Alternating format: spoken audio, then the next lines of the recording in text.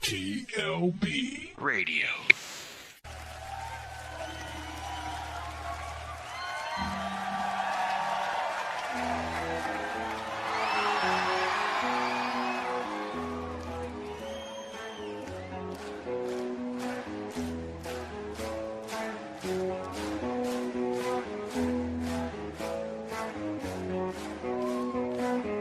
Met a girl, thought she was grand.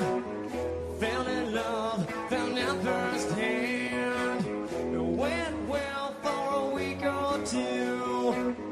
Then it all came unglued. In a trip I can't grip. Never thought I'd be the one who'd sleep. Then I started to realize I was living one big lie. She fucking hates me. Trust, she fucking hates me. La la la la. I tried too hard and she tore my feelings like I had none and ripped them away. She was queen for about an hour. After that, shit got sour. She took all I ever had. No sign of guilt, not feeling bad. No, in a trap, grip I can't grab. I'll be the one who slam. Then I started to realize I was living one big lie. She fucking hates me. She fucking hates me. La la la la, I tried too hard and she tore my feeling like I had none and ripped them away.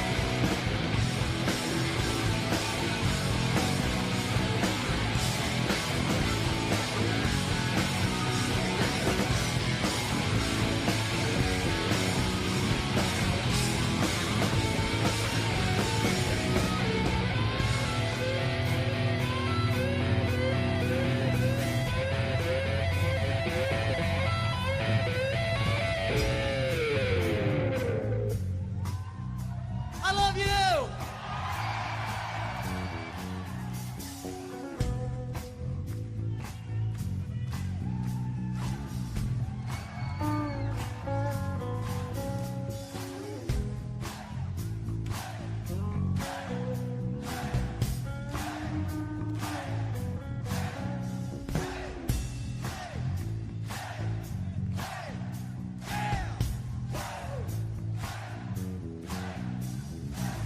That's my story, as you see. Learned my lesson and so did she. But now it's over, and I'm glad. 'Cause I'm a fool, I'm outside. She fucking hates me. Trust, she fucking hates me. La la la la, I tried too hard when she told me feeling like I had none. Now rip them away. La la la la la. Fuck. La la la la la.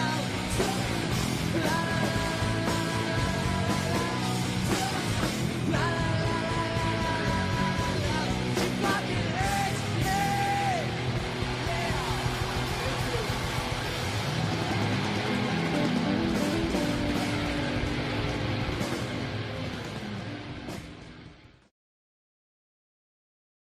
TLB Radio.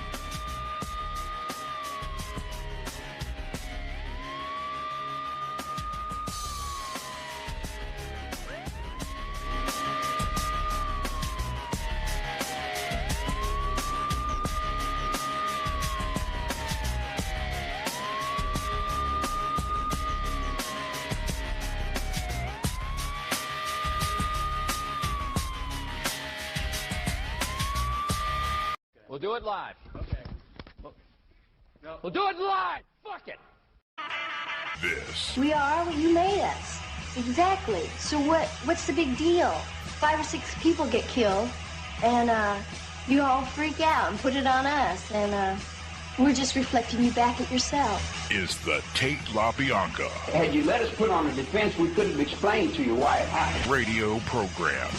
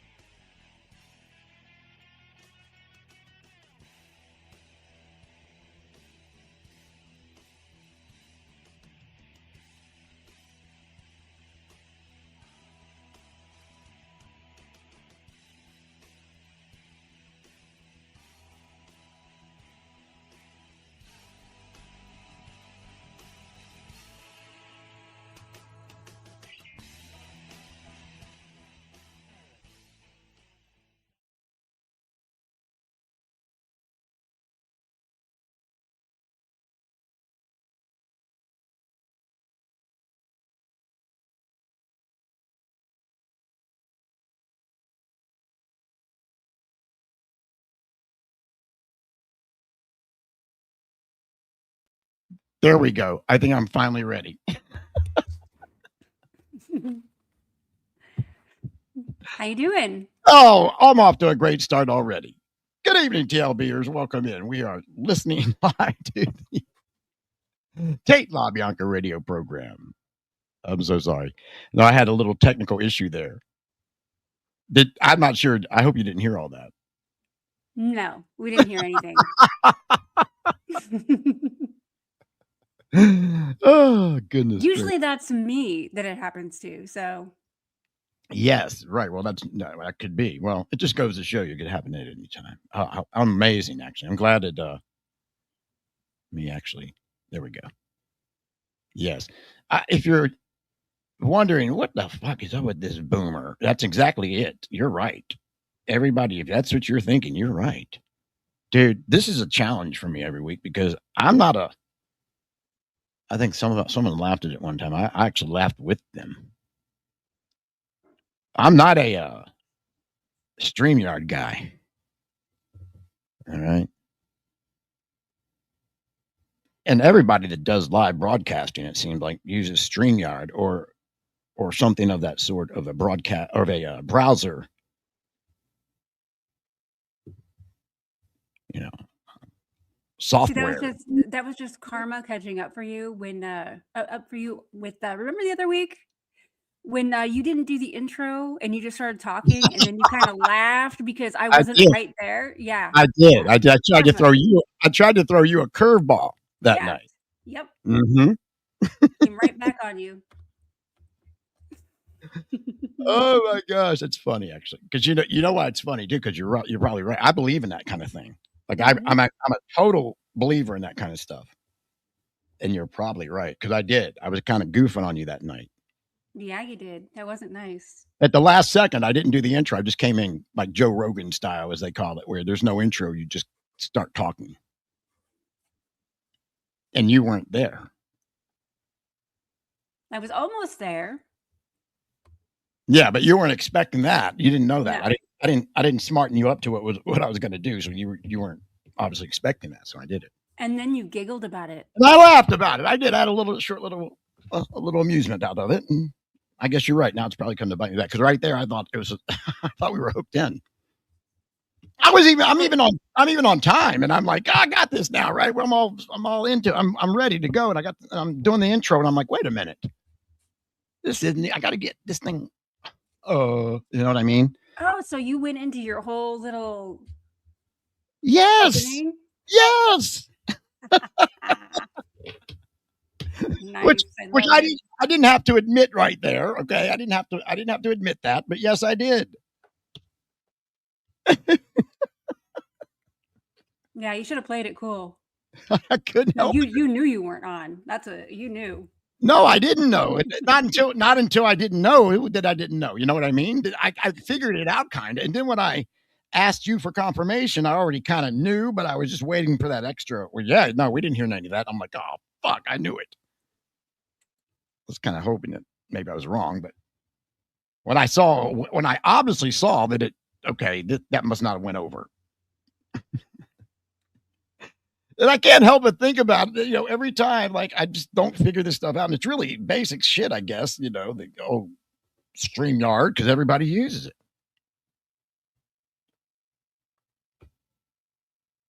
But I remember one time, I can't remember who it was, but somebody was like, oh, he can't even figure out StreamYard, dude. Boomer or whatever. I think they called, like, everybody's a boomer now to the young kids. Which I on a side note here, I find that very offensive. Like, you can't insult me with boomer. I'm proud of that name, that term. That's not an insult. The boomers were awesome. They were a great generation, probably the last of the great generations. The boomers. How dare you use that for an insult? That's terrible. It's not even true. But not only that, but everybody's a boomer to them. Like every generation. So when they call me one, I'm like, yeah, okay, you're close, but not really there. I'm Gen X. Which I guess I say the boomers, really the Gen X is probably the last of the best generation, right? Let's be honest. We are the best. Then there's the rest. Right? That's right. Where did you fall in? I don't want you, I guess I shouldn't even ask you that because that would be revealing your real age. You can't ask a woman that. Or I don't know. I just don't really pay attention to that kind of stuff anyway. You don't, dude. Know. Yeah, you don't care. That doesn't matter. Generational stuff. Yeah. Mm-hmm. I don't know. It doesn't really actually, but it's just a funny term that they use now. But anyway, I don't know, man. You're right. The thing is, like, when they said that about me, I laughed with them. I didn't laugh against them like I do some people when they try to insult me. Because I admitted it. I don't know nothing about this StreamYard hardly. I know the basics, but I'm not paying attention half the time. Like you are. Man, you've got this down pretty good, I have to say. No, I really don't. I try. I have to because I know you have some shortcomings. Yeah. So. Yeah. Hey, between the two of us, though, I think it's easily agreeable between us that you are the better of this. Easily. I'm still like, what's this do?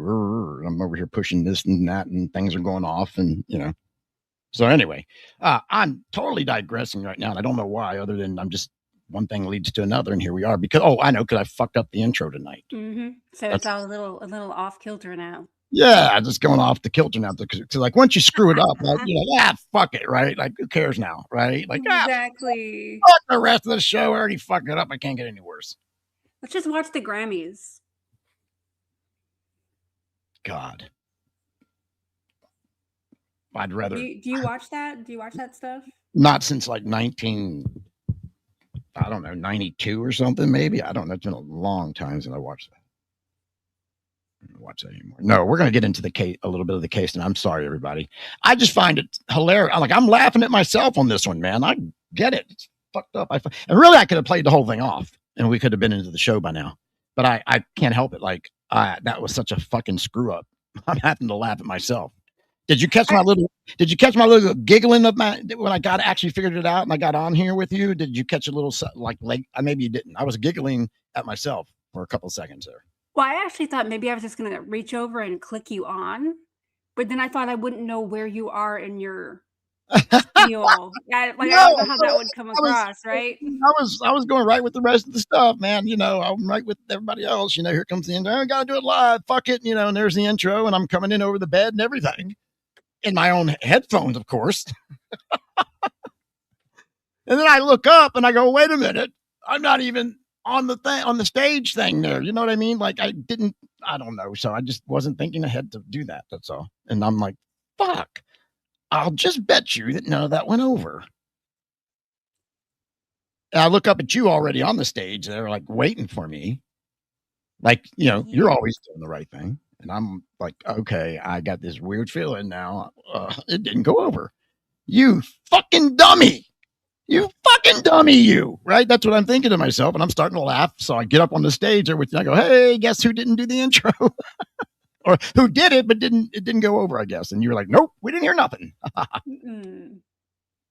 Okay, so that's where we're at right now.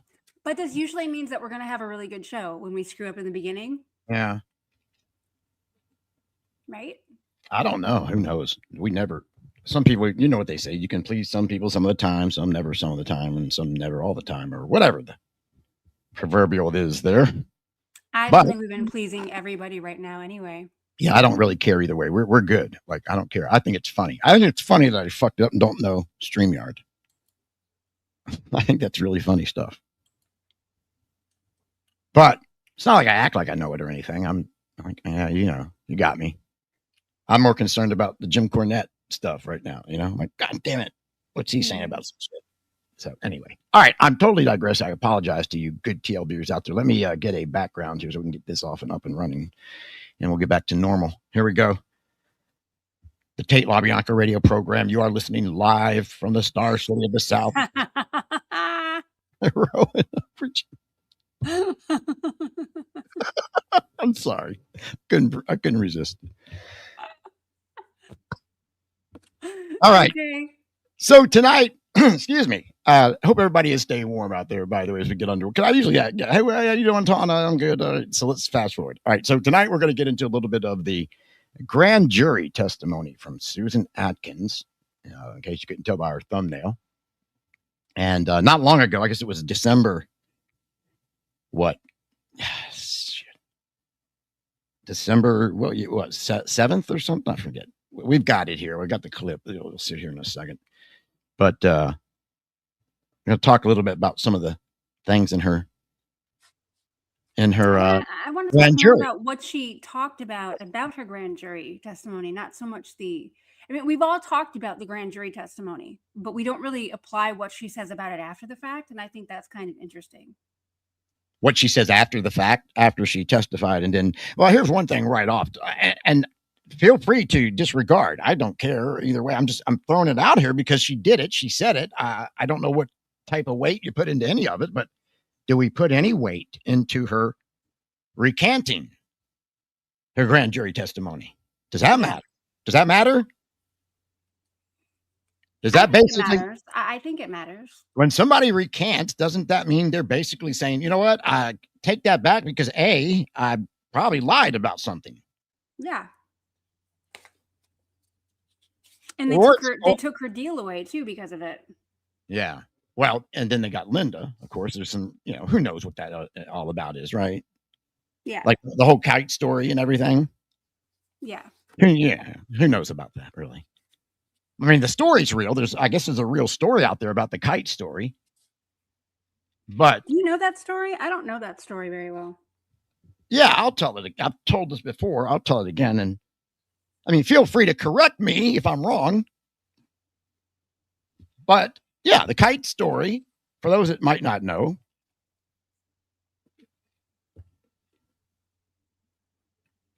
apparently, and I think even her attorney has said this, Linda's attorney. I think she actually said it in the in my documentary, Tawna. Linda's attorney, Fleischman. Yeah, said this in my documentary. I'm kidding. Dude, I apologize to listeners who are just joining us for recently. There's a lot of inside baseball being talked right now, and I shouldn't do that. So in the documentary that I'm in, Manson, what is it, the final words? I should know that, but I don't even pay much attention now. It's been 10 years almost or more. But the documentary that I'm in, I think Fleischman says that, the kite story, and he kind of confirms it. It has always been out there, the kite story. I remember it back when I got into this case in the early 2000s or the mid 2000s, that the kite story was out there. Again, even though Fleischman said something about it, I don't know that I'm sold into it the way that they frame it, the way they put it out there. And it's much like this, basically. It's simple as, when Linda decided to talk about this, and we always knew she was going to be the one because that's what she is, one of those type of great people. So she would be the one to tell the story. Right. Well, that's kind of what Fleshman says anyway. We always knew Linda would be the one to tell this. And so what happened is they already had Susan. So in order to bump Susan out of the way, supposedly, they sent Susan a kite in prison. That's when you send a message to another inmate. But let's just say you're not using the U.S. mail. You're using another inmate to send the message. Now, I can happily say, thankfully say, I've never been in prison, actual prison.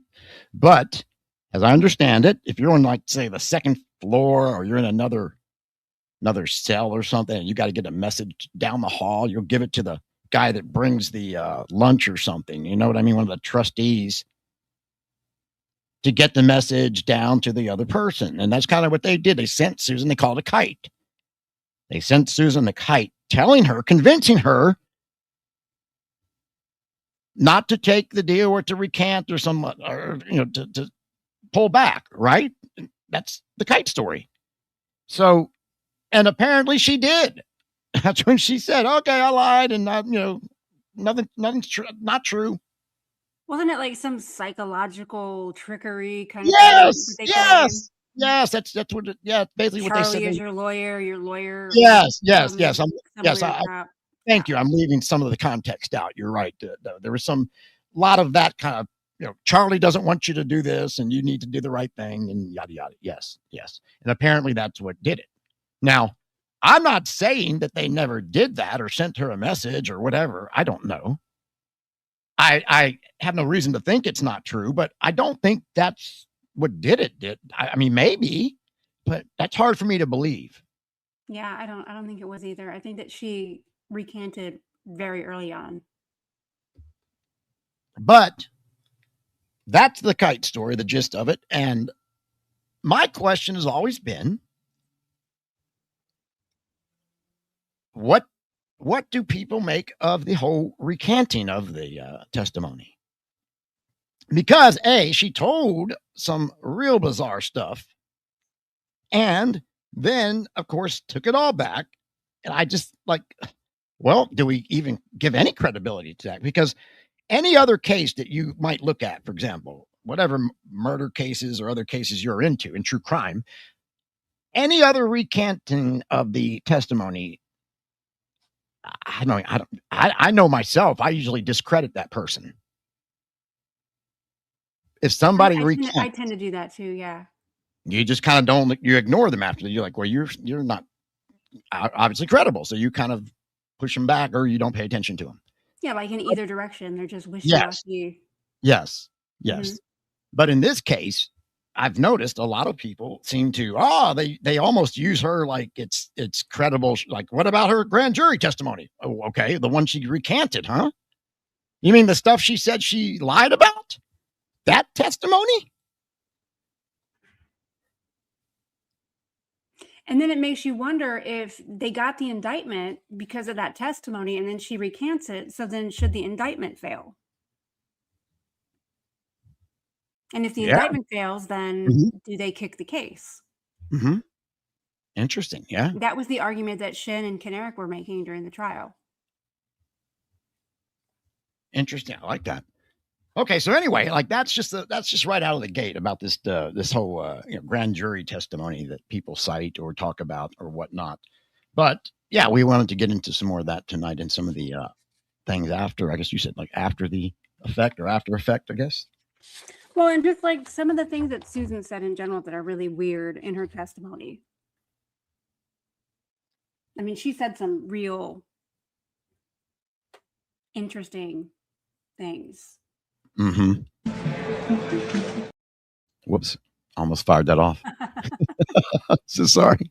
See what I mean? Yeah. Oh my God. I'm going to have to get a board operator for the StreamYard. We should get a producer. No, I'll get it. I'm just not, I'm not thinking ahead. That's all. I'm sorry. Are you a little flustered now? Everything's a little off. No, I'm not even flustered. This is normal. This is really normal. Believe me. No, I'm not flustered at all, actually. Like, I've accepted it, to be honest, that I don't do the StreamYard thing too well. I don't give a shit. What do I care? Not like we're getting paid here. Exactly. No. But I'm just laughing when I do it. I just kind of goof on my, oh, God damn, I did it again. Anywho. So I want to show you this. This is so weird. We'll just start right out with this. Can you read that, Brian? Mine's a little fuzzy. Yes. So what do we got here? Let's explain to the audience. Of course, this is courtesy of our good old friend here, CLOdrive.com. Bo Emerson, hope you're doing well, by the way. Happy New Year to you. And he has got all of this stuff over his website, CLOdrive.com. God bless him. He's been doing this for a long time, too. But yes, let's set this up, Tawna. What do we got here? So when Susan Atkins testified in the penalty phase, she talks about her recanting and the events and all that. And she says the most strange, like, I don't even know what to make of this. She says that the Virginia Graham that testified against her is not the Virginia Graham that she spoke to at Sybil Brand. Really? Yeah. I never realized this. I've never actually heard this, actually. Yeah, it's weird, right? Yeah. So wait a minute. So you're saying on the stand here, she's on the stand. Who's asking the questions here? Bugliosi. All right. So the bug has got her on the stand here in the penalty phase. I mean, is this the penalty phase, right? Yep. Yeah, because the only time they testified. That's right. So this is the bug and Susan Atkins. Right. Let's see what it's saying here. Yeah, mine is fuzzy. You're going to have to help me a little. All right. So Bug says, you didn't tell me anything about Bobby Beausoleil, did you? She says, no, sir. You never asked me nothing about Bobby Beausoleil. You didn't volunteer it either, did you, Sadie? I like how he calls her Sadie on the stand. Mm-hmm. Yeah. It's kind of weird, is it not? I think so. Like, seriously, that's kind of like, I would have objected to that as an attorney because that's influencing the jury a little bit there by using her little cult name. Oh, that's a good point. Do you know what I mean? Like, that's basically what he's calling her. Oh, wow. I never thought about that, but you're right. That probably does have an effect on the jury. Yeah. Like, that's what I would have He should be calling her Susan. Yes. I can't believe he got away with that. Like, nobody checked him on that one. I would have been like, wait a minute, Your Honor, objection. Her name is Susan, for the record. I mean, why else do they get up there and state for the record your name? What is your name for the record, right? Why? Okay, so we call you that then. Although I think Leslie said one time her name was whatever, and Skankston? she got by with it, yeah. But I digress. But no, anyway, so let's get back to the transcript here. So the bug has got Susan here, and he's asking her about Bobby Beausoleil, and she's like, you didn't ask me nothing about Bobby Beausoleil. So then he says, you didn't volunteer it either, did you, Sadie? No, she says. Then the question shifts. This Virginia Graham that you spoke to at Sybil Brand, it wasn't the Virginia Graham that was here, says Sadie. This was a different Virginia Graham, says Bug. And then Sadie says, I looked at her when you all brought me down to be identified by her, and it was not the Virginia Graham I talked to in the jail. That's really weird. Isn't it? I mean, all right, let me continue here before I get before I comment fully. I like to understand context, Laufenberg. I know you do. Context is king for me. Well, next to me, it's kind of king. The Virginia Graham you spoke to at the jail, did you tell her, Sadie, that after the Tate murders, within a half hour afterward, you were very, very tired, but you felt relieved because you know that Helter Skelter had begun? Didn't you tell her that? Answer, I believe I told her I felt relieved. I felt like something else. Question, because Helter Skelter had begun. Is that right, Sadie? Let's tell the truth now. You are on the witness stand. Yeah, I'm very aware of where I am sitting right now. I could have said that to you. All right. So even there in the full context of that little exchange, she claims that's not Virginia Graham. That is the same one in jail that she talked to. Let me ask you this. Could it have been if maybe Virginia had changed her appearance a little bit, maybe pulled her hair back, wore some makeup, put on red lipstick? I don't know, anything. Could there have been something like that? And she just didn't, she was like, who is that? I don't Yeah. think so. Do you know how many different looks Charles Manson had? Yeah, but this is a woman. I mean, she doesn't have like facial hair where she can shave her mustache. Well, okay, well, Susan could, but Oh my God. I knew that if I didn't say that, somebody would say it. I but, know you you're right. know. Everybody, yeah, get it out of the way. I get it. Go ahead. Yeah, but there's not enough makeup to where you would suddenly look like a completely different person. And I mean, her voice and being in the like living with her in the jail for a period of time, it just seems very, very weird that she would. I like I don't even know what to make of that. It's so weird. Yes, James Watson. They make their own makeup.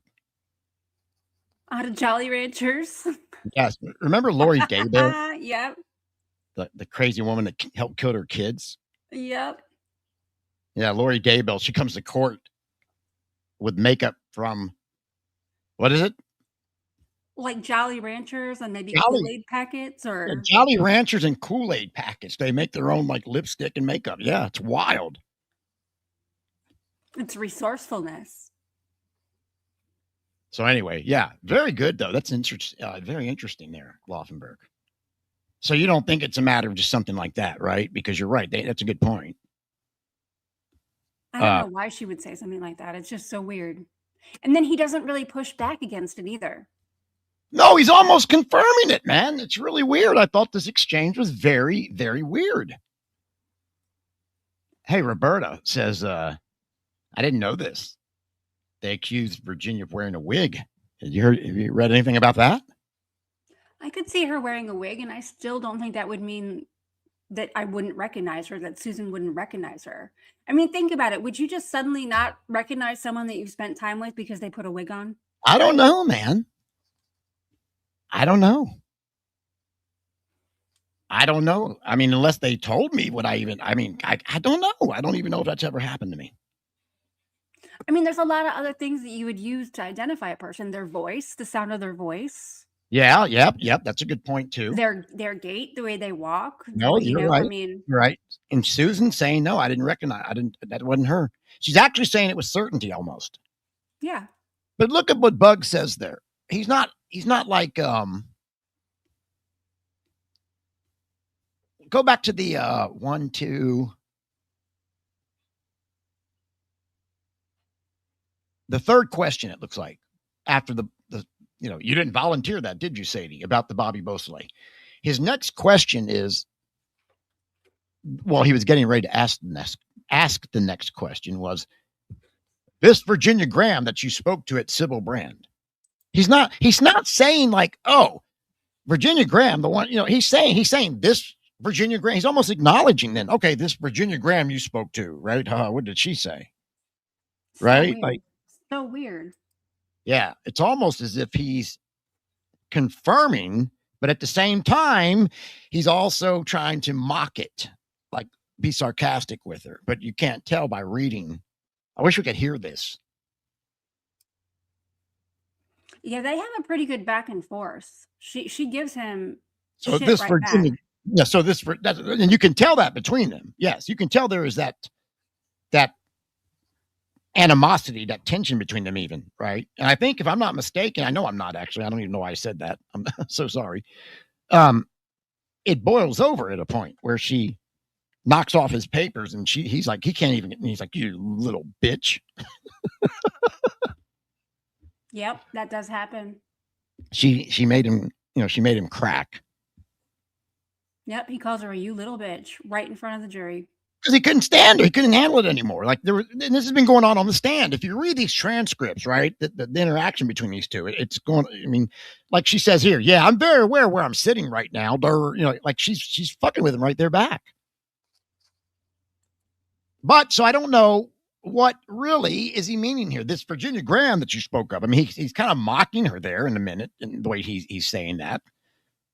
Well, yeah, this Virginia Graham, you claim, or this Virginia Graham, yeah, okay, whatever. Like, who is she? Like, what does she say? What did you tell her? Whatever. I'm just saying I can't tell exactly, but he's not really challenging, which is what you're saying, and you're right. He's not really pushing back on her. You know what it reminds me of? It reminds me of having a conversation by text message where you start to think someone's saying something that they're not saying. The way that he's doing that, like that Virginia Graham. Like, Yeah, I'm just saying he's somewhat he like, could be sarcastic or he could be completely straight. yeah. Yeah. And regardless, it sounds like, and look, we just talked about discrediting her because she's recanting, and I didn't mean what I said, or how do we know you're talking the truth now? I mean, you can't, I get it. But sometimes, there's 2 times at least I know of. This is one of them. There's a couple times where Susan comes across where it's almost the exact opposite of, is she credible, or she likes to lie a lot. She's lying here. She lies all the time. There's 2 or 3 spots in this story where she absolutely, I think, could be telling the truth, because she comes off differently even.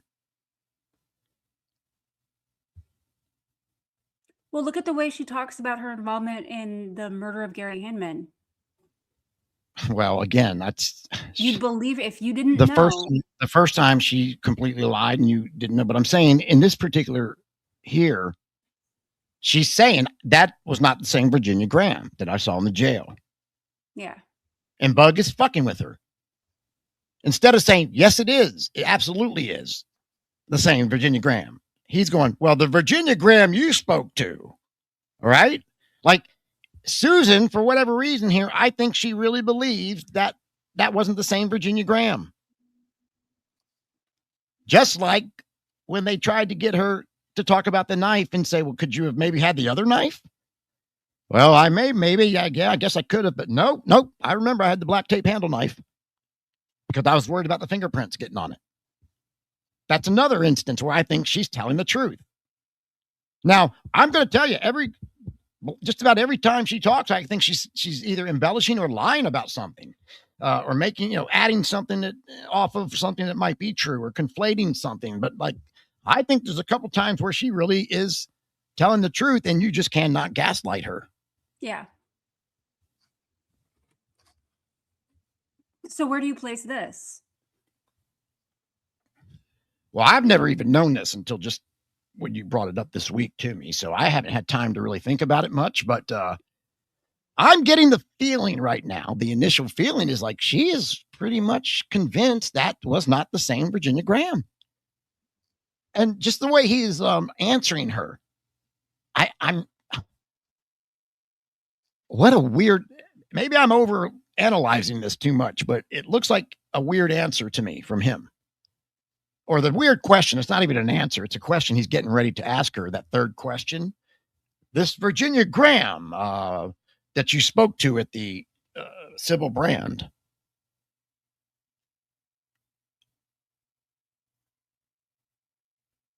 I see what you're saying. But obviously it's the same Virginia Graham. I mean, I really don't think there was 2 Virginia Grahams or someone pretending to be Virginia Graham. Yeah, but if Susan believes it, though, okay, you're only enforcing this right here. Look at the whole reply.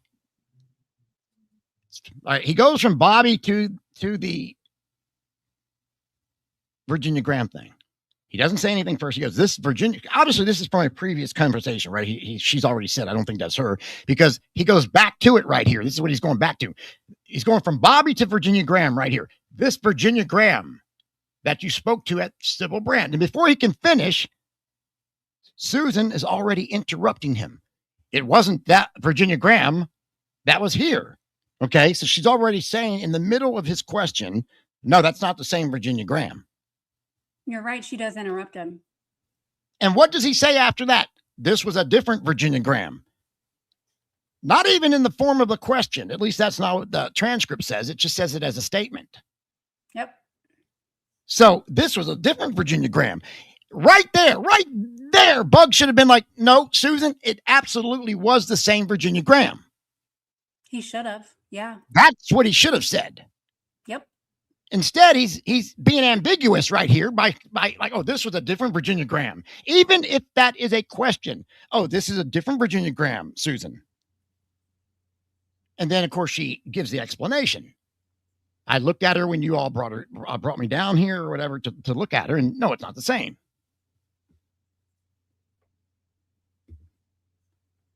Like, how can you miss that? Like this is such a weird. It's a weird exchange because as a district attorney, I would think you would say, no, Susan, you're wrong. That is definitely the same Virginia Graham. Let's get that nonsense out of the way. Instead, he's so ambiguous with this back and forth with her that you can't tell if he's being serious or is he just kind of mocking her or what the fuck. And then she's tired of playing around with him because then at the end she goes, he goes, well, because Helter Skelter had begun, right? Now let's tell the truth now. You're on the stand. You're on the witness stand. And of course she's like, yeah, I know where I'm at, motherfucker. I mean, she didn't say motherfucker, but that's what she, yeah. That's the gist of what she's coming back with. Like, yeah, I'm very well aware of where I'm at. Like she's like you said, they're jousting. They're going back and forth with each other. But I think this could be one of the few times where Susan might really believe what she's saying. She is convinced that that's not Virginia Graham. I mean, I don't know what to really I haven't analyzed this like maybe you have because you've had this. I didn't know this it was even a thing. But I go back to the black tape handled knife when her attorneys were trying to convince her that she didn't have, she never had that knife. But because that she said, oh, I remember I had it because I was afraid that the black tape would pick up my fingerprints. Like, why would she say that if she never had the black knife to begin with? Right? Yeah. Why would she even say it? So I'm kind of convinced, like the one instance, or maybe two now, three, whatever, that's one of them that she's probably telling the truth. I think she probably did have that black tape handled knife at some point. Well, think about this. You remember we did that show about Ronnie Howard, where she gets on the stand outside of the presence of the jury, and they're going through that statement of hers, and she says, I didn't say these things. Because I always lump Virginia Graham and Ronnie Howard kind of together. They were friends. And the court deceived the jury intentionally because we all know that they both knew J.C. Bring and that the defense was not allowed to bring that up to the attention of the jury, which is really fucked up. So it's like seeing this, I think about that statement from Ronnie Howard saying, well, I didn't say that. So what are they doing here with these witnesses? Yeah. Well, and then let me say, you're almost beating me to my next point here. It's interesting, right? Because why would Susan say this? Like, why would she make this up? That's not the same Virginia Graham. Like, what would benefit her for saying that? Exactly. Because even if that's true, okay, what about Ronnie Howard? Is she made up too? Is that not the same Ronnie Howard too? You know what I mean? Like, so even if you eliminate, you still got to deal with the Ronnie Howard thing. So why would you even say Virginia Graham's not the same Virginia Graham? What's the benefit? What's the upside for Susan to say that? I don't see any. Now, for her to look like a lunatic? Yeah, now, right, exactly, right. So now, if you're going to do that, if you're going to say one of them isn't the right one or the same one, and you're making it up, if Susan is lying about this, wouldn't you pick out of the two of them? Wouldn't you pick Ronnie Howard? Because she's the one that's all controversial. I didn't say that. That's not what I said. And Susan could be like, that's not even the same Ronnie Howard. Yeah, if Susan was going to lie, I see what you're saying. Yeah, she was going to make it up. Wouldn't she just make it up and go, oh, why would you, like, that's the one I would say was the fake. Yeah, if Susan was going to lie, definitely. Yeah. So weird. See, Jerome James May thinks that the kite is what changed her mind. So you believe that then, James? That's fine. I mean, some people do think that. Some people think the kite is what made the difference, and it might have. Seems a little far-fetched to me, but it might have. It might have made the difference. I don't know. How many of you think that? I'm actually curious. You guys think the kite was the difference maker? See, I think the kite came later. How much? What do you mean? How much later? Because I mean, how long did that all go on before they pulled her and went with? Well, I know that by the time that she's having that interview, that they based that article off of her account of what happened. Remember the article they put out? Yes. Her confession. I don't remember the name of it. Yeah, right. I don't know. Night of Murder, Mr. I don't know, whatever. Yeah, Night of Murder or whatever the crap. Yes, right. Yes. Yeah. Yes. So by the time she's giving that, she's recanted. So if Linda had not, if she's not had that encounter with the kite by that time, then I think that she had already recanted. Okay. But I don't know exactly when this kite thing was supposed to have taken place. So. Yeah, Lewis thinks it's the kite was a difference too. Okay, you might be right. I'm definitely not against it. I'm questioning it. I don't know if I really put a lot of stock into it myself. Yeah, but it could have. I don't know how the times would line up. And you're right about, I'm not sure that's it. I don't know how the timing of it lines up, but I mean, you're right. Susie was extremely scatterbrained. That's a fact. That is a fact, Jack. But you know what? Even in this page here, she doesn't sound scatterbrained exactly. She sounds very, very serious. Mm-hmm. Yeah, you're right. She did admit, Roberta says this too, she did admit that the whole thing was an act, right? Just to scare people off of her. Yeah, she did. Which maybe that led, I don't know. I mean, why do you think she recanted? Because she probably lied. And maybe she has some sort of a conscience in her. I don't know.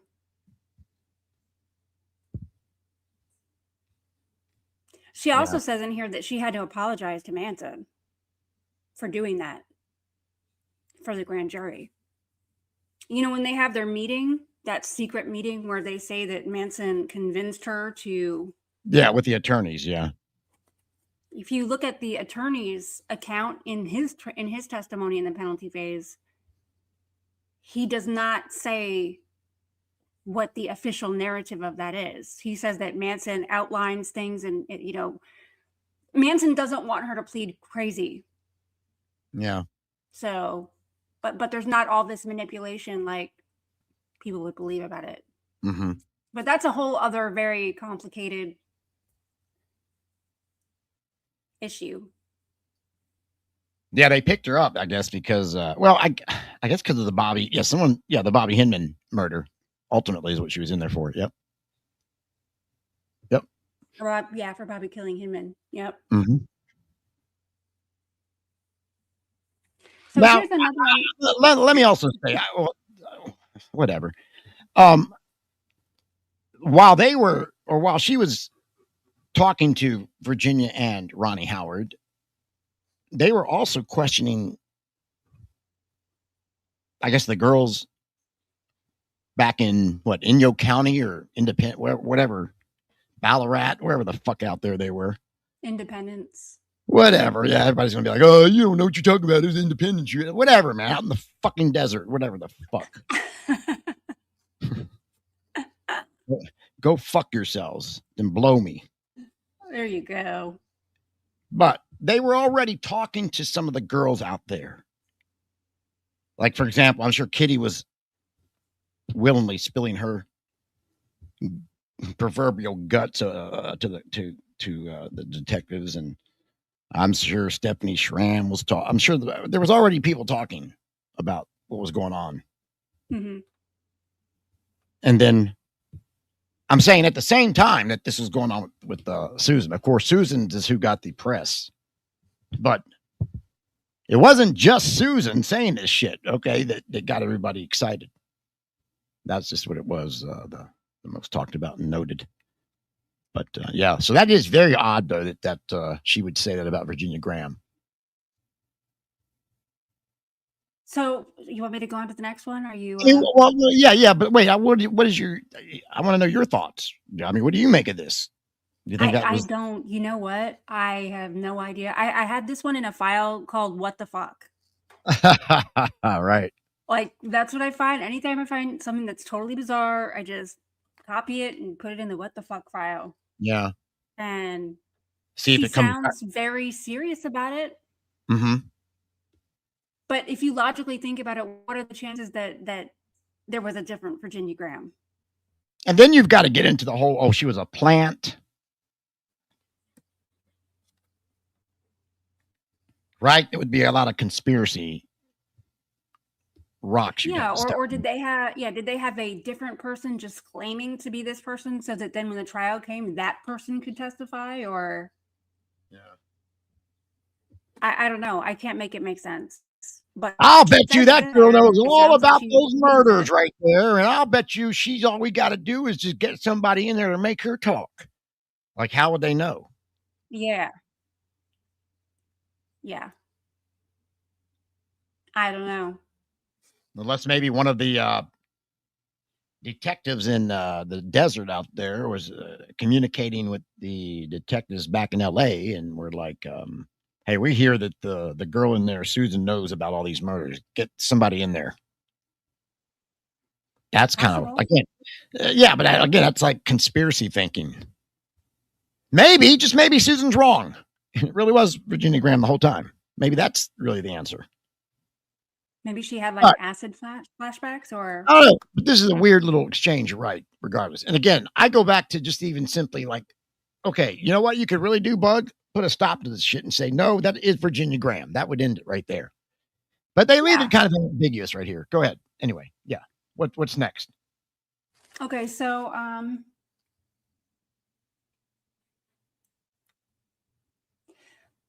she talks about Linda Kasabian being inside the house and why her testimony at the grand jury doesn't contain that. And again, you're going to have to help me out because it all looks fuzzy to me. She says what again? I'm so sorry. I was looking at something else. Say that one more time, please. I'm so terrible. Okay. Susan talks about Linda being inside the house and why it's not in her grand jury testimony. Okay. Again, this is assuming Bugliosi talking to phase to Bugliosi, yes. Yeah. Okay. So he's asking her, did all of you girls enter at that time? And she says, only 2 of us entered. 1 stayed outside. And he asked, who stayed outside? Answered Linda Kasabian. Did you give those answers to those questions? And she answers, yes, Mr. Bugliosi, I clarify something. Now, may I clarify something? You didn't ask me how long she stayed outside at the grand jury. She did not stay outside the whole time, and I never said at the grand jury that she did. Wow. She did not stay outside the whole time. Now, all of those people out there that believe Susan Atkins, okay, every time, well, Susan said, well, what about what Susan said? What do you say now? What say you now? Or do you pick and choose when you believe somebody? I guess. I mean, that's kind of what I would do with Susan. I don't really like, there's 3 times I think she might be telling the truth. What about right here? Could this be one of them? I think it is. I think it goes with other evidence. See, this is what happens when you freaking start lying about things. You don't know what to believe from here on out. Yeah, it's tough. Because you know where I'm at on this, right? You want to believe this so bad because we believe that she was in there. Linda Kasabian, by the way, we're talking about. We believe that she was in the Cielo house. Well, hell, I'll say it. I believe she was in both houses. That's what I believe, yeah. But we don't have the proof. We can't prove it. We're speculating. We are speculating that she was in the houses. Because I can't prove it. And of course, the prosecutor's like, no, she wasn't. That was Susan's knife in the cushion.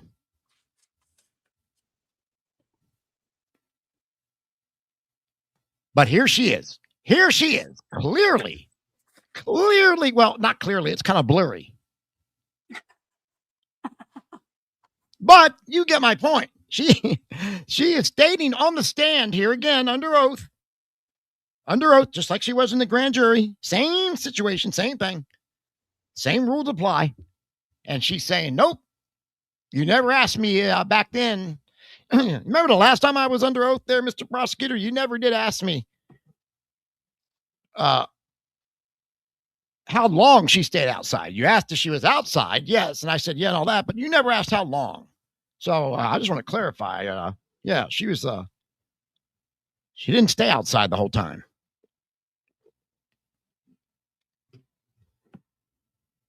I mean, I don't know. Again, I'm almost gobsmacked about it because why will we believe her now if she's retracting? If she's retracting her grand jury, right? Right. Why would I believe this now? Again, I want to so badly believe this because guess what that does?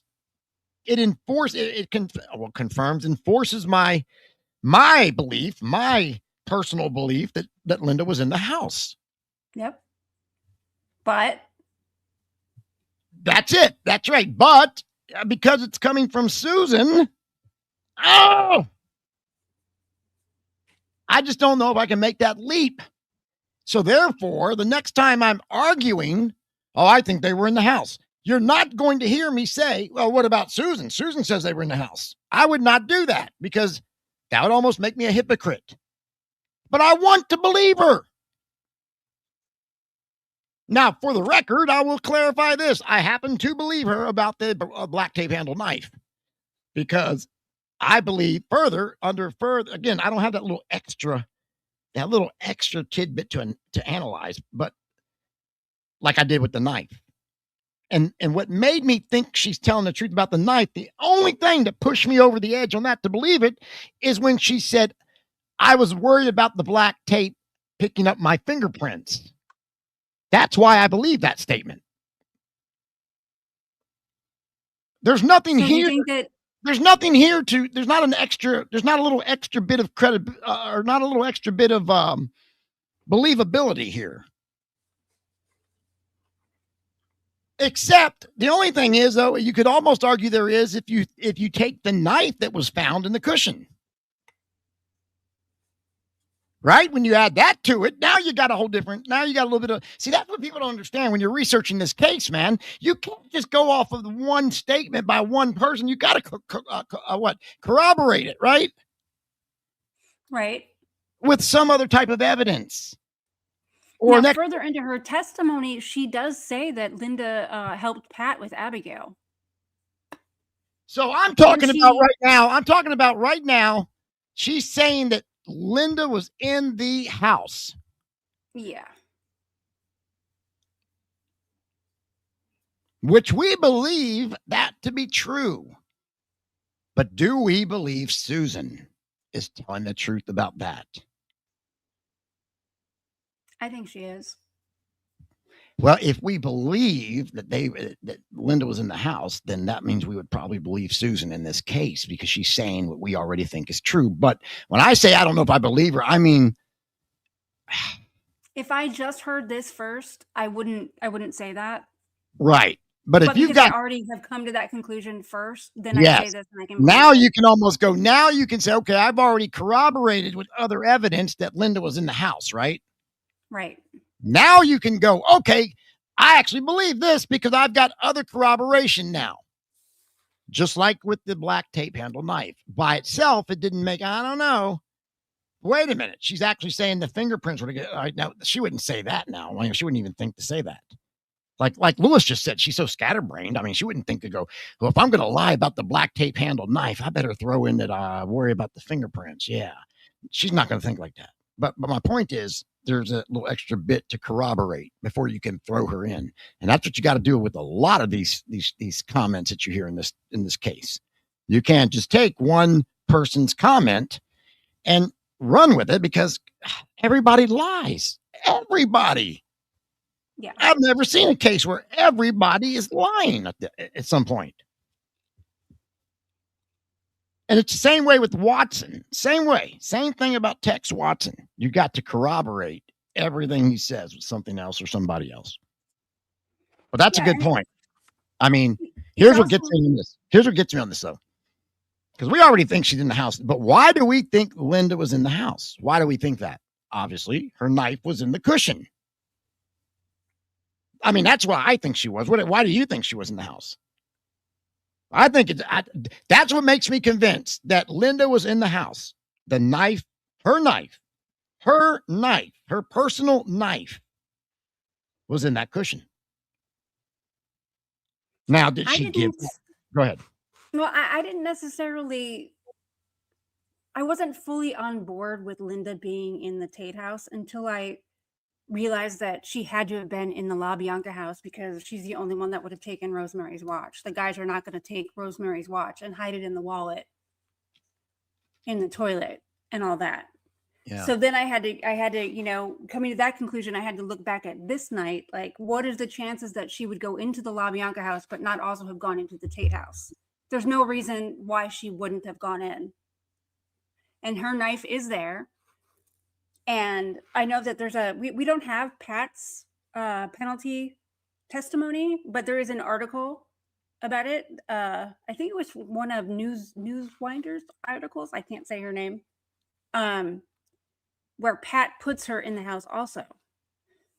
There's also a reference that Susan makes in that interview with her attorney where she says that the girls held Sharon's legs. And if you have girls plural, then it has to be Pat and Linda as girls. Mm-hmm. So that's kind of how I came to that conclusion. I didn't start out there. I kind of had to backtrack after looking at LaBianca more, if that makes sense. No, fair enough, man. Absolutely fair enough. Yes. And I also believe that Nader was completely a Linda thing. So that puts her way more involved in everything. All right, let's go back.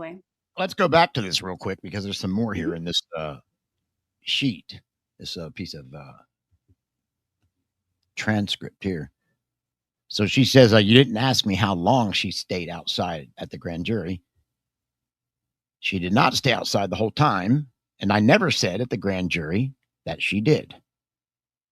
Question. Now, when you, Tex and Katie, came back to Johnny Schwartz's car at the bottom of the hill after the murders, was Linda already inside Johnny Schwartz's car? Answer, yes. Tex said the same thing, by the way.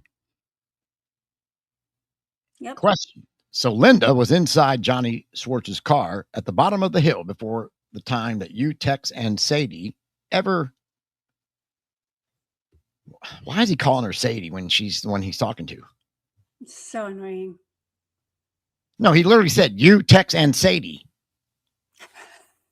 Or am I reading this wrong, or what the fuck? Question. Mine's blurry.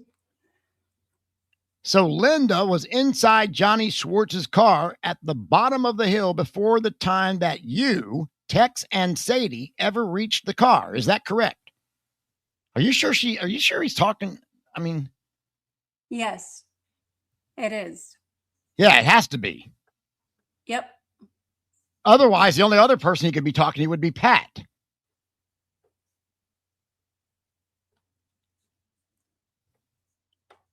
That's a great catch. What an idiot. This is insane. This is fucking weird. This is insane. Look at this. I think that Susan kind of frazzled Bugliosi. He's not talking to Pat right here. You're sure about that? Oh, I'm 100% sure. That's the only other person he could be talking to, if it is, because he says Linda was already down at the car before you. That would be Susan right there. You, Tex, and Sadie.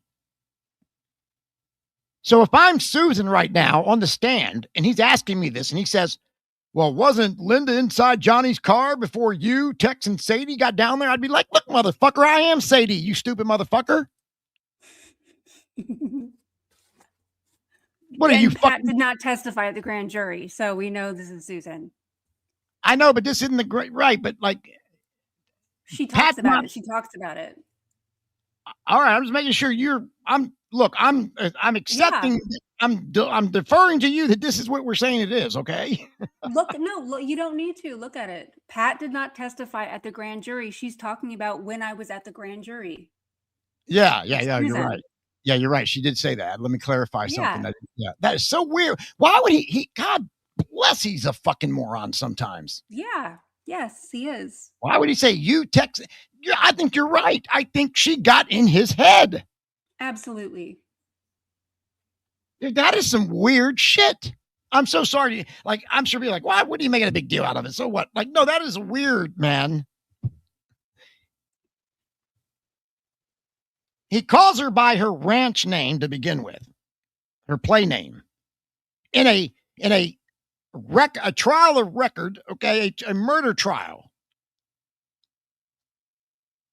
He's calling her by her play name for a legal record here, which is weird. And then he's asking her, so you, Tex, and Sadie came down the hill, and Linda was already there, right? So what are you trying to fuck with me, man? What do you mean, you and Sadie? I am you and Sadie. What the fuck does that mean? Me? Yeah. She was already in the car. Like, you see what I mean here? Like, what's going on here? Some psychological warfare, man. Anyway. All right. Regardless, let's move on. Look. I'm so sorry. I can't help it. It drives me crazy. It's weird, right? It's totally not what you would expect to be going on at this stage. He's such a weirdo, man. Like, why would he do that? You're right. She is in his freaking head. She has got him so upset, so razzled. And he's trying to play it back. I'll call her Sadie. I'll freaking play back at her psychological. I'll call her Sadie. Ha ha ha. But he actually played himself here. Anyway. So she says, yeah, that's right. That's correct. She was back at the car, in the car. After he returned from the Tate murders, did you tell Mr. Manson what had happened? Answer, no, not right away.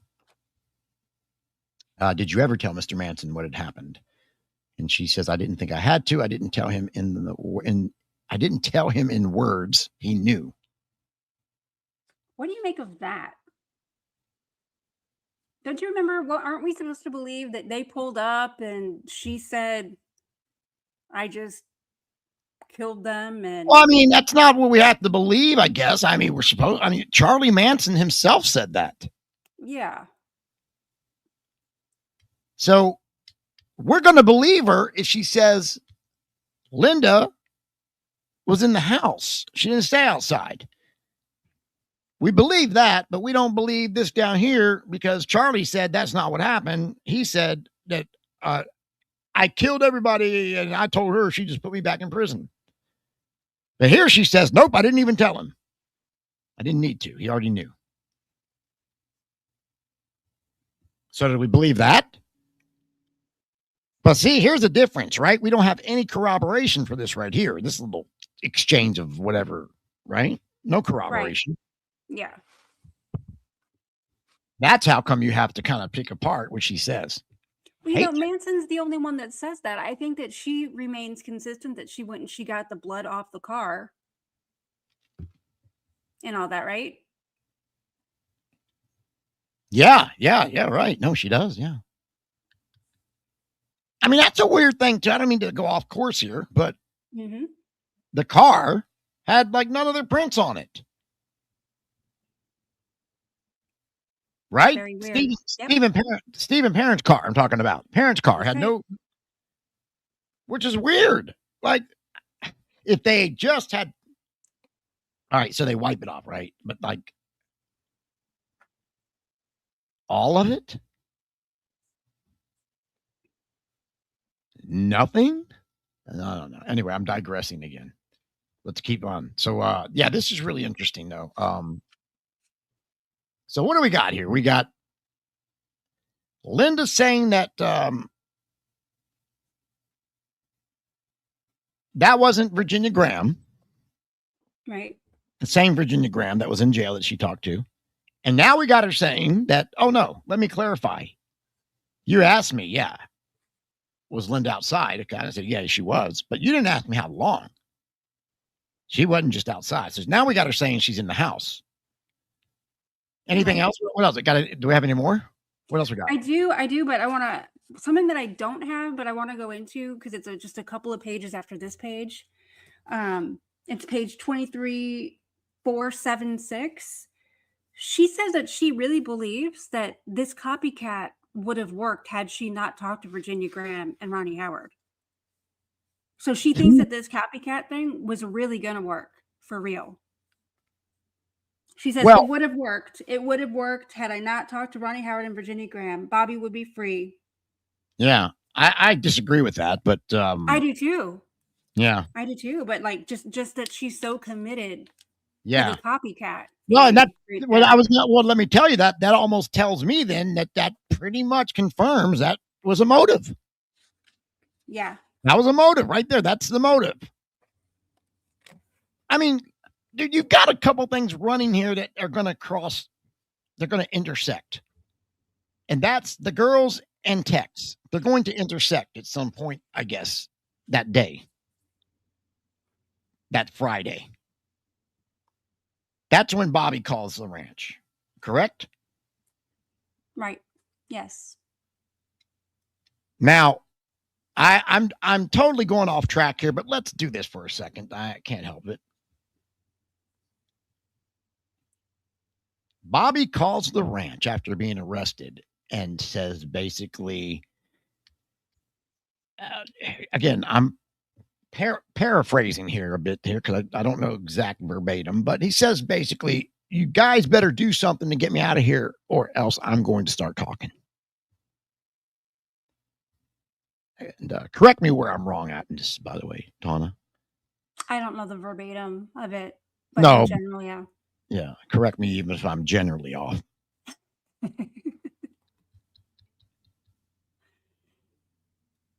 So that's you got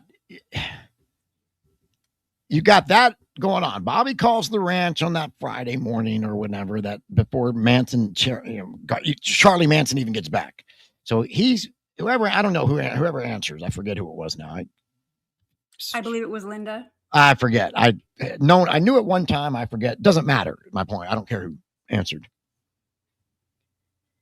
But what happens afterward if somebody calls like that? Put yourself in that position for a moment. And I know most of us do that probably when we think about these murders and try to think of what happened and all that. We probably put ourselves there. But if you try to do that, like, what would you do? Even if you weren't there at Hinman, but one of them came back and told you about it. Like, for example, Susan, I think maybe came back and said something to Pat, confided in Pat or whoever, or maybe Leslie Mary confided in somebody or whatever. I don't know. My point is that word probably got around. Guess what happened at Hinman's? Did you hear what happened at Hinman? Mary and Susan and Bobby were over there and had to kill him. Even the people that weren't participating weren't there at Hinman, even those people. All right. When Bobby calls and says that, you're going to go sound the alarm, right? Yeah. Because he tells you either you help me get out of here or else I'm going to start talking. Oh God. Okay. All right, Bobby, we'll take care of it. Whatever they say back to him. I don't know. Whatever. Hang up. Hey, you guys, I just got a call from Bobby. He says he's telling us we better do something about this thing with Hinman. So that's going to cause some, okay, now you got a few girls around. You're going to have Susan around because she was there. She's got to know. Mary was probably around because she's got to know she was there.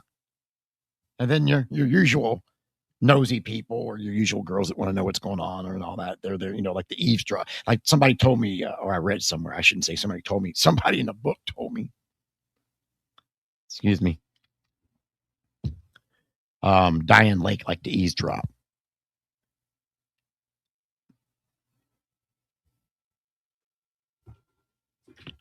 Someone told me one time, I made a comment. I don't like the way he talks to Tawna. He's mean to her.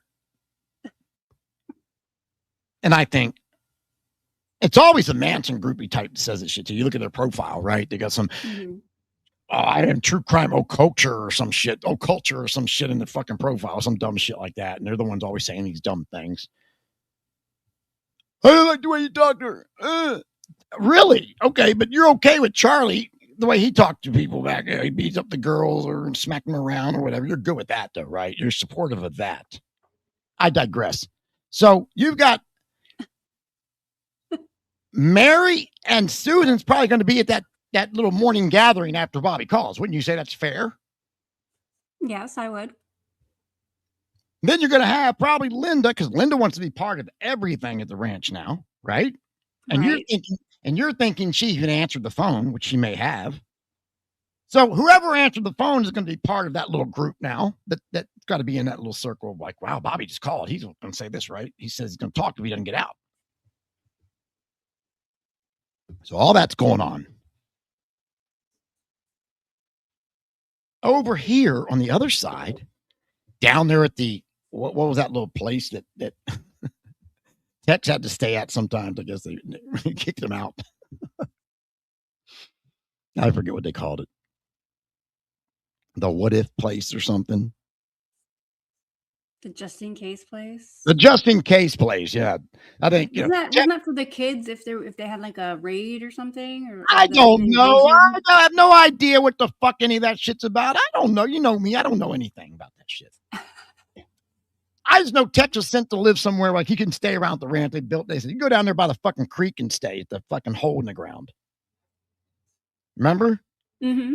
Like I know what you're talking about. On and off, Tex is always getting kicked out or going to stay down there or whatever. Like, you know. So, this particular day, though, or this particular week, Manson wasn't at the ranch. Yeah, okay. Acapella, thank you. Yeah, it was a little bit off the, it was like across the street. Like down the way. And it was probably built, you're right, it probably was built for, I'm sure one of the Manson scholars will correct me, but it was probably built for, like you said, some safe place or something or whatever. But I think that's kind of like the Tex, we don't want you around. Go stay there, you fucker.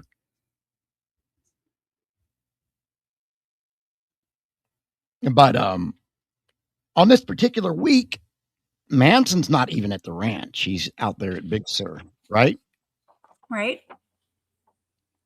So while Bobby's calling in the morning or whenever he called that after lunch, whenever time he called, Tex is just freely probably wandering around the ranch because, you know, the king is not there. And I understand from other people that were there, I understand that Tex kind of had like a big man on campus attitude when Manson wasn't around those few times that he was there. Like some of the people making movies there, like I think there was a couple of films being shot at the ranch. Yeah. And it overlapped all of this shit that was going on. And a couple of people said, oh, Tex Watson, I remember him. He was walking around like he owned the place. Now, I don't know if it's true or not. I wasn't there, but that's some of the stories I've heard or read about, I guess I should say. There are videos, the stuntman stories are on YouTube, and they talk about it. Okay. All right then. Good. So I'm probably right about that. Now, if this is going on the week of of Bobby calling and Charlie or Manson is not there, he's at the Big Sur or wherever trying to, you know, play a festival or whatever, picking up women at the campground, you know, smacking them around for fucking up the dinner. If that happened. Yeah, if you believe that. But clampering. I actually believe that. I believe that story. Do you not believe that even? I don't know what I believe of that. Dude, come on. Does anyone not believe the the hose clamp story? I actually believe that one. I'll see if we can dig it up here later. But my point is this. Let me wrap this. I'm getting out there. Yeah. So you got the girls with the phone call, and Bobby's, do this or else help me get out of here or get me out or whatever. I'm going to talk. And now the girls are kind of like, ooh, what do we do? What do we do? And come up with now you got Tex over here. He's somehow figured out or didn't tipped off himself from maybe his own buddy and his own drug dealer, Massaro. Hey, guess what? My crime partner, Rostow, is getting ready to do a deal Friday night up there where you used to live or used to stay up there at that old Cielo house. So Tex is probably walking. Again, this is my speculation. I don't have any fucking proof or anything. It's what I'm putting together with the facts that we do have. So if you want to argue me, go blow it out your ass. I don't really care what you think. Just saying. I'm sure you've got your own theory, okay? And I'm not stepping on that because I don't give a fuck about it. But this is what I think. I think maybe somewhere in there, Tex is already planning on some type of robbery deal. And, so now he's meeting up. Somewhere along the way, the peanut butter met the chocolate. Remember the old commercial where they're just walking down the street, mind their own business, one eating peanut butter, the other eating chocolate, and then you got the Reese's bar. Yeah, then they trip and fall into each other. And yeah, I think that's what's going on here. I think you got the girls fresh off this fucking shit with Bobby walking around the ranch going, what are we going to do? What are we going to do? Linda's going, how about a copycat murder? Okay, how are we going to do that? I don't know. Let's talk about it. Meanwhile, over here, you got Watson walking around going, God damn, I can't wait till Friday night, man. I'm going to go up there and rob this fucking drug deal. Fucking A, that's going to be a big payoff. I can't wait. Woohoo. And Charlie's nowhere around. Woohoo. I think that's really what's happening here. And now on this particular Friday morning, they're walking around the ranch and boom, they bump into each other. And guess what? We got to help a brother out. What happened? Well, Bobby got locked up and now he's going to talk if we don't help him out. Okay. Well, what do we want to do? We're going to do a copycat murder. Okay. Well, I'm going to go kill a drug dealer. I mean, I don't know. That's the best I can make of it. Now, obviously, it didn't happen just like that. Okay, that's. Are you sure? Well, I'm trying to add a little entertainment to it. Believe it or not, probably I'm failing at that, but I'm just saying that's not my claim. I'm saying somewhere along that line, if you can kind of put that out there, I think that's kind of what the way it went. I don't know the finer details or anything, but I just had a thought. Now, wait. Go ahead. No, go ahead. No. Go. You go. Go. No, you'll kill me. Just keep going. Oh, I'm getting too far out there. Probably. Go ahead. You need to change it up. I was just going to say that maybe Virginia Graham had one of Tex's wigs on that day, and that's why they didn't, one of Tex's wigs specifically, the wig shop.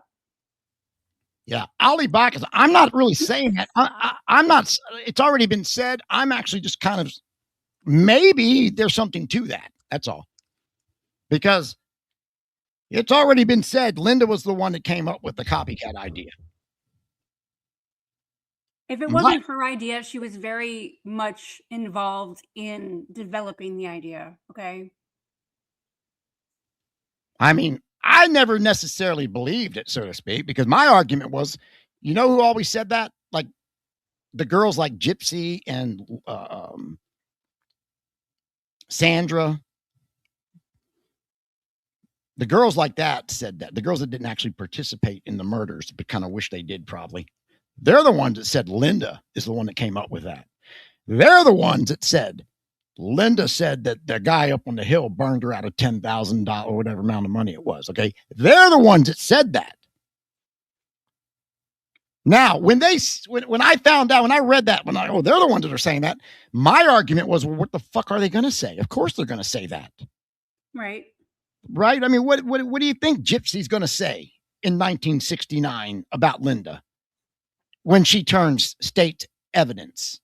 What do you think they're going to say? Oh, well, hell, she's a prosecutor's witness. She's going to get immunity. That's not fair. She's the one that came up with the idea. She said that the guys up on the hill owed her money. Like, they're going to say that. They're going to say that. So I didn't necessarily believe it at first, and I don't know that I actually do now, but I how should I say this? I at least can open up to it now. I kind of like, well, maybe there's some truth to that. I don't know. When you add in the Nader thing, you have to consider that they are telling the truth because she's the only person that would have remembered Nader. Like, yes. She tries to say that, oh, well, Manson remembered that I, Yeah, I slept think. with some piggy Yeah, down there. I think yes, I think all that's complete bullshit. Yes, Yeah. but the assertion that Linda is the one that claims that the guy up on the hill burned her for all this money. And I meaning Frykowski, I guess, or whoever, I guess that's who she's referring to, but there's never been any, I mean, none, zero proof of any of this. None, zero. Except the girls saying it. The girls like Gypsy or those other girls saying that stuff, right? That's where the stuff started. I think it's possible though that there was something. It there is. that It made you is. do that. It is possible. And that's what I'm trying to say. I guess what 10, 15 years ago, I would have never even considered that. I'd have been like, fuck no, they're lying. Of course they're gonna lie. But now, after years of this shit, I'd be like, well, maybe they did. Maybe she did know somebody up there. I mean, look, she knew Harold True. She knew Harold True, independent of the family. And Melton. Yeah, what are those odds, right? So maybe she did know somebody up there. I don't know. But the copycat murder, the copycat murder idea, I do believe is legit from the girls. I don't think Manson had anything to do with it. I don't think he came up with it. He wasn't even there when they discussed it. Like if Manson was there, even when Bobby called the ranch, you might have an argument. But he wasn't there. He wasn't even there when he called. And he wasn't there till later in the afternoon after probably they already started to formulate the plan.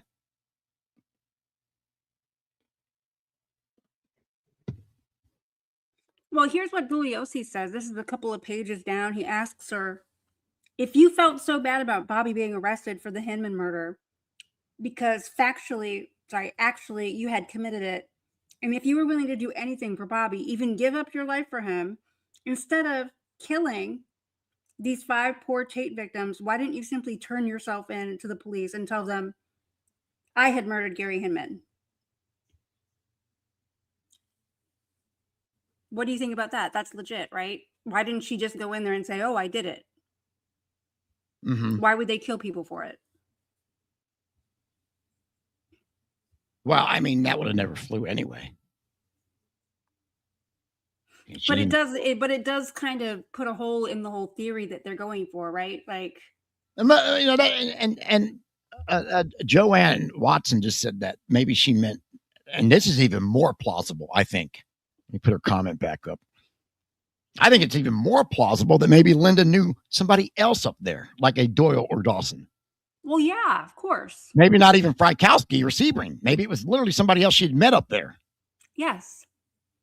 I mean, one of those guys, I can't remember which one now, but one of them was up there that week talking to Frykowski about the MDA. Yeah, there you go. SK is right back with it. Maybe she knew of the deal, right? Maybe even that. Like I used to not even be open-minded to that, but I'm now at least going, well, there's a possibility of that. Sure. I can't. Yeah, up to like a month ago. No, a little bit more. Wait, what is this for? Brian is shadow banning my amazing comments. Yes. Just like right there, classic. I'm shadow banning you. I wish I had that power. No, I'm kidding. No, I'm not shadow banning you, buddy. I wouldn't do that. That's funny though. I like that. That was funny. Awesome comments you do make though, classics. I do keep up. That's funny stuff. Hey, I don't know, man. That is interesting though. Yeah, Susan's a tricky one here. Like I said, you have to corroborate her stuff. Everything she says, you've got to find something else that backs it up. And that's why I said a minute ago, when the other girls started talking about, oh, Linda knew the girl up, or Linda knew somebody up there, right? That by itself doesn't hold water with me.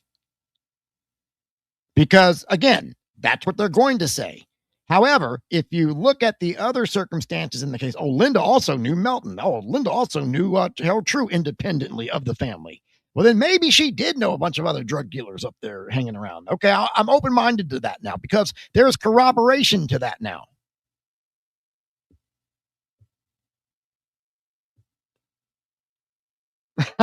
Hey, Marty, pal. Didn't Andy Gibb have a song? Shadow Bannon. Oh yeah. Get down. Shadow Bannon. Remember that one? Tawna, remember that song? No, I don't remember it. Oh, you're too young. Marty does. Good job, Marty, pal. Good to see you.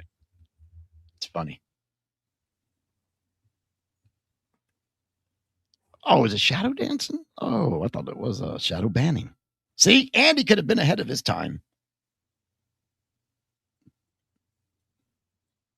No, interesting though. A couple oddities there. But regardless, I don't think Tex was in it to help Bobby though. I don't think he even cared much about Bobby. But he might do a favor. He might do a favor for the girls. He seemed to have a good relationship with them. Why do you say that, Brian? I'm just saying because number one, he was fucking Linda. Okay, that's the first thing. I'm just saying. Why do you say that, Brian? Shut up. So what about them investigating in Massachusetts and Linda was from that area? On the original investigation, they did a lot of investigating in Massachusetts in Canada. Mm-hmm. Well, they would because that's where the, at first they Canadians were from. Yeah, that's what they thought. Dawson, they thought Pick was on the door. Mm-hmm. Oh, that's right. They thought it was Pick, not Pig. Yeah, that's what I'm saying. Like the Canadians were always in their sights from the beginning, I think, once they figured that out. And then, of course, once they had, I don't know, I guess they just went and looked, when they had her, they just went and looked up her, went out there. And, interesting, too, the other stuff leads out there to Boston. I think Joel Rostow was from Boston, that area, if I'm not mistaken. And remember, Linda was caught up in that drug bust when she was underage in Boston. Yeah. With her husband. Yeah, I don't think she was, I think, like you said, caught up is all I think that was. Yep, look, Ariel was right there with you. Yeah, I don't think she was like a big participant, though. I think she was just like the girlfriend hanging out. Yeah. Yep. See, SK thinks the same thing, just like you think, right? See, you guys, I like this. I mean, I don't think this actually, but I can appreciate it because I'm opening up to it little by little. You're right. I mean, it wasn't that long ago. I was like, no, she doesn't do that at all. She wouldn't have but no, you're right. I think it could be. And now when I see other people thinking the same thing, Tawna, that you're talking, it makes me think maybe there's something to that. Mm-hmm. All right. So maybe you guys are right. I'm not quite sold there though. I don't think she was that deep into it yet. I mean, again, I'm probably way off on this, but I like it because you guys see something I don't, and I like that because now I want to see it, and I'm slowly seeing things. I really am. Like again, I would have never considered Linda knowing anybody up there. Excuse me, at Cielo before. I would have never even considered it. But I'm kind of like, man, maybe she did because she knew. Like I said, she knew Melton. She already knew Harold True independently from the family. So yeah, maybe she did. Maybe SK, you're onto something, buddy. And you're not the only one. I mean, Tawna tells me this almost weekly. I do. Yeah. We get into a conversation and it goes there. Yeah, I'm on the trolley, buddy. That's right, buddy. And then we argue. And then I beat the shit out of her. Yeah, from 3,000 miles away. I reach right through the monitor and beat her up with fingernail clippers and machetes, water, machetes, all kinds of stuff. It's brutal. Terrible. Yes. But yeah, we talk about it all the time. I love it. Good stuff, man. Good stuff. Well, I did have one more page of her, but we can. No, what else we got? Well. No, she did. You're right, Ariel. She did. She kept, whoops. Sorry about that. Not that I don't want to play you, James. Ariel's got a good comment there. She did. She didn't. You had to dig to find that stuff on her. Okay. Like the driver's license thing.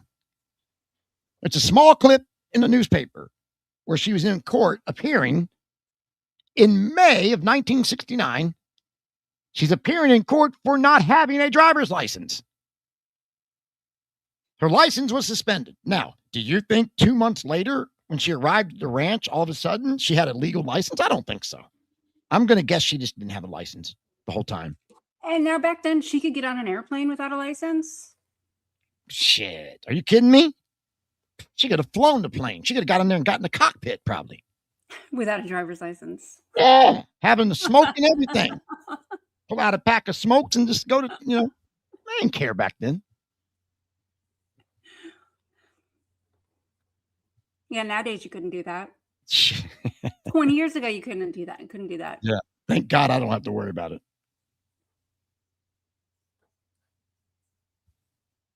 Being on the no-fly list. I don't have to. Oh, yeah, that's right. You do. Yeah, you're on the no-fly list. All right, so that's some good stuff, though, man. You're right. Linda tried to keep that stuff buried and didn't want nobody knowing about it. Extra curricular that she was involved in. All that from 2 pages of a transcript. I'm kind of impressed. Mm-hmm. What else we got? Anything else on her? Look, those are 3 very good examples that we've pointed out there, by the way. I think they're very good. Interesting. Well, I did bring one. You can just take a look at it. Freaking Susan Atkins, I'll tell you what. This is just her saying that she wanted attention from anyone. Okay. Same setup here. This is bugging her again? Yes. Okay. Question. I thought you said you didn't know what a lie was. Oh, God, here we go. I can already tell where this is going.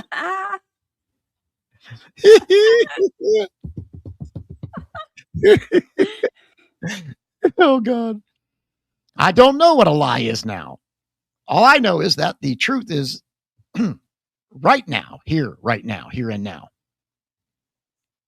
Question. And you believe in telling the truth, don't you? Answer, yes. And at the time that I said what I said at the grand jury, it was very true to me. It was very real to me. I was caught up in a lot of different places in my head. Let's stop for just a moment. Mm-hmm. Okay. So he's obviously trying to catch her right here in lies, contradictions, whatnot. And she's already trying to get out in front of it and say, hey, at that time, I believed what I said. So let's stop for a moment. At this time, at the time you testified in the grand jury, you testified that Charles Manson was the one that ordered the 7 Tate LaBianca murders. Isn't that right? And she answers, sure. I wanted attention. Just answer the question. Pretty sure that's what she just did, didn't she? What was wrong? What was wrong with that answer? Seriously. You wanted attention. Wait. You ordered the murder and then Tate LaBianca. Isn't that right? Yes, I wanted attention. Like that's what she's saying. Okay. He just wanted the yes part. Okay, I got it. You testified a moment ago. You testified that at that time when you testified at the grand jury, you thought that was the truth. Is that correct? Yes, sure. Would you explain what you meant by that? When you testified at the grand jury, you thought it was the truth that Charles Manson ordered the 7 murders. And what did she say there? Yes. Yeah. So, yeah. So they're just going like they're just fucking with you. I guess fucking with each other's head here. What about that whole I thought it was true at the time? What do you make of that? I mean, it just seems so weird. So she's saying that when she's at the grand jury, she's testifying truthfully, but then it's not the truth. Yeah, I think she's lying. Is it truth? This is where I think she's completely lying. This is just her lying. And doesn't it sound different than in the other 2 pages? Yes, that's a great point. I was just going to say that. That's a great point you're saying there. I was just going to bring that up. Yes. Yeah, that was my point right there. There's a whole different tone to this right here. Whole different tone. And to me, this is complete. Like I just said, this comes off like she's just bullshitting, lying. Right. Yep. Yeah, that's a good point. Yeah. And it looks like it's just getting down to a nitpick thing with her and Bug here. That's all. It's getting down to like mind fucking each other. But I'm glad that it's not just me. That does seem like her tone in the other pages is completely different than this tone. Oh, and that's another thing, right? That's what you can tell. That's another I don't know. She's always lying, but this one time, I think she might be actually telling the truth. You get that feel, that kind of a feel. Mm-hmm. Yeah. Yeah, I agree with that 100%.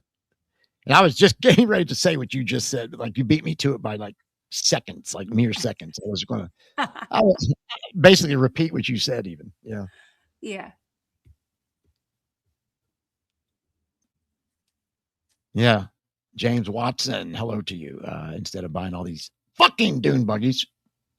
All right, where's the meter guy at? Gil? Up to like 30 or 40. Nope. Gil, add that one. They should have just bought a plot of land and cheap land in the desert. Well, they tried. They tried to buy that after they traded the gold albums for.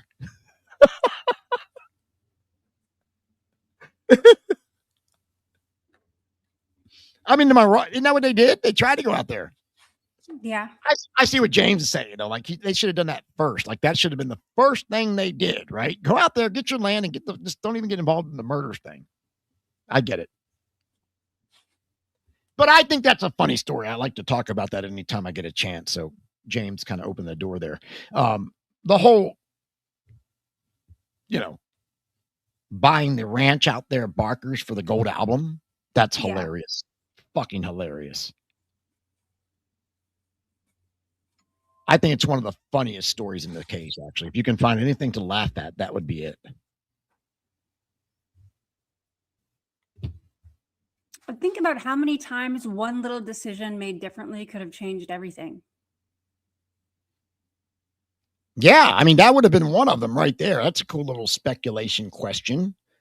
What if after they left Dennis Wilson's house, instead of going to Chatsworth or to the ranch there, they left and went all the way out to Barker's right then? Would things have played out differently? Or will we just have another set of circumstances that we're talking about instead of the Tate LaBianca murders?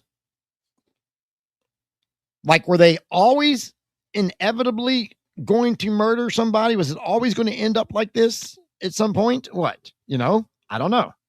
What if they had stayed in San Francisco?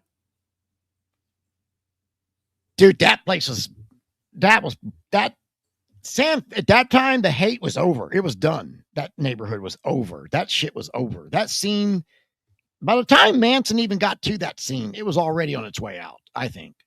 It looked like it had gotten spoiled by then. Like, what if they went up to Washington where Ella Jo Bailey was? I don't know. Manson came into that Haight-Ashbury scene right at the tail end. Yeah. So I don't know if they would have stayed there. It would have been any good either. I don't know. I don't know the answer. I mean, were they always destined to, murder people at some point? I don't know. They could have camped out in the redwoods and never come back into civilization, and none of it would have happened. That's what they would have had to do, I guess. That's kind of what James is saying there. Did she really name her daughter Quaalude? She did not. Stop it.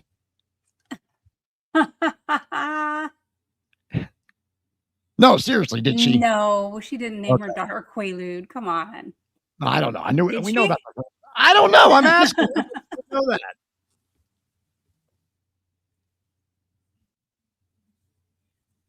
Yeah, I don't think the girls would have, I don't think many of them would have stayed either. That stuff was hard. That's why some of them were already leaving. They were like, we got to get the fuck out of here.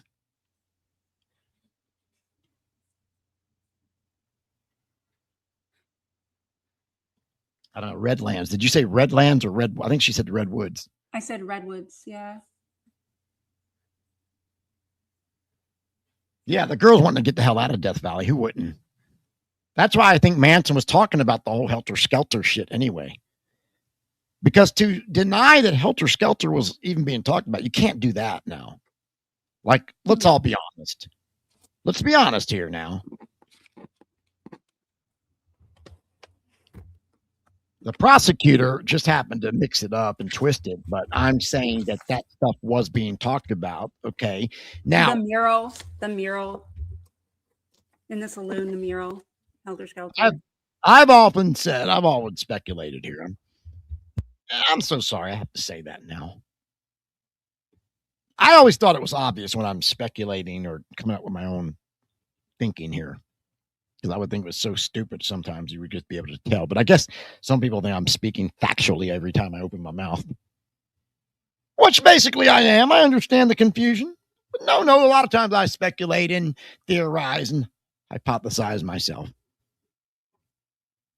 And yeah, what was it? What are you doing, Laufenberg? Anyway, I'm listening to you. Okay, I didn't know. I thought you went offline, like disconnected.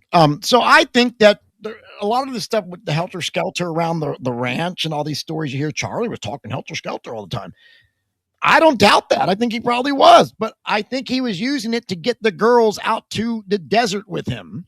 Because can you imagine somebody pitching you the idea that you're going to leave the ranch, the little play area you have had for about a year and all the people you know and whatever. And we're going out to the most desolate, isolated place we can find where it gets hotter than anywhere else in the fucking country.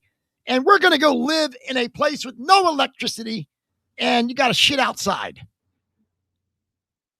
Do you really think that people would want to go there? No, you've got to talk. You got to make them want to go. Well, I tell you now, if we don't go, there's going to be this helter skelter shit that breaks out.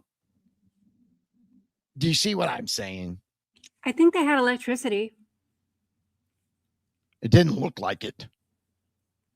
Where in the hell would they get electricity out there? Are you kidding me? No, I think they did. I don't remember the specifics. Ah, shut up a minute. Shut up now. I remember seeing a refrigerator. They had a refrigerator plugged in. That doesn't mean they had electricity. That could have been a prop. Oh, God, he told her to shut up. Did you hear how he said that? Oh, no. You know the way he said shut up to her? Yeah. Hate that guy. You shut up, Brian. What? You abuser. Look, I don't know. Did it really have it? Like, seriously, let's be honest. Let's get back to it. Yeah, I believe it did. Yeah. All right. I didn't know. It really looked like it didn't to me. I didn't know. All right. My point is, it's hard to sell that. That's a hard sell. That is a hard sell, man. But if you dress it up with, hey, there is a race war that's going to happen. Look out there. Do you see the Black Panthers with those guns? There's a race war. It's going to happen, you guys. Listen to this Beatles album. Listen to this fucking album right here. They're literally talking to us, right? I see what you're saying. Yeah. All right. Because you cannot say he wasn't talking about all those stories you hear about him and his helter skelter stuff. Like, that's not just made up. There's too much corroboration for that. But what is made up is the way the DA twisted it into the motive for these murders. That's the lie. That's the big lie right there. That's the made up part.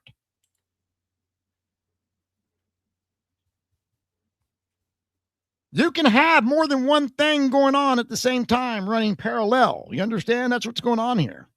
Mm-hmm.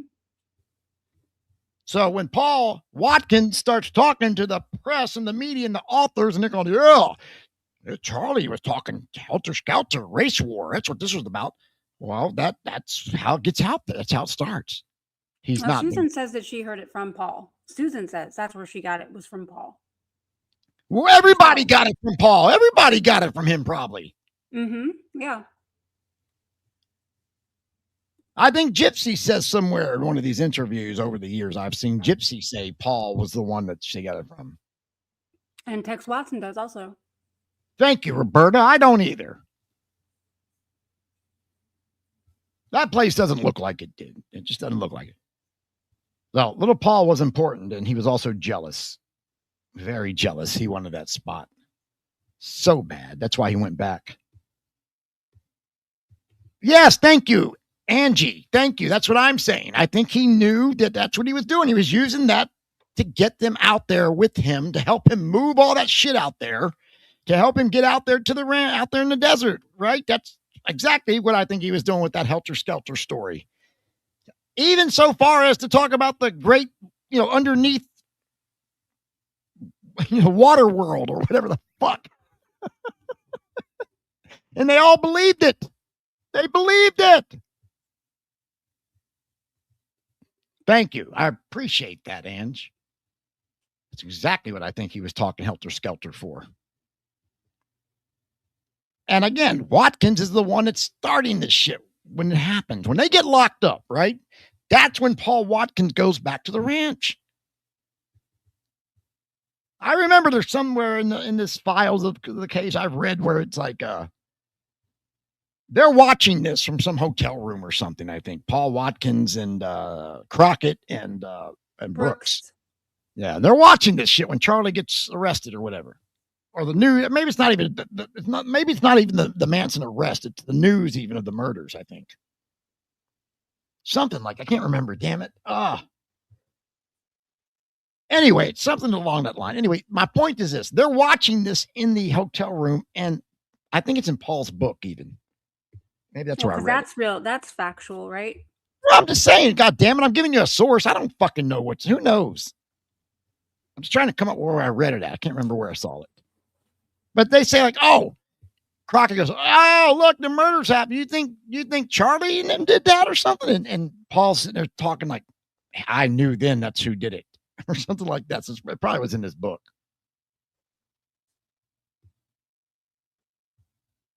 And that's when he went back to the ranch. After he got locked up, he was like, I'm going back.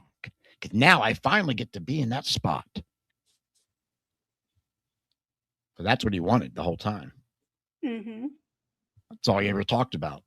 Charlie gets to have the girls. He gets to smoke dope, and he gets to all the good plays in the band and all that, that kind of shit. Charlie? Who's Charlie? Yeah. Who the fuck's Charlie? I can imagine, I'm speculating here. I can imagine that when Bobby came into the scene, he was probably really hurt. What do you think? I don't know. Really? You don't know? You don't even think about it, huh? Okay. Paul just seems like an annoyance. But he wants that spot. He is so jealous of Manson.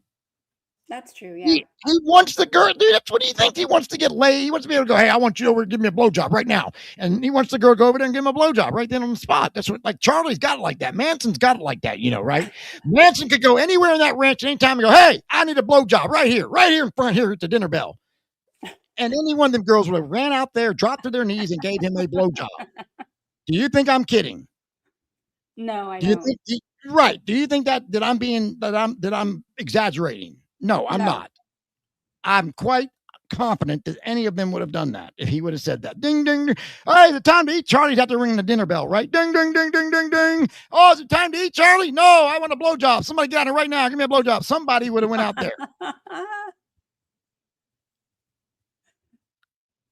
Little Paulie Watkins didn't have it like that. No. But that's what he wanted. When Charlie was around passing out that good acid, right? That good LSD, everybody's all tripping balls to the wall, right? Walking into fire. And dude, he wants that. He wants to be able to be the man. Yep. And he never got that until Charlie got locked up. Then he went back to the ranch like he was the man when he was really the cause of it all. When you think about how all this got twisted, right? Think about it. Where does it go back to? Where does it go back to?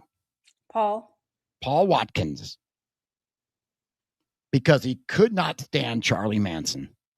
That was his big get back for him in his mind. I think this is my speculation. Again, I'd have no idea. Never talked to Paul Watkins at all. Never. But I've read that book. I've watched him through this case, through this little story. I've watched everything. I've listened to I've listened to Crockett.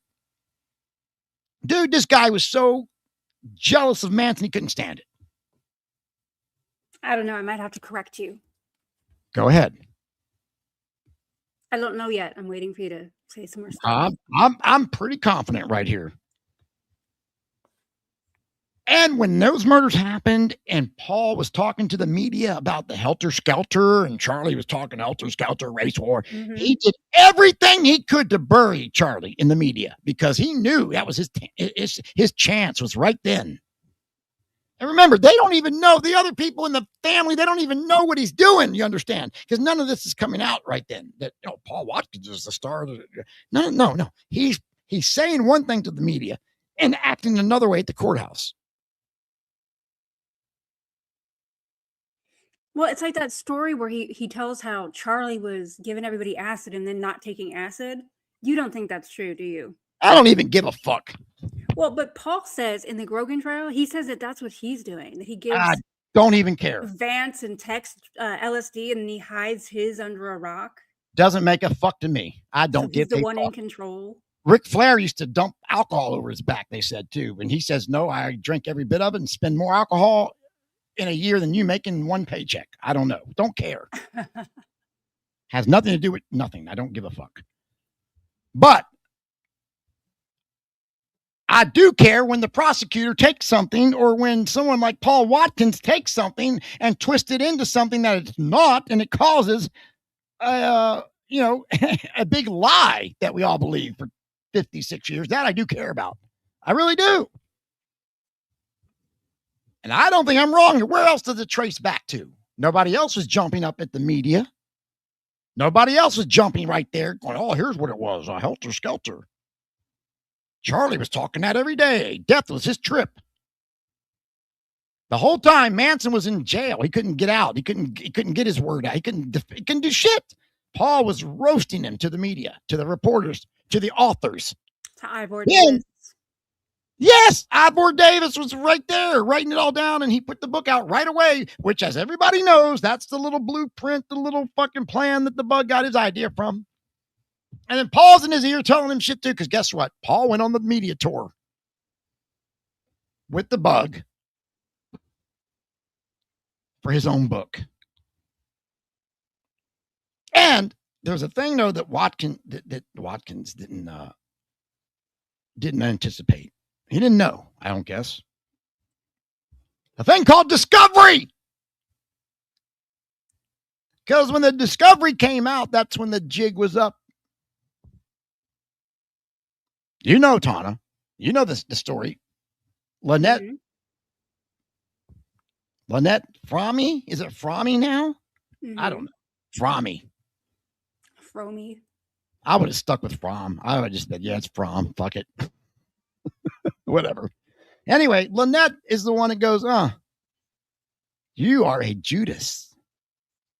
Because she's the court runner for the team.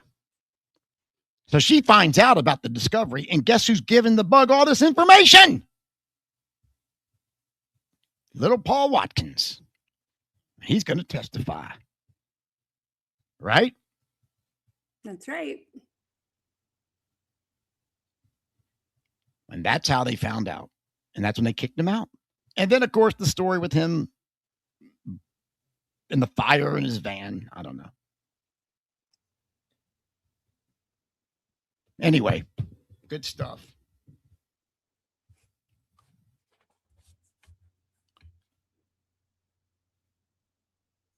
What else we got? I think that's it. That's it? Good That's stuff. it. All right. That's pretty good. I like that. That was good. And that's going to stay out. I mean, that's, who knows, right? Like, we're just analyzing this shit, but And there's interesting. pages and pages of stuff like Yeah, that. yeah. Yeah, and that's what I'm saying. There's stuff like that throughout that will never get clear. We'll never have a clear cut. What does he mean by that? What did she mean by that? Why did he ask that? Right? Like, I don't know. There's some weirdness to it. I will admit to that. All right. I tell you what, Mr. Watson. I appreciate that. We have done this before, though. Should we do this again? You mean just put it up there, right? Just post it? Is that that's what you're talking about, right? We've got to repost some things. I'm well aware of that. We just haven't gotten around to it. Because that time Tawna got mad at me.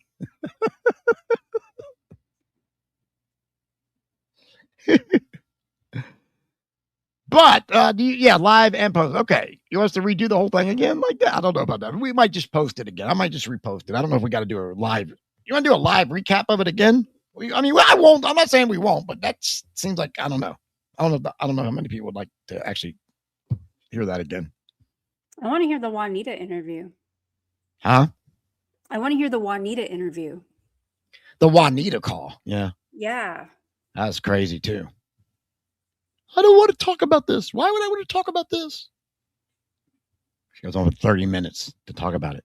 So weird. All right, maybe we'll do. I tell you, let's plan that out though. I don't want to just do it like impromptu. Let's just not plan it, but like let's schedule it. How about that schedule? Okay, we can do that. So we're basically going to do the Garrettson thing again, like we did last time, where we just post it, premiere, and talk about it. I guess, excuse me, God bless, like a watch along almost. But it would be like a listen. Baby. It'd be like a listen along, along. Yeah. All right. Regarding what? Yeah, it's the whole. Dude, there was some funny shit we've done over the years. That's for sure.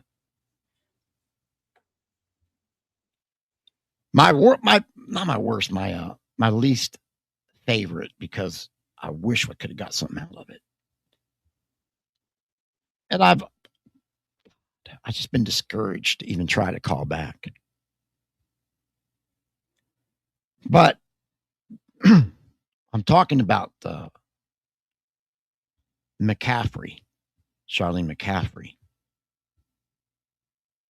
I talked to her one time for about 10 seconds. I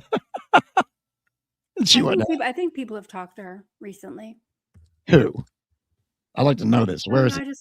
I'll have to get back to you on that. I don't remember exactly who, but I know I heard it somewhere. I want to hear it. I don't want to hear it.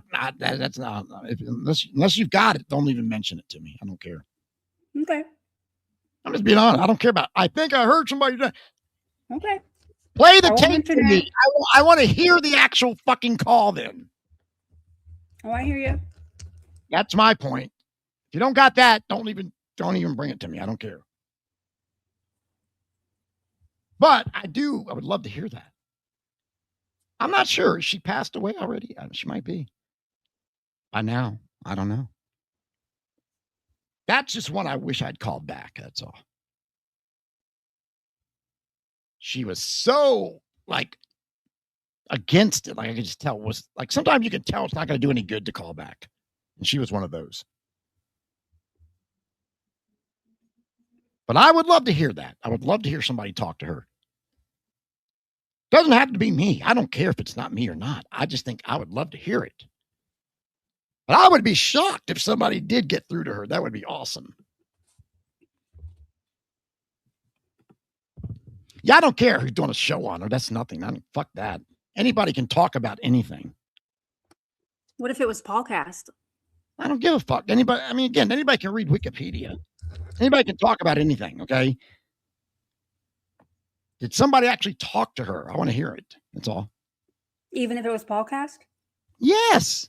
Okay. Yes. Of course. Absolutely. 100%. See, everybody's got a misunderstanding of me, I think, Tawna. I think people misunderstand me. Right? Oh, now, hold on there, classic. I don't know about that. I'm just saying I would listen to somebody talking to them. Even if somebody I hate, I would listen to it. Damn, classic's going to run wild with something like that. So I got to be careful what I say. But no, I don't mind that. I don't have a problem with that at all. Why would I? Why would I care? You remember when Boner talked to Lynette? Mm-hmm. He did a good job. I thought he did well. He did for him. He did great. I didn't have a problem with it. Did you hear me bust on that? No, I complimented him about it. I gave him props. Did a pretty good job. Yes. I don't know if we did that, but it is funny to think like that we did. They probably weren't happy with us, but I don't think we did that. But I gave him props. I gave Boner props. I don't care. I'm not like that, man. People think, oh, yeah, Brian thinks you. No, I don't. I'd love to see somebody else do it. Do it. Let's hear it.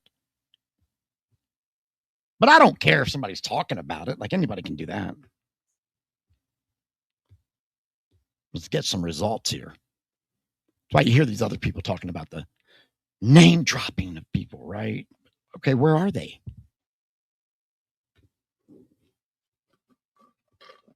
So were we going to have a second segment, or were we just going to keep going? I've said this a couple times too, man.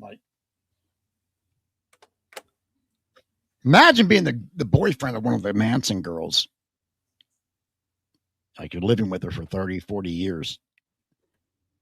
And you do a podcast on the fucking case, but you don't ever mention or bring her into it.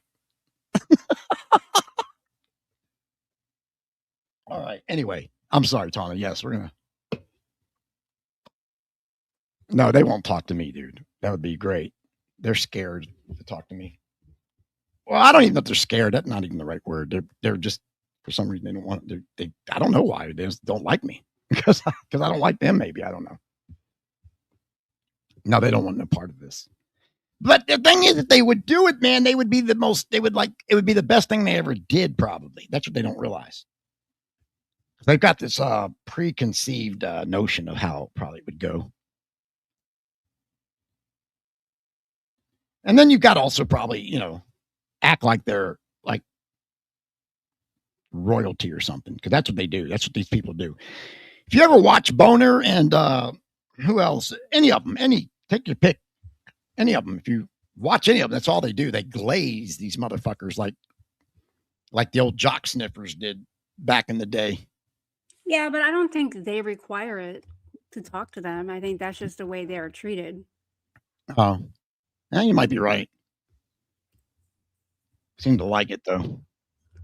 But yeah, I'll tell you what, who doesn't like it? dude, I wouldn't want a bunch of people like Worshiping you? Yes, it would be. I wouldn't. God, it'd be weird. You So already weird. have people that worship you. Nobody worships me, man. No, that's stupid. I like to play into it sometimes. Yes, like I play up to that kind of shit, but that's not reality. Come on, we joke. It's all joking. Like we're joking. Some people get it and some don't, but that's what we're doing. We're joking. That's part of the joke. Some people actually act like this shit is so real. Like, look at the way they act. They literally perpetuate the Manson image that the bug created. That's what they're the marks, not me. I'm just feeding into them.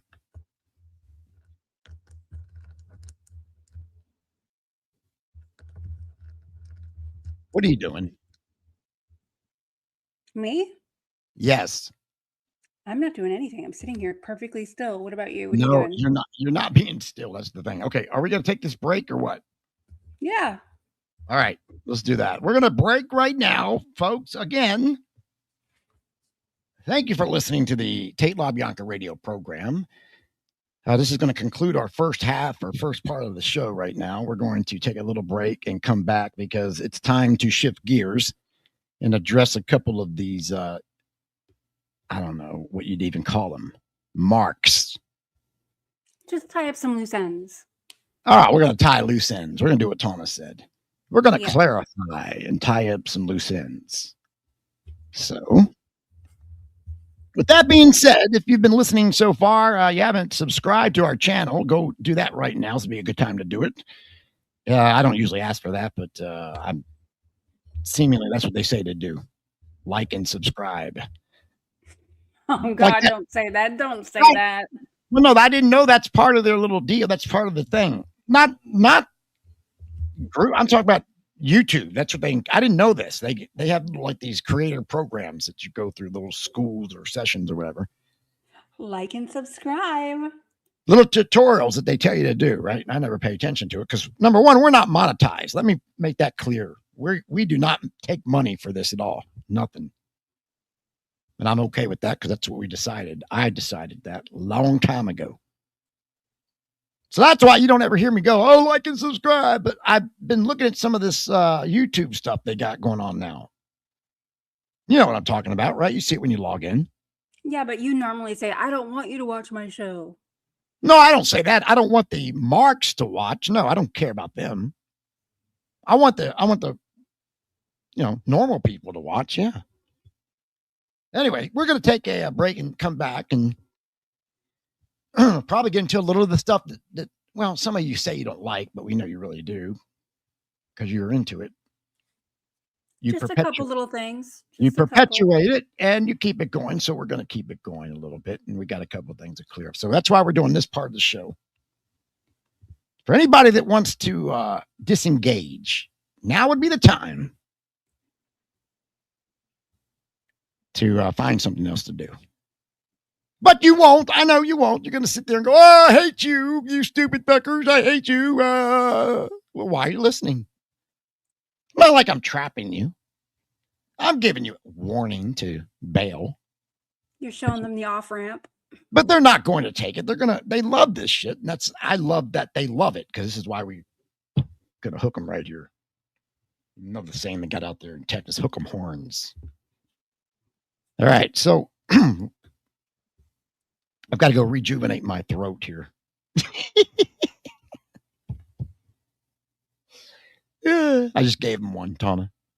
Mm-hmm. Did you catch it? No. Okay, good. All right, anyway.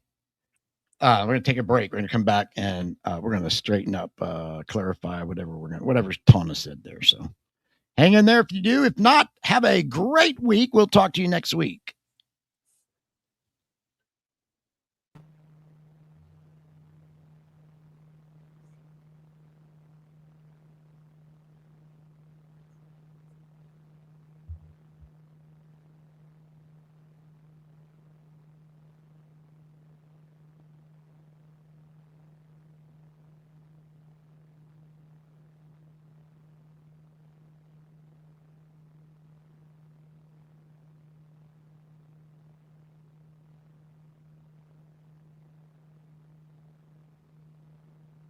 There's been some talk about the Adkins woman having said something to a cellmate which gave you a lead, but it's my understanding, correct me if I'm wrong, that she simply confirmed some of the things you already knew.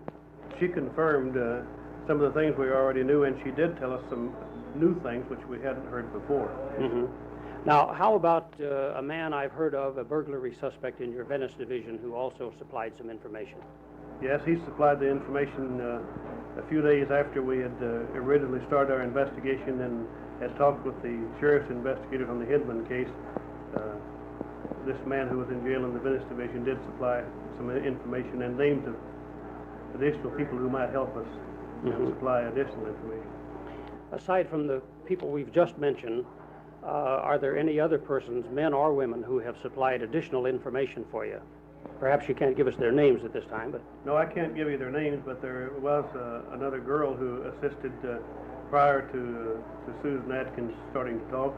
Her name was given to us by the sheriff's office. She had also assisted in the Hinman.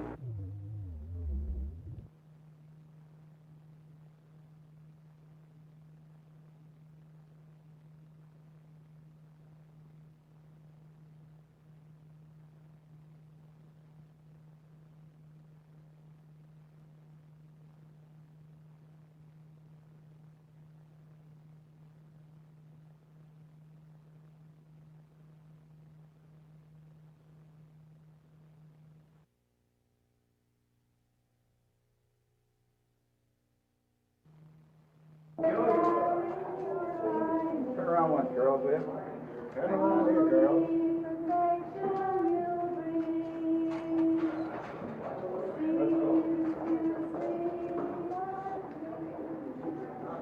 First of all, I believe it's very clear that Mr. Manson always has been denied counsel of his choice in this matter. Back in December, he was asking to have Mr. McKissick and Mr. Steinberg as his attorneys of record, and I would hope possibly to try and get them involved in this case, possibly even to substitute out and have them substitute in. Is this your first case that you'll be trying? Yeah, this will be the first case that I've ever tried. How long have you been an attorney? Just since last June. And why did you want to get into this one? Well, I believe that there are a lot of things going down in this case, just as in the Chicago 7 cases, and there's a lot. I think you would have a much better shot if you weren't talking with me, but you were picking up some of the friends of Manson over there who were singing. Are you going to go ahead with the psychiatric examination? No, we've withdrawn the psychiatric examination. I've seen Mr. Manson in county jail for probably more than any other attorney, 70, 80 times, and it's certainly my feeling that Mr. Manson is sane. There's no question about his sanity in my mind. You feel you're capable of defending that? I believe that probably, as Mr. Manson stated earlier, that no man is capable of representing another, and that I feel that it's unfortunate that the court is screwed around, if you pardon the expression, with Mr. Manson's representation, that it's because of the things that the court has done that Mr. Manson was originally forced to go pro. Ron Hughes just told me that this will be the very first case he's ever tried of any kind. Do you see him substituting out a little later and Mr. Manson substituting someone else in? I cannot predict what Mr. Manson will do. Well, how long legally can a defendant keep substituting attorneys? I think that this will be his last substitution because he has chosen Mr. Hughes. He's consulted with Mr. Hughes on at least a dozen occasions that we know of. And so he knows what he's getting when he asks for Mr. Hughes. And Mr. Hughes can also consult with the other attorneys who have many years of practical experience and trial experience.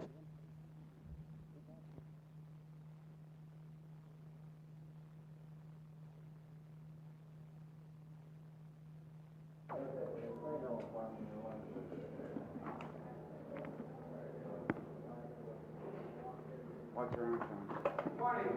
Good morning.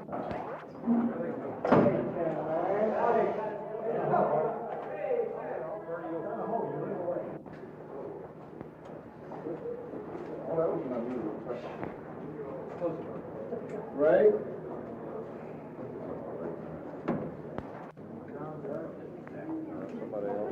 Yeah. Hey, Rich. Rich.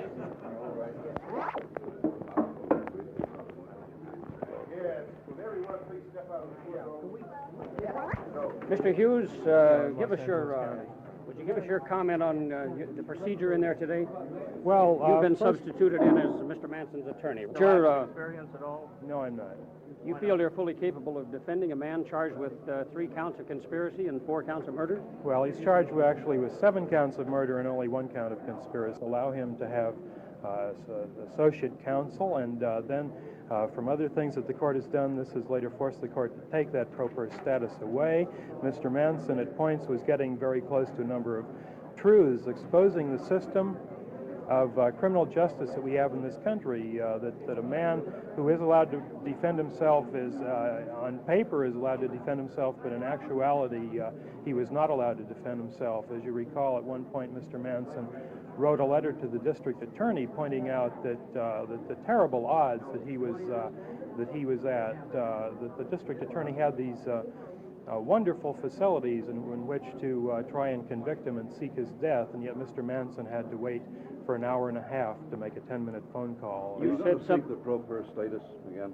I would hope to get Mr. Manson's pro per status back. I imagine that will be very difficult, and it might very well be impossible. Tell us something about yourself, Mr. Hughes. Reiner came into court this morning with a signed motion in his briefcase making him the attorney of record.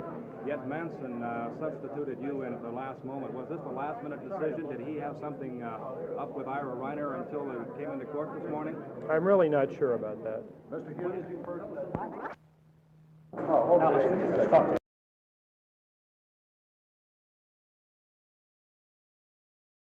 All righty then. Welcome back in, everybody. Brian Davis alongside Tawna Laufenberg as we are back for the second half of our Tate LaBianca broadcast for the evening of Sunday, February 1st,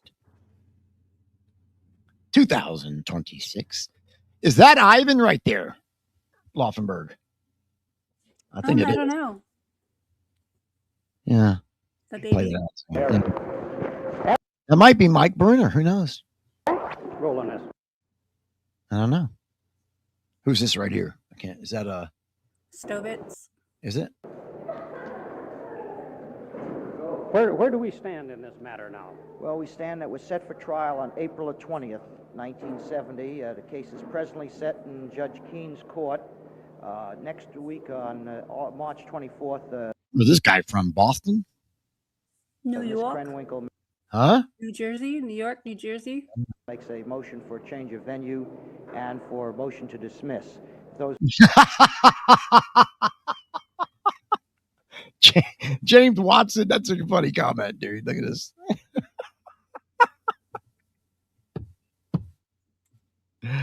That is, I always said they made anything for a broke lord, end up in the premier cemetery in the country or something. I know, I laugh at, I get you, man. That's good. That's good. That's good stuff. Somebody said a minute ago, Tawna, that they think the girls maybe, or somebody Manson or the girl, somebody was, I forget the comment now, but somebody was behind their Ronald Hughes's death. Somebody on the family side. I don't think so. Yeah, it's really wild, though. This is like his first ever trial, not just a murder trial. This is his first ever trial. Anyway, welcome back in. We are getting ready for the second half here because I wanted to kind of split the halves again for the serious content, so to speak. And this is serious as well, but it's not really case related, although it indirectly might be.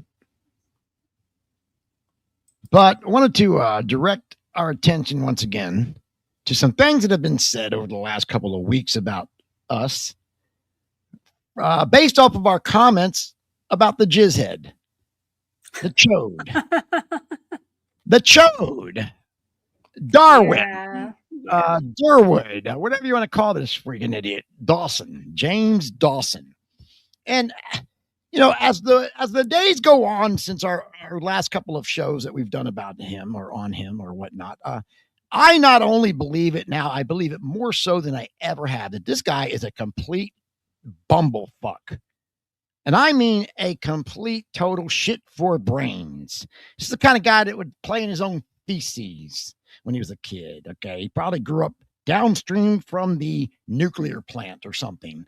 The guy is a psycho. That's what I'm convinced of. He's a complete lying, fucking dumb shit. That's what I really believe about the guy now. Now, with all that being said, he came at us out of nowhere, basically 6 months ago or so. We blew him off, and he came back at us again this past Christmas Eve. Now, he'll say we started it. Well, whatever. Go blow it up your ass, you dumb fuck. We didn't start anything. We just didn't like his idea that he had. And now it's not even an idea. It's actually a thing, right? Like, you got to believe it or else, I guess. Idiot. Well, as a byproduct of this, defending ourselves, and again, he came at us, okay? He came at us. But forget that for a minute. The byproduct of this is that on our page, on our comment page, we've got, I think there's at least two, maybe only two actually, but there's two people over there that seems to have a problem with us correcting James Dawson. Now, I think it goes a little deeper than that. I think it's more personal than that, because why else would it be? Everybody knows this guy Dawson is a dumb fuck. So if you're actually sticking up for him, I doubt it's because you really think he's truthful and honest or whatnot. It's probably more so that you just don't like me. And I'm perfectly happy with that, because I don't like you either. In fact, I probably don't like you more than you don't like me, because you actually listen to me like you're doing right now. You know how many times I'm over in your little page? 0. So with that being said, when somebody says some stuff about me or us here at TLB Radio, and there's a lot of stuff you can say, believe me, you don't have to lie and make things up. So if you're going to, right? Yeah. So if you're going to do that, then at least get the shit right, or I will probably call you out and then some. Now, with that being said, even let me clarify this. I don't mind being corrected. It's not often that we're wrong, but I don't mind being corrected when we are. And honestly, you could probably, I'm not bragging, but you could probably put the number of times that we've been wrong. You could probably count them on 2 hands. And I'm not playing. I'm not exaggerating. We're not that often wrong. Now, we've been corrected a couple times in a few weeks, a few months, I guess. I don't know. Maybe there's been 1 or 2 things I think we've been wrong about. Mm-hmm. And I don't mind that. I'm good. Correct me. I will give you credit for the correction, even, and stand corrected. I have anybody that's ever watched this show or listened to this show, they know that I have no problem with that. I don't even know where that has even come from. So if you are going to correct us and it's in good faith, or you're actually doing it, actually correcting a real mistake, great. Let me know. Let me know. I will help you correct me. I don't have a problem with it. So I wanted to clarify that. Now, if you're going to come at me with a bunch of dumb shit and generalizations and, oh, you all do this all the time. All right. When did we do that? Oh, you do it all the time. That's not correcting. That's instigating. That's provoking me. If you've got something legit, bring it. I'm the first one that will own it. And if you don't, I'm probably going to be the first one to call it out. And I don't know how you can validate or not. Like, how often are you correct or wrong? I don't know. But I can promise you, man, it's not that often. Now, even if we're wrong a little bit here and there, I mean, sometimes you're just in a hurry, you're in haste, you're not thinking. And a lot of our shows are live. Well, basically all of them are. So when you're in a live broadcast and things are happening in the moment and they're impromptu or they're organic or whatever, you go with it sometimes and you're not really vetting. You're not really, a lot of these other shows out there are pre-recorded. They actually record their show, then go back and edit, or they're supposed to. We don't do that. We're live every week or every time we broadcast. So that's what we're going off of. And sometimes we might miss a thing or two, or sometimes somebody might send us something in the moment and we put it up there like, okay, we didn't vet it. All right, you got it. We get a mistake there. We might do something like that. But, dude, it's not often. Of all the content creators out there on this fucking topic, I am confident in saying we are the most accurate. And I challenge you, not with generalizations to do it, but I challenge you to bring us facts that I'm wrong. If you can't do it, start keeping score and then see. But don't just come at me with a bunch of dumb generalizations of nothing. Because I'm going to take and turn you upside down, and then I'm going to eviscerate you with a rusty fishing knife verbally. Because you look like an idiot. That's why nobody is listening or paying attention to you. That's why we have to do it here. Because if we don't do this, nobody's even going to know what the fuck you're saying because nobody's listening or paying attention to you. But they're listening to us. Some people are. Somewhere. That's obvious. You, not so much.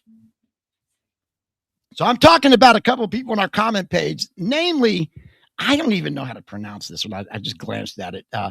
There's this channel called True Crime Culture. What is that, Tawna? I don't know. Tawna went over there and looked at the channel. There's like 24 subscribers to the channel. A little more than that, but yeah. I mean, when you name yourself True Crime Culture, could you come up with could you possibly come up with a worse name for your channel or brand? And I'm sure she's loving having her channel mentioned right now. God damn, she should. It's the most attention anybody's given the fucking thing, man. It's nothing.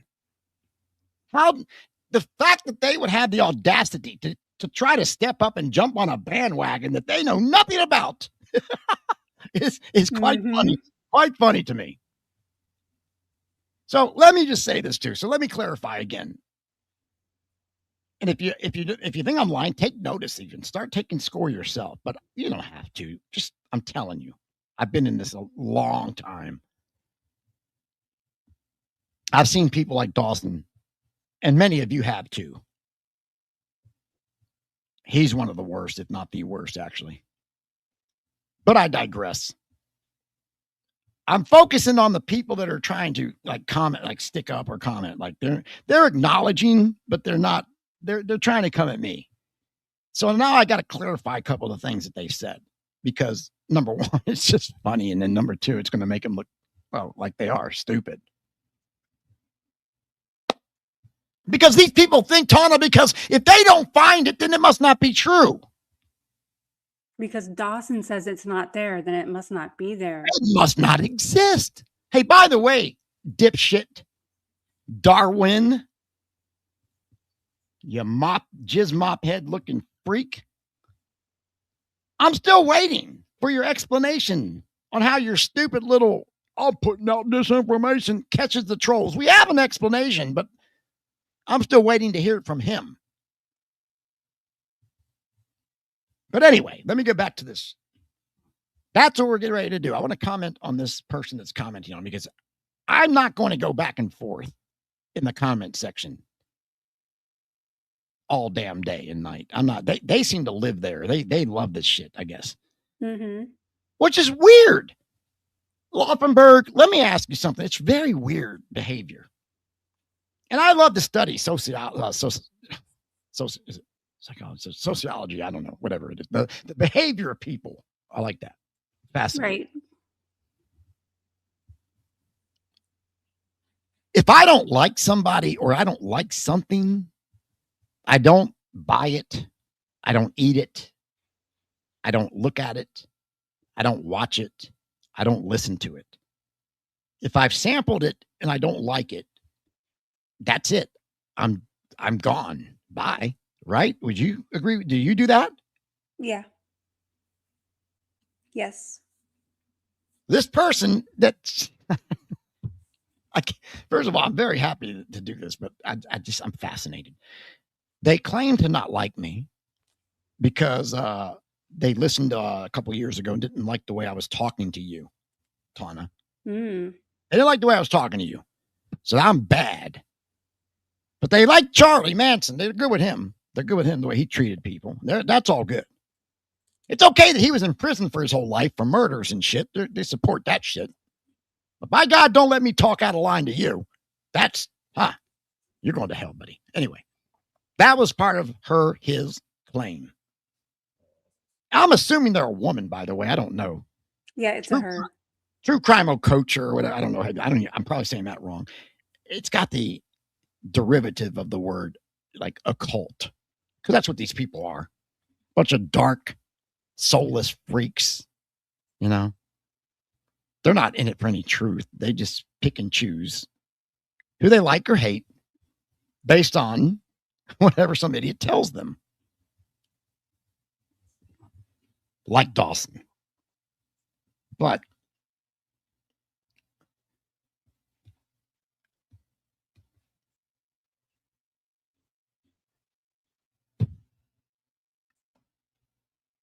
so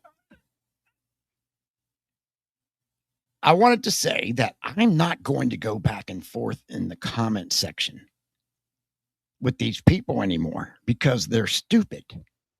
And it takes a lot of time to type out each word and put it in the context. And then you got to go, is he being sarcastic? Is he being right? I'm not doing that. I'm not into texting anyway, much. Like, if you're going to text me, it's going to be short and sweet. That's it. I don't get into that. Let's have a whole argument or a whole goddamn conversation in a text message. I don't do that. I don't know many guys that do. That's why I was saying I think this Culture channel is a girl, because if it's not, it's a guy that texts like a girl.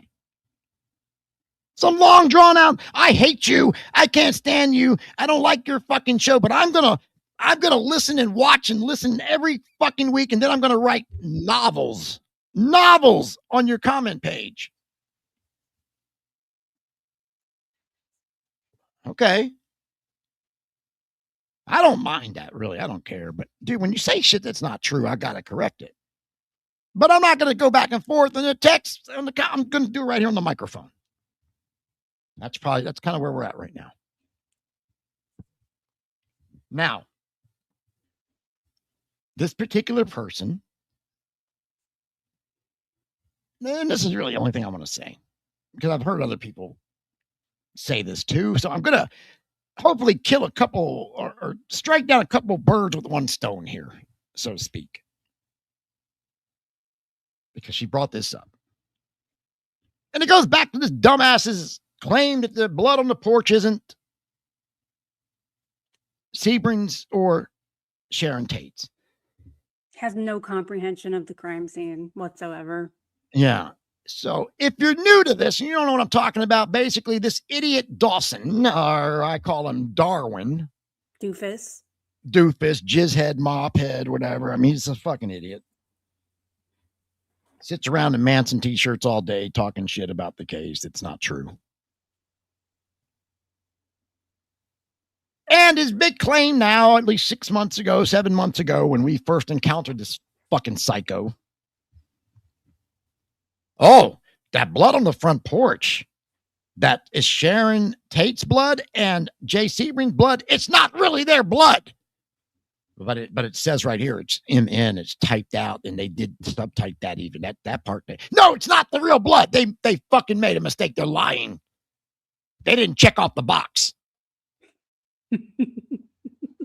It's not the blood. It's not. It's all Frykowski's blood. But nobody's ever said that. There's never been a news. It doesn't matter. I said it. So this is what this idiot thinks now. This moron of great proportions, James Dawson. I want everybody to know his real name. I do. Because I want everybody to know what a dumb fuck this guy is. More of a dumber fuck than your average dumber fuck. I keep saying this because it's absolutely true. People like Boner Van Tulski move up the ladder. And they don't even have to do anything because so many more dumb people come along that they push these guys up, and it's just.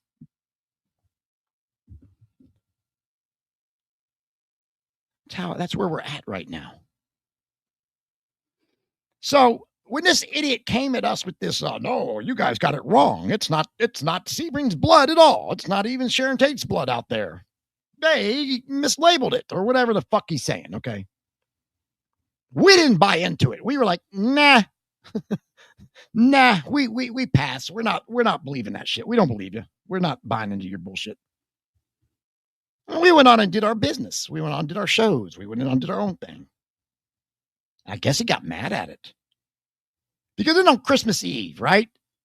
Mm-hmm. Somebody else was addressing us in the comments, and he jumped in that conversation. Why even bother with these two? They don't believe anything you tell them. Okay, like, dude, shut up. We already told you. You're an idiot. Get away. I don't give a fuck what you got to say.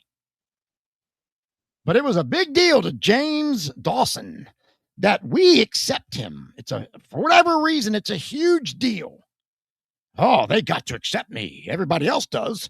How dare they not accept me? Because you're a blubbering fucking fat idiot.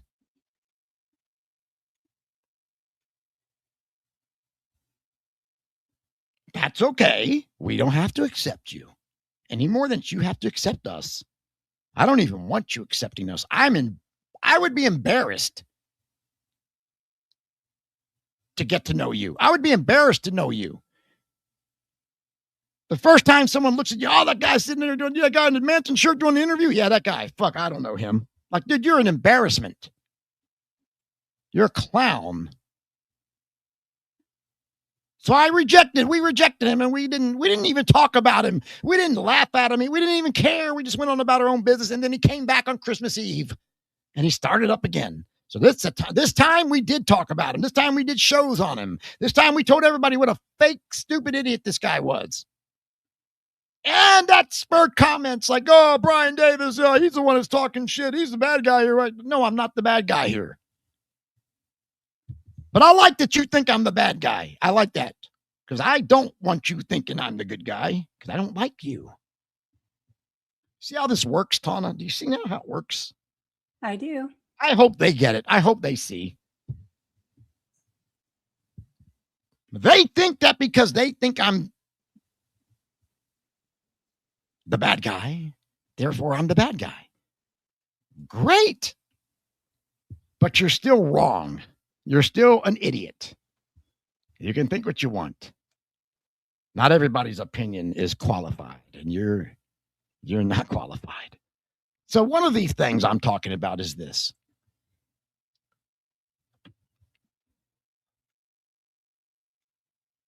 The government, the prosecutor himself, has had to acknowledge the victim's blood on the front porch. Not just Frykowski's, if his is even there, but also he's acknowledged that, yes, Sharon Tate's blood is on the porch and Jay Sebring's blood is on the porch. Do you not think for 1 second, by the time that shit got to trial, if that blood wasn't the real blood that they say it is, don't you think the bug would have jumped all over that? You stupid, stupid people.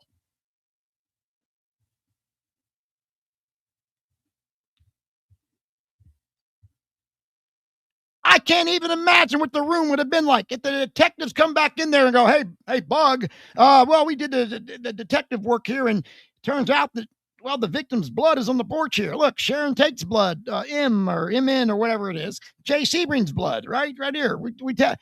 Dude, the Bug would have been like, all right, we got to go retest it. Go retest that, right? Mm-hmm. He would not want that. He would not want that. That would fuck up his goddamn, helter-skelter theory, like, for some reason. I don't know how, but he don't want them out there.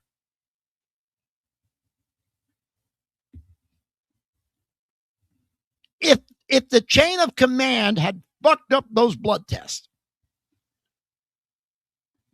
the Bug would have been screaming that from the rooftops. What about the blood on the front porch, District Attorney? Well, no, there was no blood on the front porch from Sharon Tate or Jay Sebring. That was a mistake that the detectives made. The Bug would have said that. He would have had no problem saying that. What do you think, Tawna? Yeah, he definitely would have said that. Without a doubt. Yes, he would have said that right away by the time the trial came. But he didn't say that because he knows that is the right blood. Like that part of the blood. I've already explained this to these fucking idiots once. When it's confirmed in so many different ways that you can't possibly deny the fact that the blood is there. Yeah, I mean, look. I'll try it again. When you hear the comments, oh, they fucked up the blood at the scene. They fucked up the blood at the scene. Yes, to a degree, meaning they didn't test some of the blood that they assumed was the victim's blood. I've already explained this. The blood that they did test was the right blood. Like they got the right results. Okay, none of that's wrong. The bullshit that he talks about. Here's one right here. He wants you to think that this is a big deal. Look right here on this official coroner report. They didn't check the box yes when he said, did they take the blood? And that's proof that his blood was never tested. That's proof to Dawson that the blood was never tested because they didn't check the yes box. Well, then answer me this, because he left this part out. He doesn't want to mention this. Why didn't they check the no box either? You idiot. That's the kind of shit that they're talking about. Notice the misspelling of Frykowski's name. Yeah, that's another reason the blood. Dude, do you know how many times people misspell names all the fucking time? Oh my God, dude. This is the shit that they're trying to base this on. They've got no proof of this. This is what they're basing it on, man. Get the fuck out of here, dude. And they're mad. He's mad at us that we don't accept this.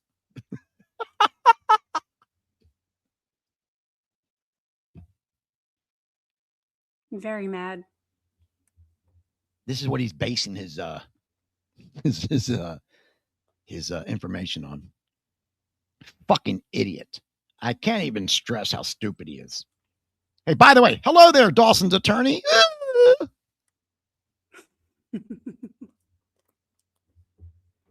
All right, so I mean, that one girl had to go back like 2 years to get a show where I think we got like the ribbon wrong one time, the ribbon on the lawn. Oh, I made a mistake. Yeah, we make what happens sometimes, people. It just happens. Mm-hmm. But we're still batting like 980, okay? Like 980.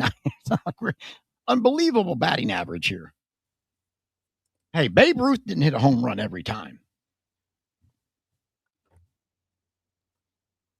But here's what I want to talk about too. Like I tell some of this stuff, man, because I've been in this so long that I don't always have stuff at the top of my fingertips to produce. Okay. Some things I just know. And sometimes I know things, I forget things, and I forget that I knew or whatever. But this time I know what I'm talking about. One of the reasons I say that this Darwin guy is an idiot because he ignores the government, acknowledges the government, the detectives, the prosecutor. They all acknowledge that the victim's blood is on the porch.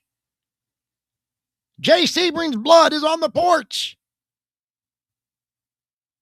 Sharon Tate's blood is on the porch. Bugliosi acknowledges this.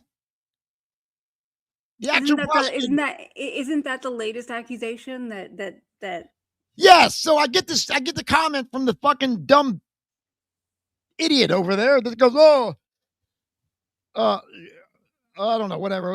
And she goes, and another thing, Brian Davis said that the prosecutor is aware of the blood on the out. I've never seen that anywhere. I've looked like they've looked. They claim that they have looked. I have researched myself, by God. Miss 24 subscriber channel over there that nobody knows who the fuck she is. I've looked at it myself even. Oh, well, gosh. Oh, well, by God, all of us better stand down then, by God. The 24 subscriber woman has spoken. Ooh. For fuck's sakes. So this stupid idiot thinks because she can't find it, therefore it doesn't exist, because I've said over and over for years, I've said, yes, even the prosecutor knows that the victim's blood was on the porch. I've got somewhere in these video files somewhere, I think, I'm pretty damn sure anyway. Bug is actually addressing the question at a press conference, and I think he says something like, oh, a lot of that blood was tracked through by the killers. But nonetheless, I digress. The point is the victim's blood is on the porch. That's been documented. It's been tested. You can sit there and come up with ways that it wasn't tested all you want to, but it ain't going to change nothing. They're not going to hold a press conference and say, officially, we have changed this thing over here because this dipshit Dawson guy pointed it out to us. And he's right. They fucked up the blood. That never is going to happen. Ever.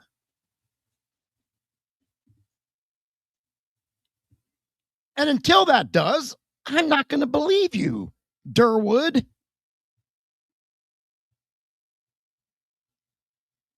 You can believe yourself, just like people don't believe me sometimes.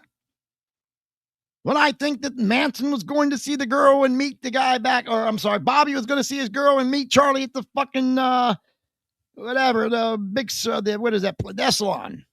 Mm-hmm. No, but a lot of people don't believe me on that either. But it's not a fact. I'm speculating, which is another thing. I thought that maybe people could tell when I'm speculating, Tawna. It's obvious. I would think it would be. But they're going to try to hold me like, oh, he's putting out disinformation. All right, first of all, and this is another, what's her name? What is that fucking other dumb bitch's name in there? Lady Jane? No, what is that? No, this is Jane S. Jane S. Jane S. This stupid bitch sits around every fucking show, writing down these little notes that she likes to go look up after the fact. That's another thing. None of these people do this in the real time, right? They have to go look the shit up themselves. It's not done in good faith either. No, I don't care, but they're a lot of this stuff is semantics and nitpicking. But anyway, Jane S. loves to do this. She loves to talk about this, but she's so stupid. Mrs. I'm so smart, I'm actually stupid. Learn the definition of disinformation, you stupid, stupid woman. Learn the definition. That's all I'm going to say to you. Oh, God, Lady Luck. That's another one. All right. So anyway, let me get back to this Okocha girl who claims, I looked everywhere and I didn't see the prosecutor saying nothing about the victim's blood on there. James Dawson is right. No, you stupid twat, whatever I was getting ready to say there. I was thinking about going hard, and I thought, I better not, but I did it anyway. Okay, anyway, look. You twat waffle. How about that? Maybe I can get by with that. There you go. I didn't know people thought these things, Tawna. I didn't know that people were this stupid about the case. I didn't realize that these people were that ignorant that they come around to go, oh, I don't know, so it must not be. Because you don't know doesn't mean it's not true, stupid. So I said many times, the bug acknowledges this himself, right? Well, I didn't find it nowhere. Well, That's because you're not us. You're you. So I hope, I know she's watching because she can't help it. So I'm going to put up this right here from the transcripts. I hope you can read, you stupid twat. I hope you can read.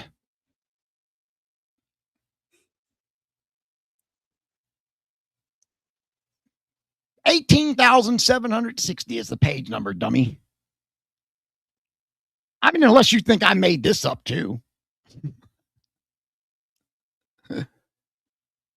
So right here, out of the transcripts, okay? This is right out of the fucking court filings. This is the bug right here. This is Bugliosi.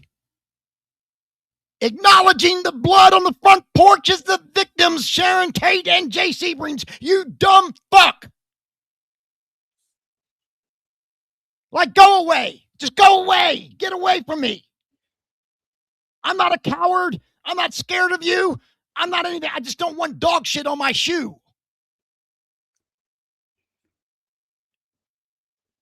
I can't stand the stupidity anymore. I can't stand the arrogance anymore. I can't stand the conceitment anymore. You think you've arrived because you got 24 subscribers and you believe some dipshit that talks out of his asshole? You are a dumb motherfucker. You're dumber than the dipshit that talks out of his asshole.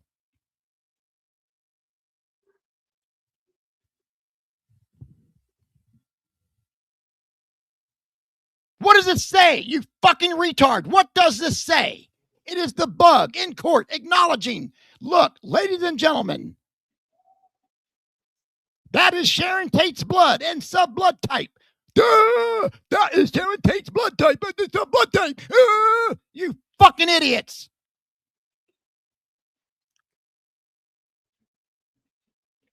You're not a researcher. You're not a podcaster. You're nothing, actually. You're nothing but an idiot. I call people like you part of the expendable mass. Go fuck yourself hard.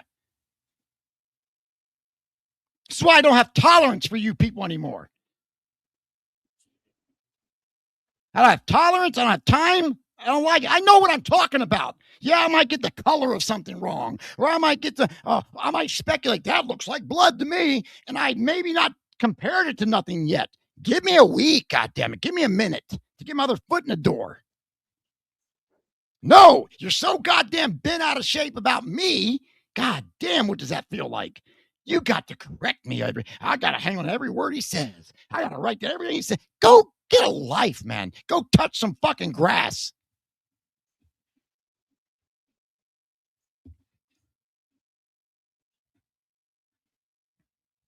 Dude, on my worst day, if I had dementia, I would know more about this case than you fucking clowns put together in one room.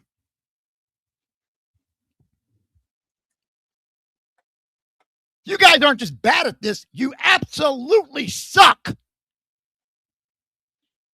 That's why you have to parade around in your fake names, true crime or culture. Because when I fuck up, nobody's going to know who I really am. Woo! Okay? That's why you do it.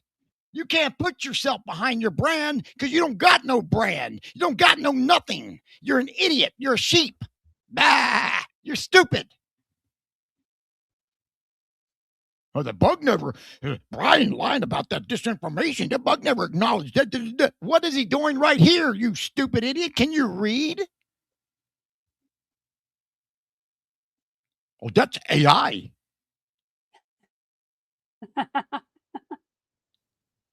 No, it's DA, dumbass.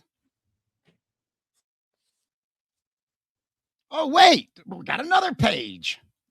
Woo! So here's the bug trying to come up with ways that blood could be out there because like Tawna said a minute ago, the blood is out there, you dumb fucks. Like I wasn't ever going to go into this. I didn't care what they thought. I thought the guy was so stupid that nobody's going to bother believing that dumb shit. Who in the fuck would believe it? I don't have to comment on this because there's nobody there's not going to be a significant amount of people to even believe what he's saying. It's so stupid, right? I didn't think I had to comment on it. But when I see even one person believing this dumb shit, I'm like, you are a fucking imbecile.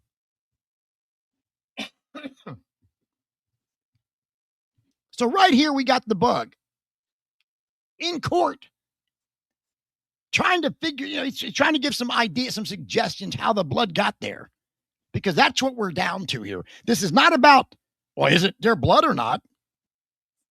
That's been established by forensics, okay? You can't fucking argue that, you dumb fucking retard. God damn it. You can't argue that.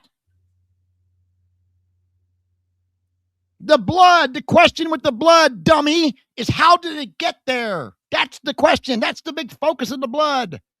Now, I get it. When a moron like you that comes along and you can't figure it out because you have no critical thinking skills, hell, you got nothing. You can't even comprehend a fucking sentence, much less critically think about it. Holy shit. Dude, just because you don't know doesn't mean it's not there, doesn't mean it can't be figured out. You just don't know. So what is the best answer for you? Well, they must have fucked up the blood testing. And oh, look, they didn't check this box. They misspelled his name. Oh, that's all I need.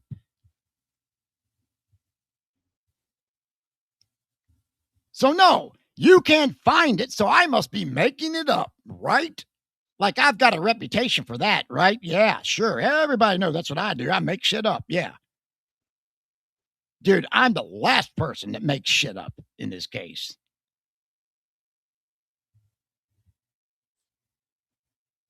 And just because I don't have it in the moment that I say something doesn't mean I'm making it up. It means I don't have it here in front of me. And just because you can't find it out there, you fucking brainless twat, doesn't mean it's not there. It just means you suck at this and you can't find it. You're right where you should be. Looking up at me. Like the rest of you maggots. You Manson groupie maggots. Every one of you, you're maggots.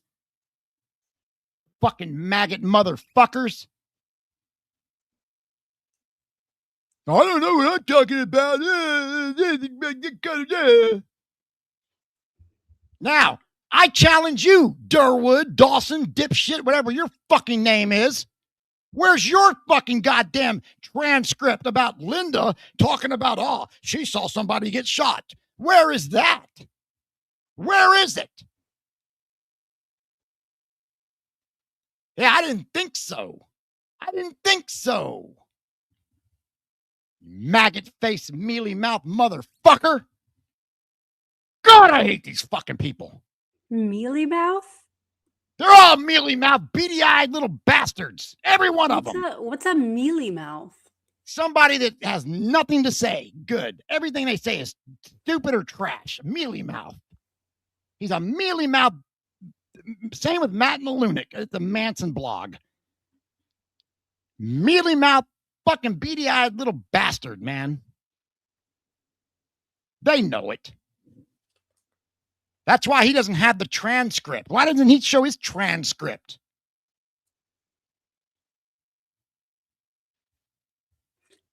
So basically you're saying put up or shut up.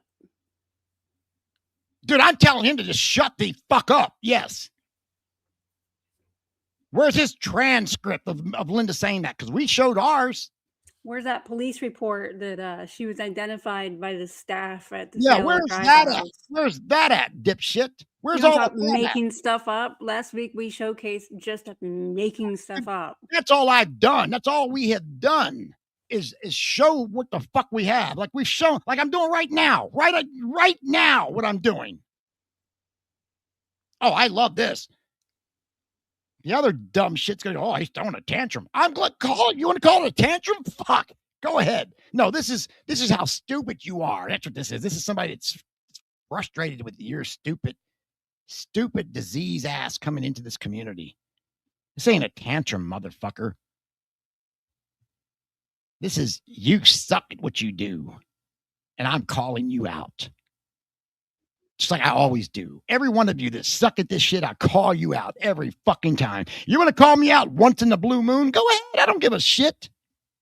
But you think I'm going to let you sit around and derail our shows and just come on anytime you want and say whatever you want to us, and I'm supposed to just let that go while you fucking mealy mouth bastards block me everywhere? Fuck you. Go get your own channel and you do your thing. If you don't like me, then you go tell your listeners about me, okay? I don't give a shit. But I'm done with you thinking you're entitled to come on my channel, come in my comment section and talk shit that's not true. Like this right here. She said this in our comment section. Oh, Brian said that the bug knew about the blood, but I think he's lying about that because I looked everywhere. I couldn't find it. That's because you're a fucking moron. And it goes back to something that Dawson said with the whole, well, even the prosecutor doesn't say it's out there. And the prosecutor, there's no witnesses. Why didn't any of the killers say that they saw them out on the porch? Yeah. There's nothing on this. Nothing to say that there's blood is there. What the fuck? The blood itself says it. He's in like, it's absurd. Like, I can't even believe that somebody's really. I can't believe it either. I can't believe we're even addressing this because these people are so far gone with it now. Yeah, no, you're right. But I've got to address this shit. I don't say things just to be saying them, okay? I'm pretty sure about everything I say. If I'm not, I'll say, well, I'm not sure, or I think this, or I might have seen this. Like, you'll know when I'm not sure, and you'll know when I'm sure. I thought I did a good job distinguishing, usually. Most people can tell when I'm opining or I'm speculating. I thought most people could tell that. But if I have to, I'll be more specific. I'll be more clear. But you people, you fucking Manson maggot motherfuckers, you're actually doing the disinformation. You're actually doing everything you say you're not. So fuck you for that too. I'm looking at all the stuff that we've got on this asshole. I think you're right. I don't think that we should ever even talk about him again. I mean, look at that. We've got side by side. We've got dozens side by side. I'm going to say contradictions. I don't think there's anything left. I think this is it. And it's like, I just don't care. If somebody wants to think that's true, then they can go do that over there somewhere. I mean, well, that's what I'm saying. You go over there and keep it over there. I don't give a fuck. I'm telling you right now. Here's what happened. We looked at it. Don't say we didn't look at it, because that's another one. That's another. He likes to say this bullshit. Oh, they didn't even look at it. Not only have we looked at it, we have replied 2-3 times, dude. You're just so stupid. You're so fucking stupid. You can't comprehend the simple replies.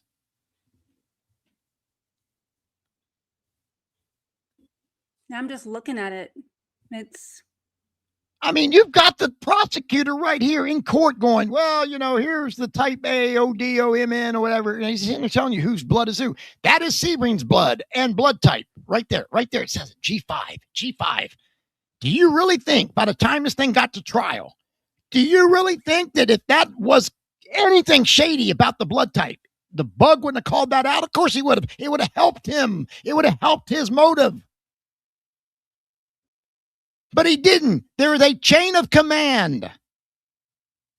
Oh, God, I can't believe we're having to explain this to these fucking imbeciles. God, dog it. Anyway, I just wanted to clarify that I knew that the bug acknowledged this because I didn't show it when I said it, this stupid bitch. Oh, he doesn't know what he's talking about. I looked for it and I couldn't find it. That's because you're a fucking idiot. And by the way, don't forget to put your helmet on the next time you go outside.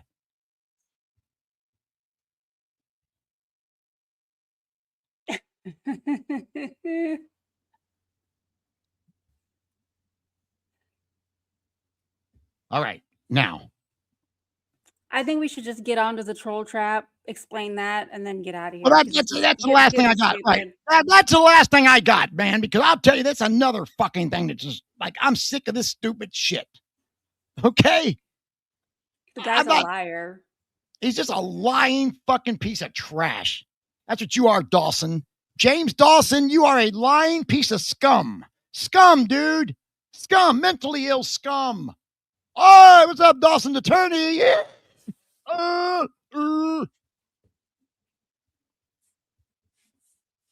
And if you want to buy into this idiot, by all means, it's a free country. Keep your shit out of my space. Okay? This is your only warning you're going to get. I've allowed you through me just being nice. Just me being nice. Because I actually thought I gave some of these Manson groupie fucking maggots too much credit, Tawna. I actually thought that even they would be smart enough to see through this Dawson moron. I thought Dawson would, in the beginning when this started, I thought that when I laid this stuff out side by side, he would have to, oh, okay, look, I'm wrong. He would have if he had looked at it. He ignored that part. That's all. Yeah, because I took everything that he said in the beginning. I took what he said. I tried to prove him right. That's what I did. I tried to prove him right. Right here's an example right here. Yeah, Tawna went, trying to force feed his Tawna went and literally proved him wrong on every fucking point. Right here. She took everything he said side by side and put it up with the fucking bullshit he was saying and put it up with the facts and totally disproved every fucking thing he said. Yeah, like what more? What more do you want? What more do you want? Yep. You idiot. Look at him. Look at him. Go back to this. Look at him. Look at him. Look at him. This little Manson avatar. You little groupie fat bitch. God, you're disgusting. You are you called me a pig? You're a disgusting pig. Holy fuck. Stupid as fire. Or this one trying to say that Linda saw Tex shoot Frykowski at the door and that there's transcripts that say that. I mean, it's right. No, this is the example right here. This is a great example right here. And this is the flooding. Look at this. I didn't even cut this out. This is just one. He's flooding the chat. This is what right. This is what I'm accused of being a coward about. All right? Because when people do this to my chat room, when people do this to my show, I block them. It's not because I'm a coward. I would face this maggot fucking idiot any day, any time, face to face. I promise you. If you think I'm scared, you're making a grave underestimation of me. But I'm not going to let some fucking moron come in my chat and disrail the show. You're getting blocked. And you can call it whatever you want. I don't care. Because this is exactly what he did. Great. This is the epitome of an example. He comes into our show and floods the fucking chat. That's not how to do discourse. That's not trying to have a talk. That's not trying to be, good faith. I'm trying to talk. No, you're being a fucking chode. Now, not only are you being a chode, but you're wrong. You're absolutely wrong. You're not even right. What you talking about? Most people don't even take time to read this shit. They just see a bunch of shit. So I'm going to take time to read this for you people. So I'm going to show you what an idiot he is. And this ain't no catching a troll. This ain't no I'm suckering somebody. This is what he really believes.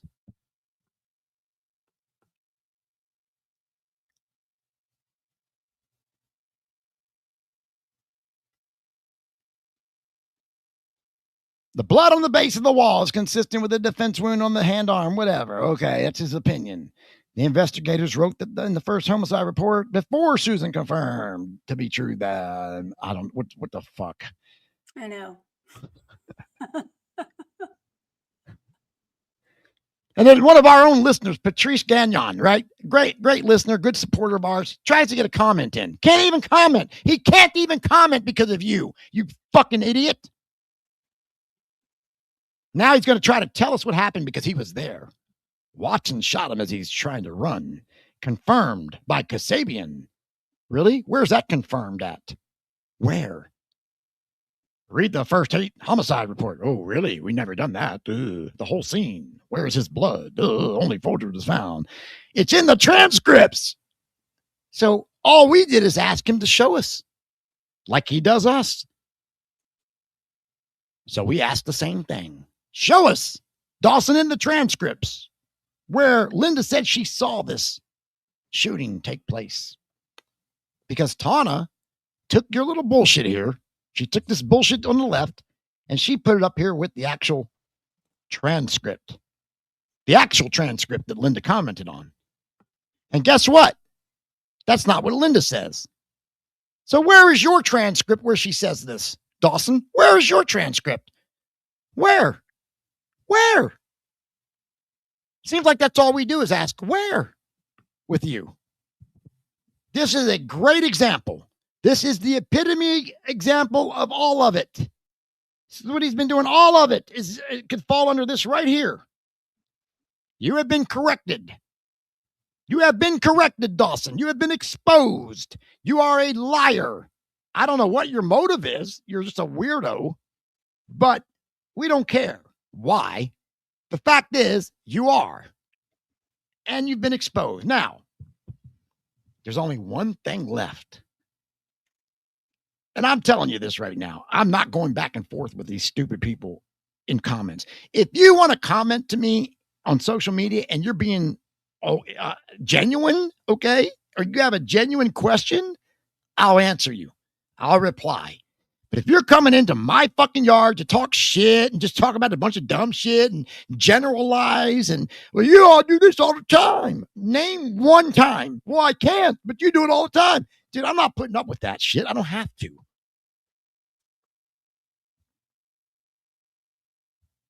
I thought it was kind of funny that those clips that we played last week, they were framing it as we took things and twisted it to mean something different. What did we twist? Yeah, there's nothing to twist. If we twisted it, why weren't we corrected? That mealy-mouthed, beady-eyed, batshit crazy buffoon, Dawson, didn't say one word about what we said. Because he knows we're right. Now, he said this a couple weeks ago. We were talking about this very interview, right, that we did last week. And he said what? He wants to catch a troll? Is that? Yeah, that's what he said. Oh, Brian brought up this thing. Me and you, because you're in it now too, Tawna. It's not just. Oh, I know. I'm in it. Yep. Used to just be me, but now you're in it. Mm-hmm. And my God, what a stupid, I can't even believe the level of stupidity this is. Probably the dumbest of all of them yet. We're going to get to this one. Oh my God. Excuse me. All right. So we found this old show where Dawson is on there talking shit, and it's just nothing but shit. We played the clips last week. And the excuse was, oh, we had a troll that was trying to fuck with us. So I intentionally did an interview with my cousin. That's who the host was. I did an interview with my cousin and intentionally put out all that bad information to trap the troll. And I thought, that's interesting. How does that work? And then, did it work? Well, one of the people said, yeah. I talked to George Stimson and confirmed. George said that it served its purpose. Oh, interesting. How did that work? Like, how did that actually work? Because I'm curious, legit curious how that works. How does putting out disinformation, because that's what disinformation is, for those of you that don't know. When you intentionally put out misinformation to make people believe something else, that's called disinformation. That's different than just putting out misinformation by mistake. Disinformation is much worse because you're intentionally doing it. And that's what Dawson is doing right now. You can say why. Oh, I'm trying to catch a troll. Duh. Okay. But now you're still putting out disinformation. It's still, you're putting out wrong information. So that's still disinformation. And the average person that comes across that interview, they're not going to know that that's for catching a troll. they're going to think you're an actual dumb fuck. Which leads me to my question, how does that work? Well, one of Dawson's believers or friends, I guess, is no surprise, the fucking brain dead George Stimson. And I say brain dead because that's pretty much what he sounds like to somebody that's just fucking dead in the head. And I'm not talking about the rock band. I mean, again, you got the girl that was there at the ranch, but you're not, we're not going to use her. Whatever. Like, I got no reason to listen to you then, dude, especially after you believe this dumb fuck. So, apparently some troll was messing with George and Dawson, right? So Dawson comes up with this great plan. I'll go on a podcast and I'll put out nothing but bad information. And that troll will repeat it and voila, right? Mm-hmm. Supposedly that's how it works. Now, that's what George Stimson said. In fact, play the clip?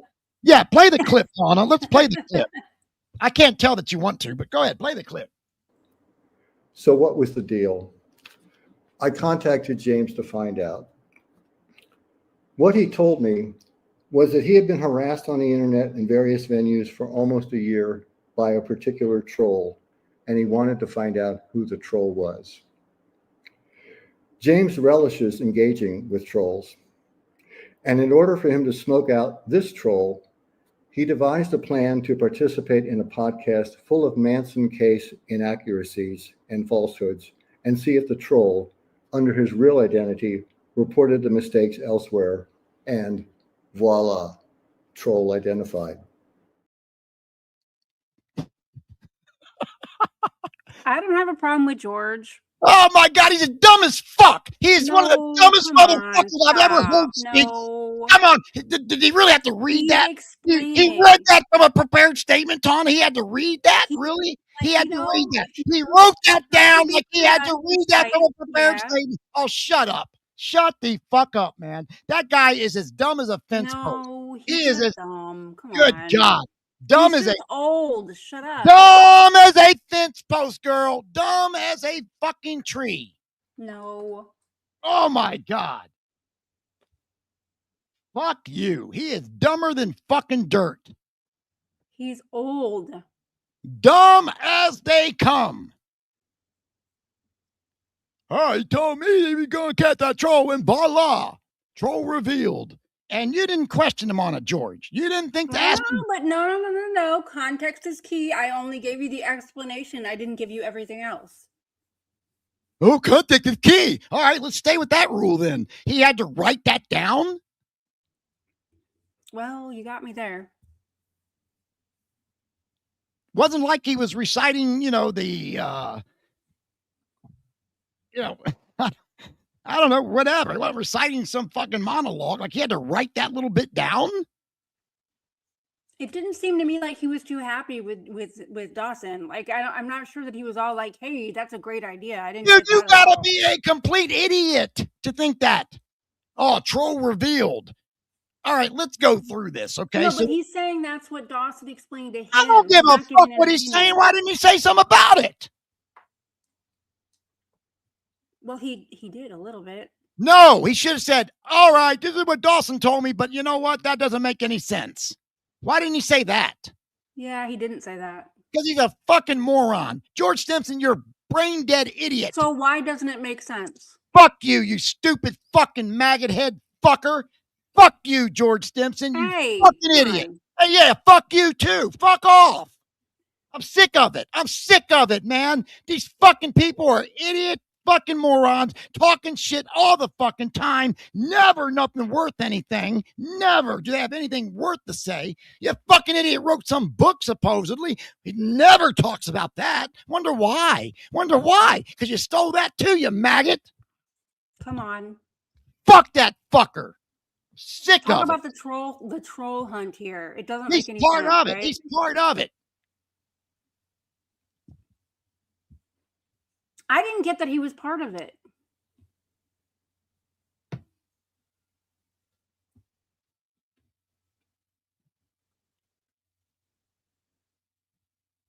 Let's go down that road.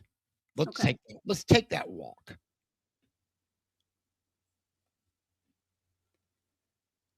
Somebody explained to me, like I'm fucking 7, since I throw tantrums all the time. Explain it to me like I'm 7.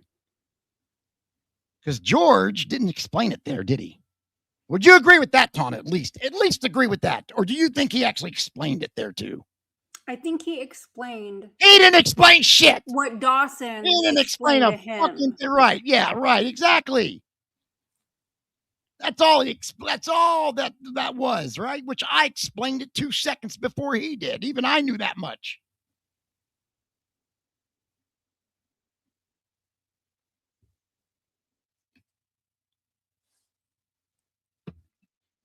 I'm not letting this go. I know you're not. I want to know how this works because I know that it doesn't work. I agree with you that it doesn't work. I know that the excuse is bullshit. The plan doesn't work.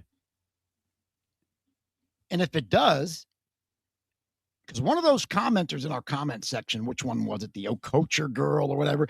I talked with George and George said it served its purpose. So I said, well, explain to me how it works. And notice she ignored that. She wouldn't answer that question because she doesn't know. None of them know because there's no explanation for it. It doesn't work.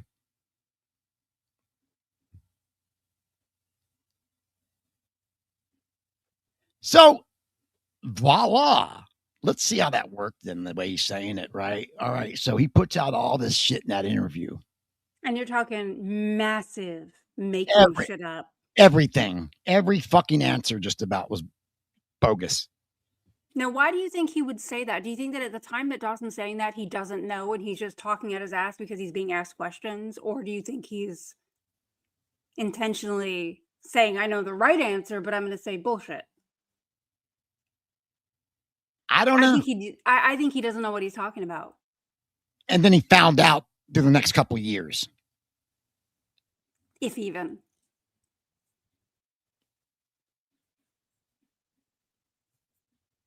Yeah. Because we saw that it continued to the second interview and then all the way to the Billy Mintz interview. Well, then it's the same thing. Right. Yeah, right. Exactly. And then even the comments that he's putting on his tabs in the last week, it's all bullshit. It's made up.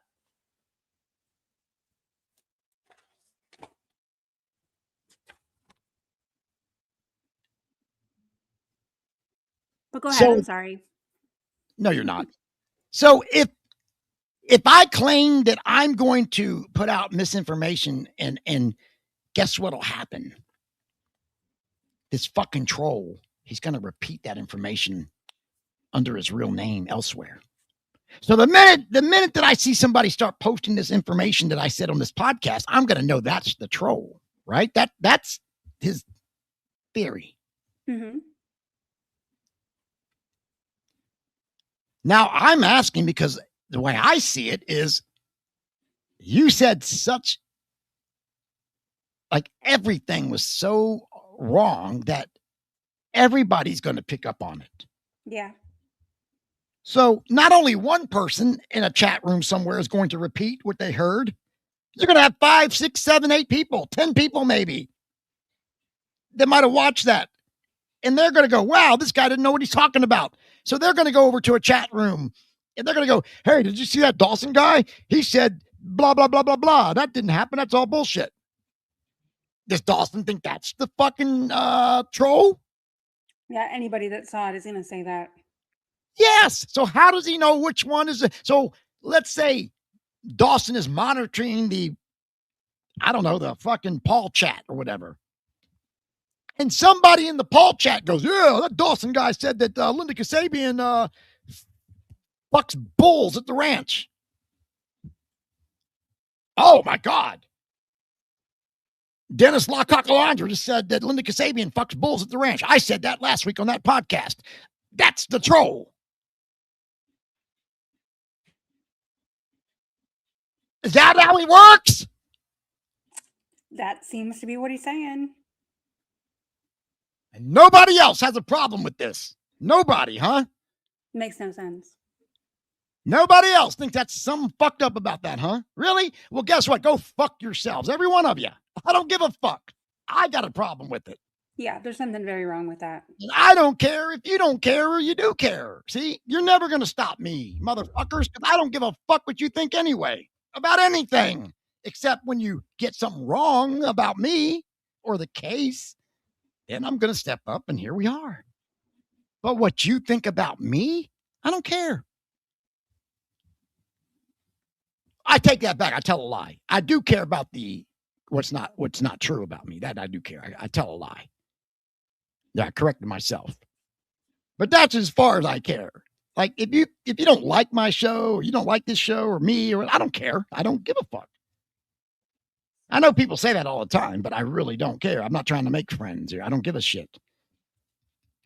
And if you think, oh God, I called him out once in a blue moon, or I called him out last month about the ribbon or whatever, put that on your wall. You should put it on your wall. Post it on your Facebook page with your dinner that you had that night, with your little hamburger or whatever you're fixing for dinner that you got to tell everybody about. Because they're probably the only people that are going to care.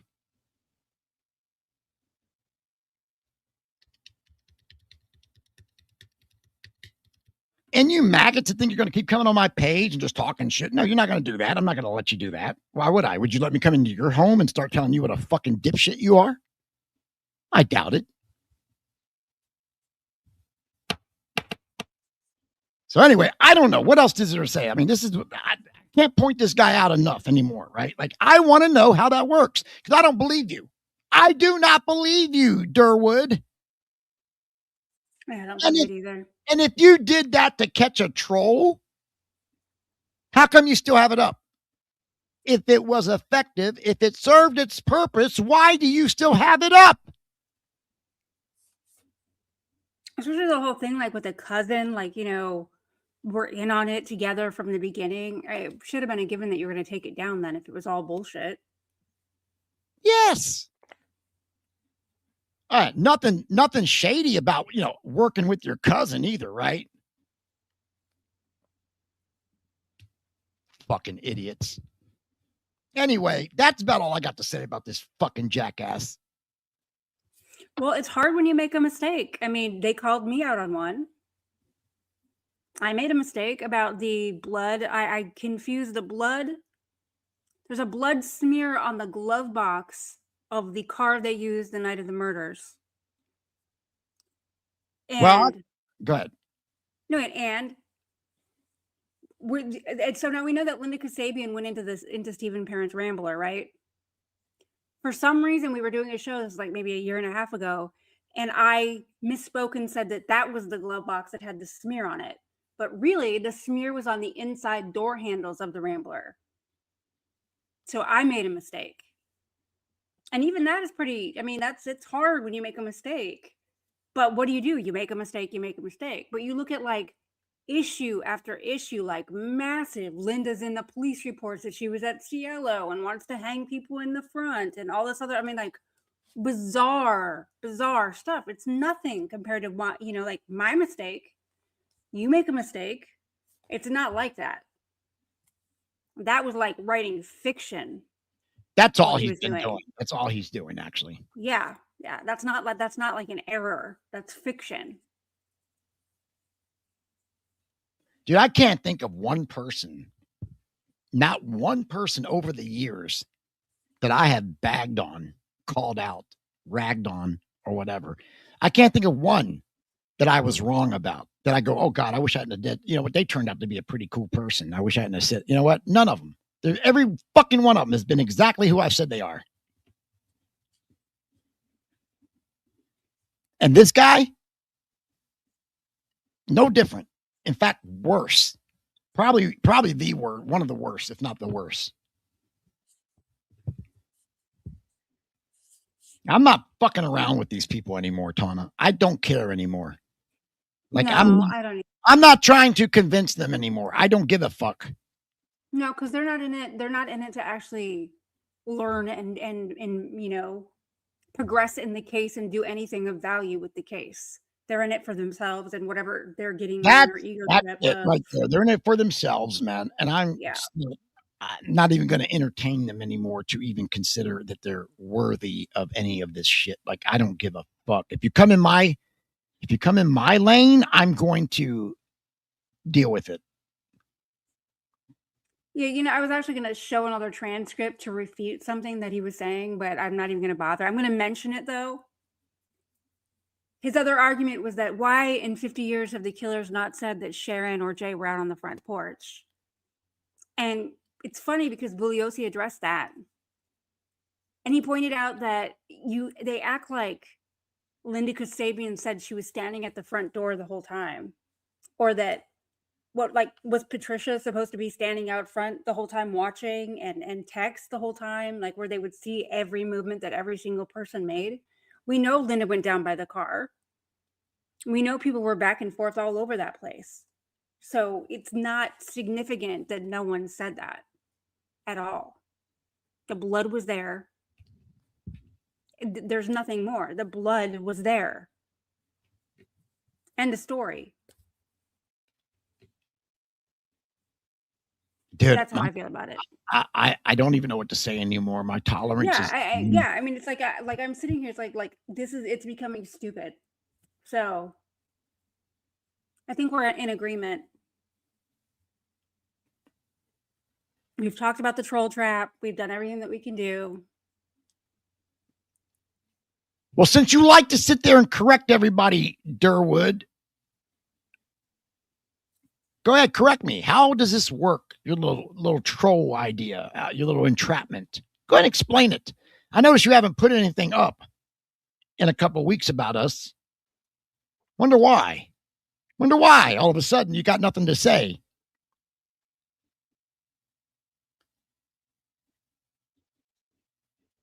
But that's the only thing I want to know. How does that work? How does that work exactly, that you catch a troll like that? How do you not catch, like 50 trolls instead of the one? Because everybody's going to be commenting somewhere about how stupid you are putting that information out. And then you're going to cry. You're going to literally cry and say, oh, Brian putting out this information. Dude, you've got a whole podcast up from 2 years ago where you done nothing but lie to the fucking people intentionally. Nobody was in on that gag but you. And then with Billy Mintz, he lied on the Billy Mintz interview. Fucking dipshit. Now let me tell you this is another type of fucktar we're dealing with here.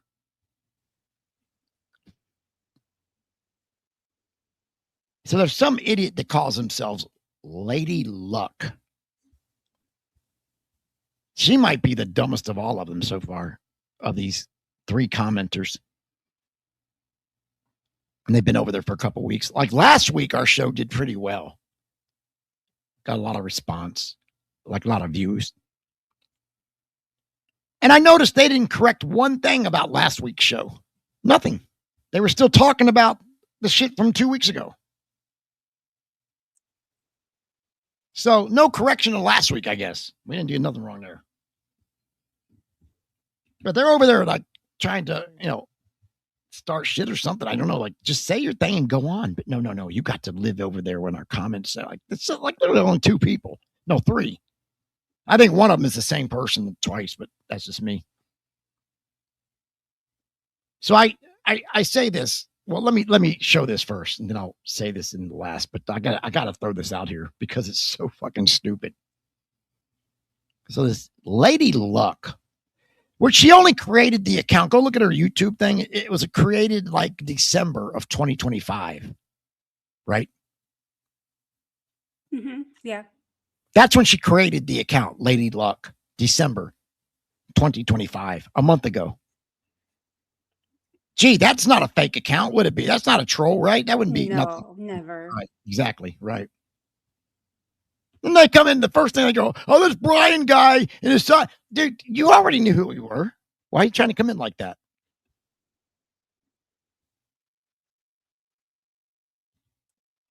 And they're going to call us out for this and that. That's fine. But then here's what they did. I'm looking for this thing right now. Wait a minute. I'm going to find this and upload this because of all people. Oh, God. They went over to Billy Mintz. I'm sorry, Billy Graham. And Billy Graham lit her up like a Roman candle.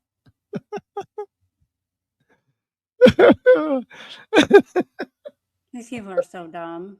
Oh my God, dude. She's probably the dumbest one of all. So you got three people right here, right? That I'm talking about tonight. You got the true crime Okocher girl, I guess. I don't even, is that what it is? Okocher? I don't know. Whatever dumb fucking name. Mm-hmm.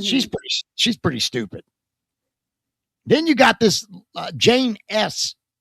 dipshit, who I thought at one time was, being genuine, but she turns out to be just a fucking brainless twat too.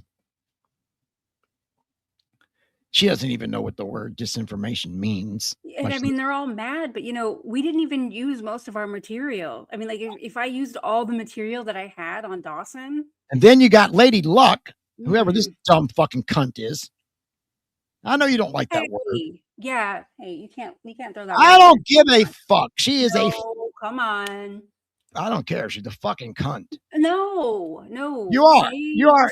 No. Or something. No, you are a cunt, Lady Luck. Hey.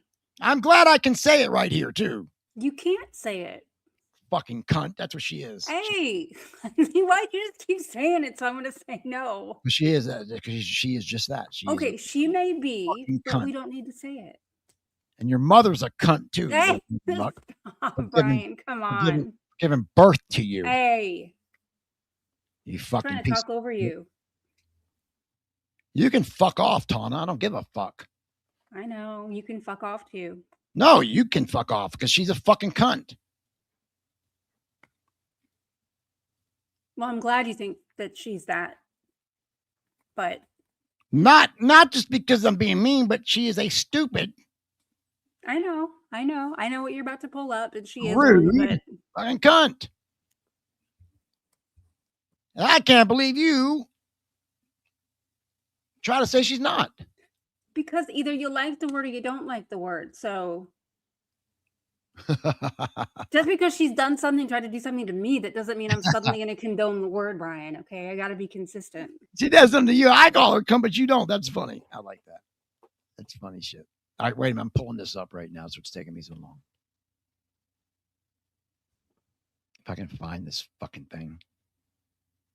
I can't even believe she did it. Here we go. I got it. I can't believe she did this. It's just desperation.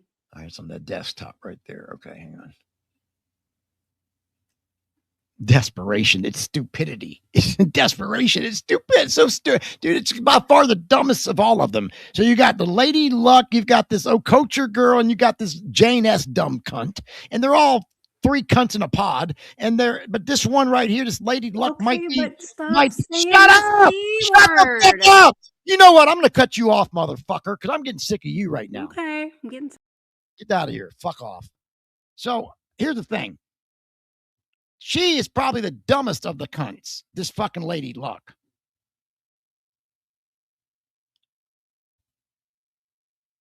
Because she actually goes over to Billy Graham. I'm going to put this. I'm getting this. I'm posting this right here.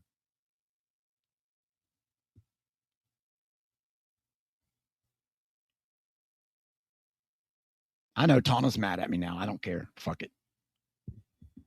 I stick up for her more than she does herself. I don't care. I see no redeeming qualities in these people. Okay. I don't know how Tawna does. I'm not mad. Well, I don't see anything redeeming in these people. There's nothing redeeming about these twats. Nothing. They everything. They're all every bit of them. Nothing.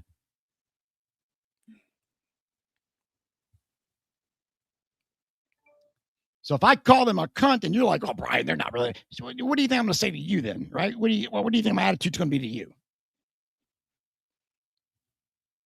I don't know.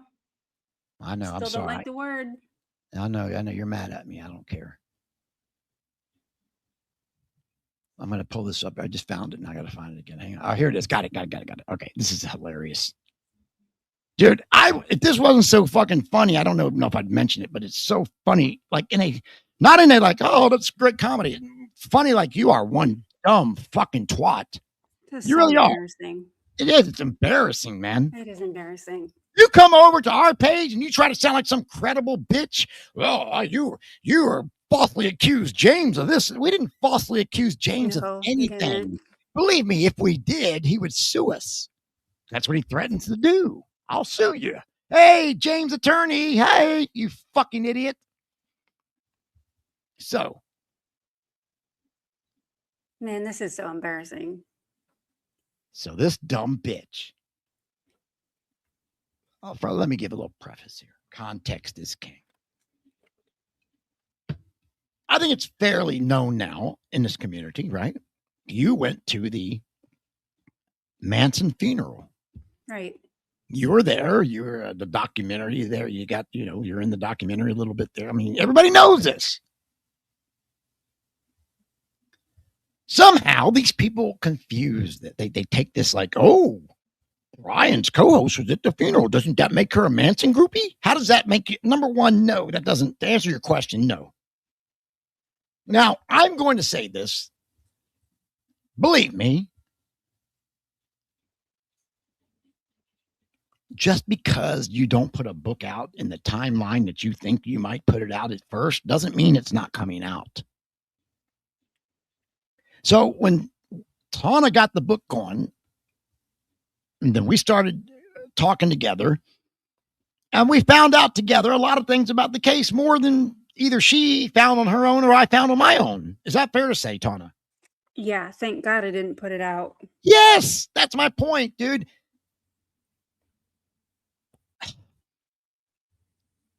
The stuff we found since we've been doing this has helped push the book back, because there's stuff that she's had to go back and put in the book. Important stuff. It is. And I promise you, it'll be worth it when it does come out. And you go, well, come on, Brian. You've been saying it for fucking 6-7 years, whatever. Dude, Tom O'Neill started working on his book in like 98 or 99, late 90s. By 2005, the book wasn't out. And it was supposed to be out by then. And I can tell you from being there, everybody was like, Tom O'Neill, he's not going to put the book out. It's never coming out. He got lost in the sauce. He got, like he lost his mind. He's not going to put the book out. That's what was going on for a decade. Everybody said Tom wasn't putting the book out. And then obviously he put the book out, and it's a great book. Most of it. It's a great book. Great research. Impeccable. Better than anywhere. Real research. Not like this fucking true crime culture channel, because she couldn't find the transcript where Bug knew about the blood on the porch, so it must not exist. No, Tom O'Neill's a real researcher.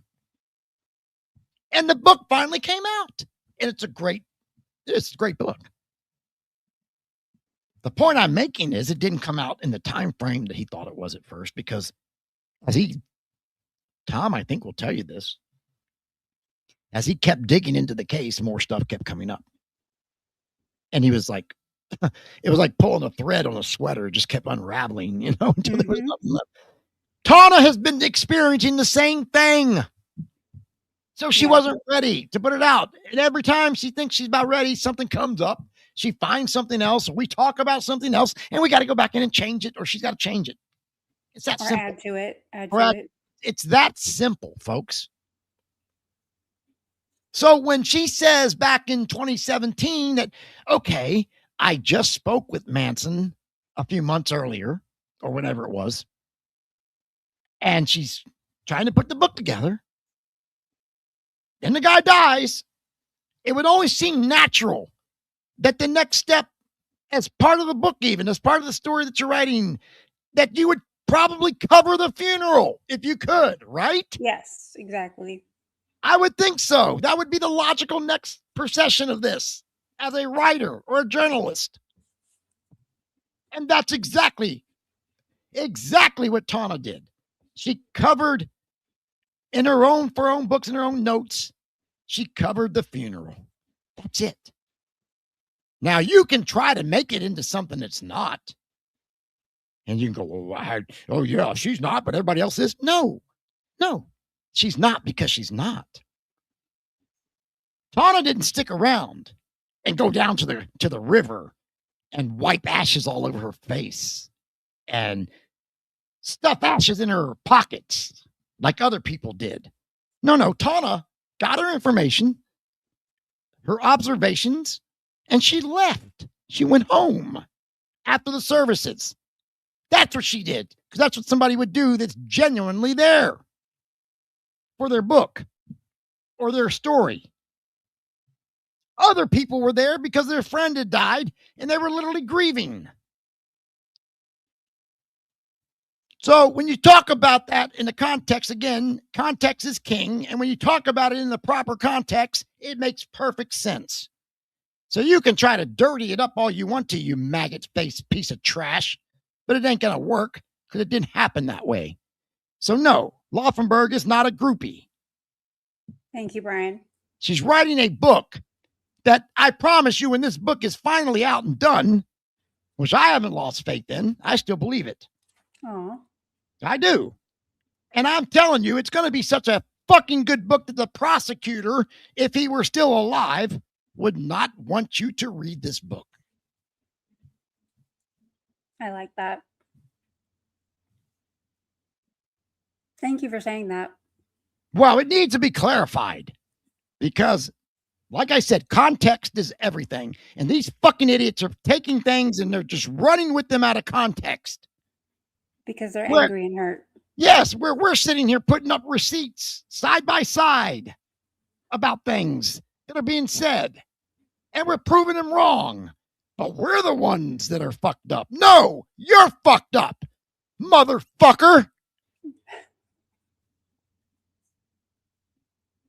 Now, here's the most fucked up of all. I think it's the funnest. So this stupid fucking bimbo thinking fucking idiot. Nothing but air in her head. Thinks because Tawna was at the funeral, that makes her a groupie. Ooh. No, not only does it not make her a groupie, but she wasn't partaking in any of the other dumb shit. Or what people would consider dumb shit. She had already left. But it got better. So this stupid idiot wants to dig deeper because Tawna is at the funeral. There's got to be something there, right? So she goes to Billy Graham, who was one of the pallbearers, I think, wasn't he? Yeah. And he also gave the eulogy. He did. Because I guess nobody else was going to do it. And Billy's like, fuck you, idiot. I got to stand up and do this, I guess. So he took over and did the eulogy, which if he hadn't have done that, nobody would have said anything. So, and Billy is in the documentary too. So this stupid twat, Lady Luck, she goes to Billy Graham's page where he's got the video up of part of the funeral, I guess. I think he's going after Tony Spurl. Yeah, it's a video of Billy going after Tony Spurl because Tony Spurl was another piece of shit that got into the funeral. And allegedly, by some, I think Billy thinks this anyway still, allegedly leaked the picture. Remember the picture? No, we know who leaked the picture. I know, but I'm saying Billy, that's what Billy. At the time, he thought. I'm sure he knows now that wasn't the case. Is this Tony Spurl guy? Yeah. So this video is on Billy's page where he's basically confronting Tony Spurl about the picture. So this stupid Lady Luck idiot goes over on Billy's page to that video and asks this question. Wait till you see this.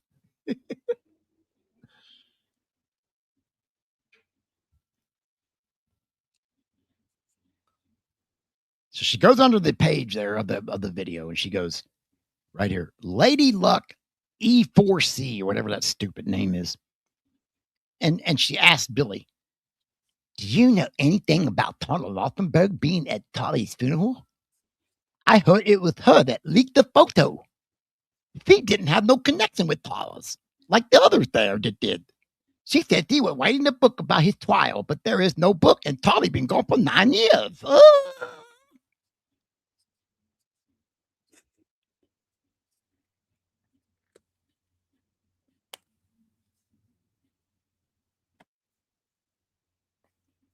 First of all, Is that how it sounds in your head when you're reading it? that's how I picture these people sounding. Yes. Yeah. So, first of all,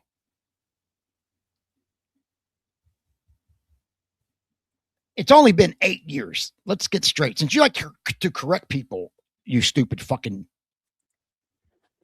brainless twat. Hasn't been 9 years, has it? My math says he died in, December 17? No, when did he die? November? Yeah, November. November 17? Was it 16 or 17? I don't know. Maybe she's right about that. I hope she's wrong, just so I can say she's wrong. I thought I was 17. Well, you don't know when Charlie died, you dummy. I'm not claiming I do, because I'm not a Charlie Manson fan. I'm not a fanboy, you dipshit.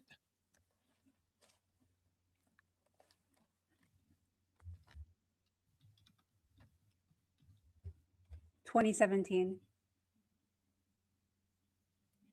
This fucking goddamn internet.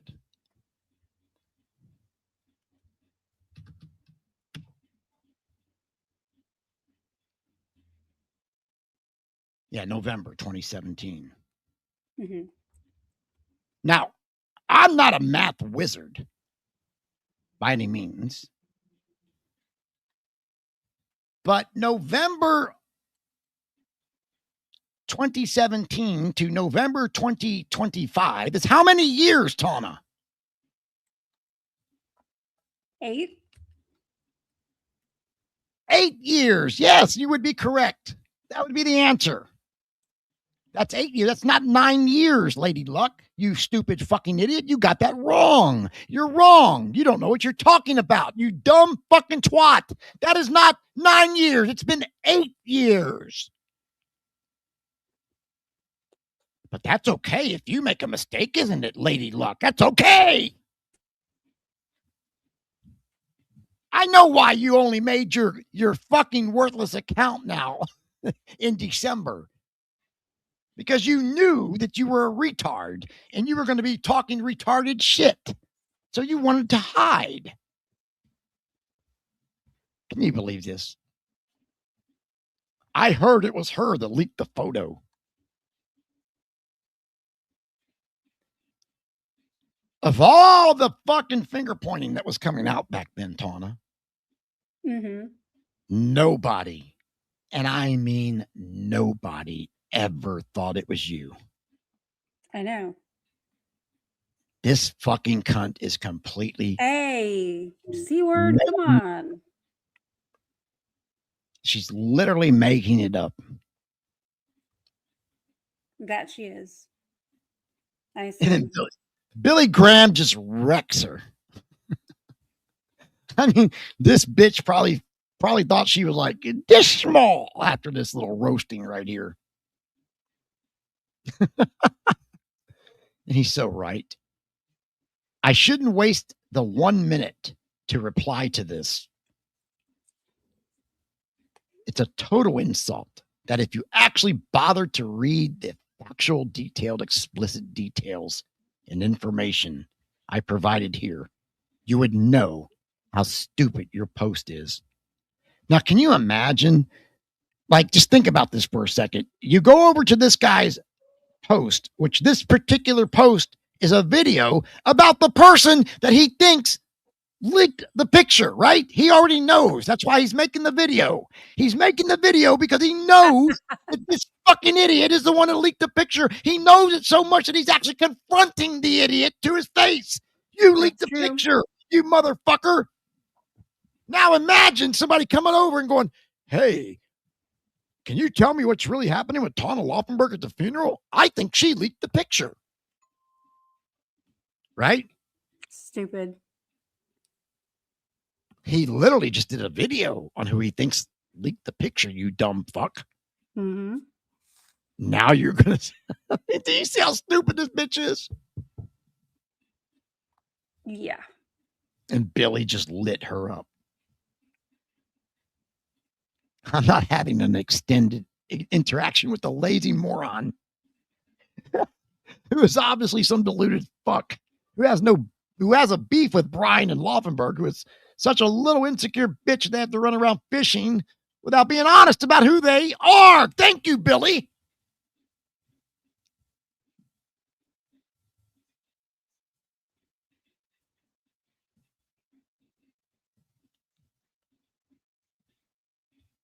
Thank you, Billy Graham. That's so right. Then he goes on to tell her.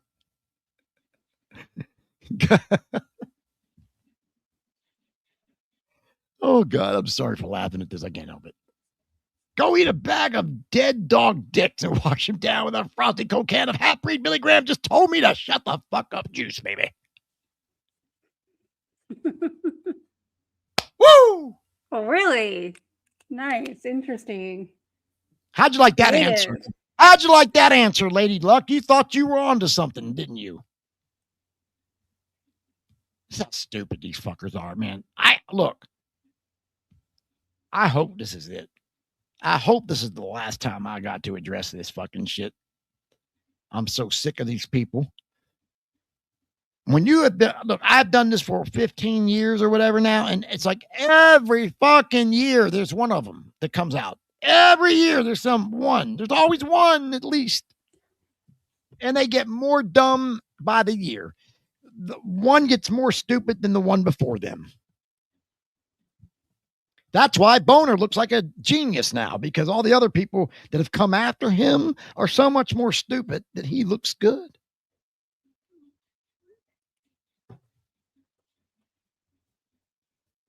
But, dude, after 15 years of this stuff, like it gets old, man. It gets old. Just here's the thing.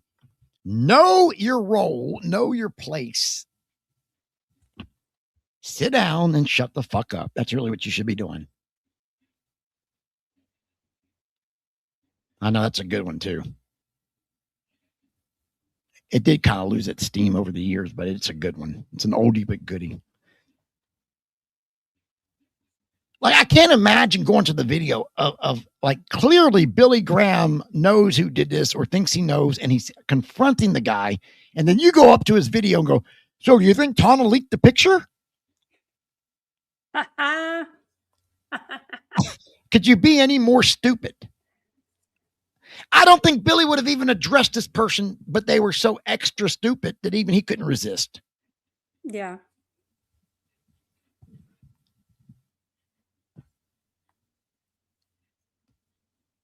But anyway, it's not that we're scared or cowards. We're just like, when you walk around out in the real world and you step in a pile of dog shit sometimes, and you're not afraid of the dog shit. You're not scared of it. You just don't want it on your shoe. You don't want to track it in your house. So you get a stick and you clean the dog shit off of your shoe. Okay? That's what I'm going to do from now. I'm just going to clean the dog shit off and go on. Like, I'm done with you fucking idiots. I can't believe it. I actually respected. I actually overrated. I gave too much credit to the Manson groupies because they're the only ones. They're the only ones. Not all of them. Not all of you. Not all of you. Let me specify. I'm sorry. Let me clarify.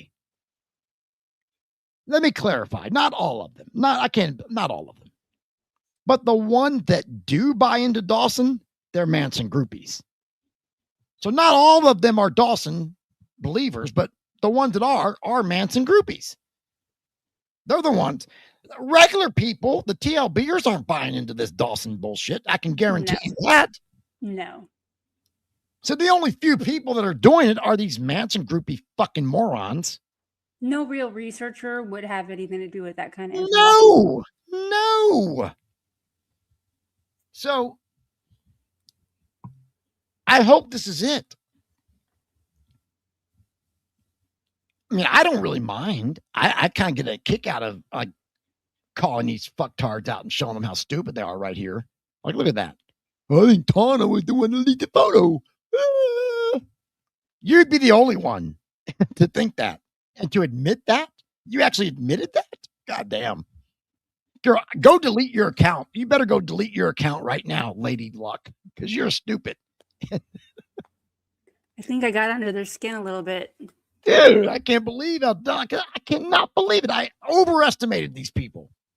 I gave them too much credit. Because even I thought, even the groupies would not buy into this dumb shit that Dawson is putting out, right? Even they aren't that stupid. Boy, was I wrong. God damn, was I wrong. Woo! Dude, I had no idea that how stupid these people really are. I didn't think they were that dumb. I was wrong. Hey, I was wrong again. How about that?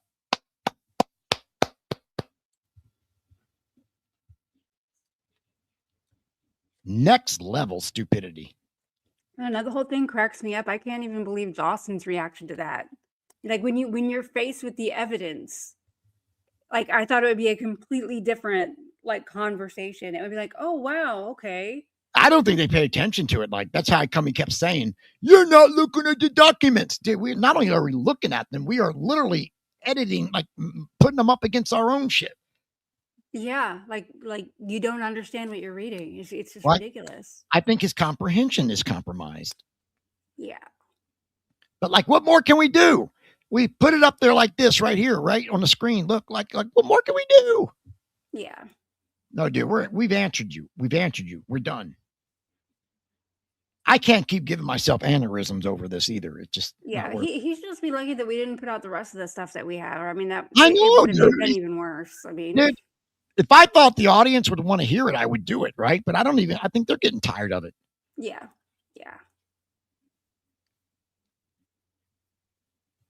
So don't say that we're not looking at the stuff.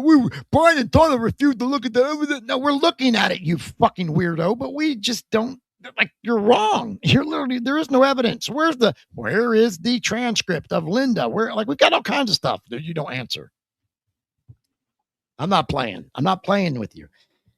We're going to do our thing here at TLB Radio. That's what we're going to do, like we've always done. And that's it. Nothing you do is going to stop us. We're not going to shut up. We're not going to change anything. We're not going to do anything. Like, we're going to do what we want in the best way that we see fit. Just like we've always done. And just like I've always done. And I hope they just get out of the way so people that really have real questions and comments can make their questions and comments. That's all I'm saying to yes. Get out of the way. Stay in your own lane. Go do your own shit and stay over there. And I probably won't ever mention you again. Yep. I hope not. I hope we don't have to mention him again. But when you come into my yard and you're talking, not just talking, but talking lies and Tawna released a picture and just garbage. No, dude, you're getting blocked. You're getting out of my fucking space. If you got legit questions and you really want to talk about this shit or this case, then we'll talk to you. You can contact us. By the way, you can call me anytime, 540-999-8710. How about that, Lady Luck? Why don't you get your little coward ass on the fucking telephone and confront me? Or how about you, Lady Occur, or I'm sorry, True Crime Occur? How about you, Jane S? You got a little balls in you somewhere? Why don't you get on the telephone? 540-999-8710. Everybody knows the number. It's been the same for 15 years. I want to talk to Dennis LaCalandra and find out if he was actually really sued by Dawson. Nobody's afraid of you. Nobody. I just don't have time, nor do I want to fucking go back and forth in the comments. I'm not going to text this shit. That's where I'm at with this right now. We're just gonna full steam ahead and fuck these people, Tawna. We just broke the record for F words, so you know. I don't care. Congratulations. Fucking right. It's the greatest word ever.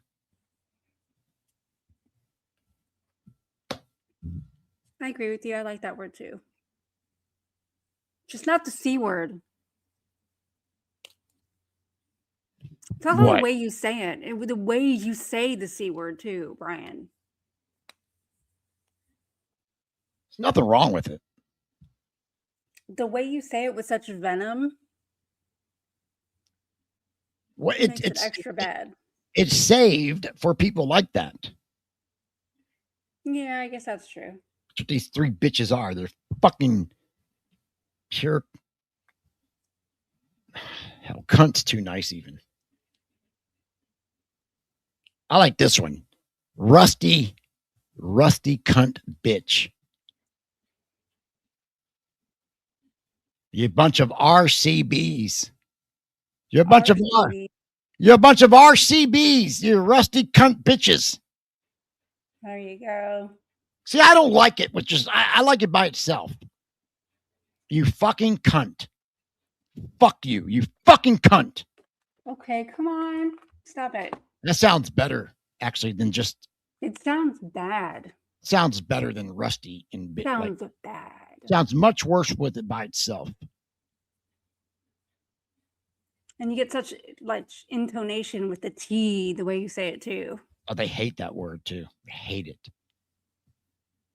Twat is much nicer. Good, thank you. I won't use it then. No, I don't know, man. I'm just like, sometimes I'm just like, yeah, I'm so sick of these people. Like, they keep getting more dumb, more stupid every fucking year. I know. I remember when the Paulcast came out a few years ago, and I thought, God damn, nobody could be dumber than these fucktards. Nobody. Like, it can't be possible. I didn't know Dawson was sitting back there going, hold my beer. Hey, but Paulcast took all his dumb shit down. I'll give him credit for that, I guess, but god damn, dude. Why would you come onto the internet playing up to a bunch of fucking murderers and stuff? Oh, we're for all your Manson needs. That was their tagline. Can you imagine, like, what kind of life do you live that you have to have Manson needs? I can't get over it, dude. It's unreal. For all your Manson needs. Really? Mansonology needs. Yeah, think about that for a minute, right? Anyway. All right. I'm gonna start like putting my energy to like real issues in this case. But sometimes I can't take it, these fucking idiots, and they come over and start talking shit that's not true.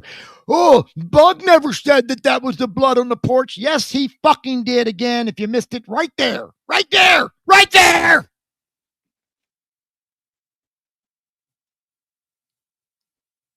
I think we tied up the loose ends nicely. Yes, and I'm not. For you three maggots, you three fucking maggots, you Jane S. and you Lady Luck Tard and you other coacher fucking idiot, I'm not explaining myself to you three ever again. Ever. Or Dawson. You're not worthy. You're not even worthy. I'm better. I am better than you. You're not worthy anymore of any type of fucking acknowledgement or attention, but I love that you need it from me. I love it. Now you sound like Stoner. Suck a bag of dicks.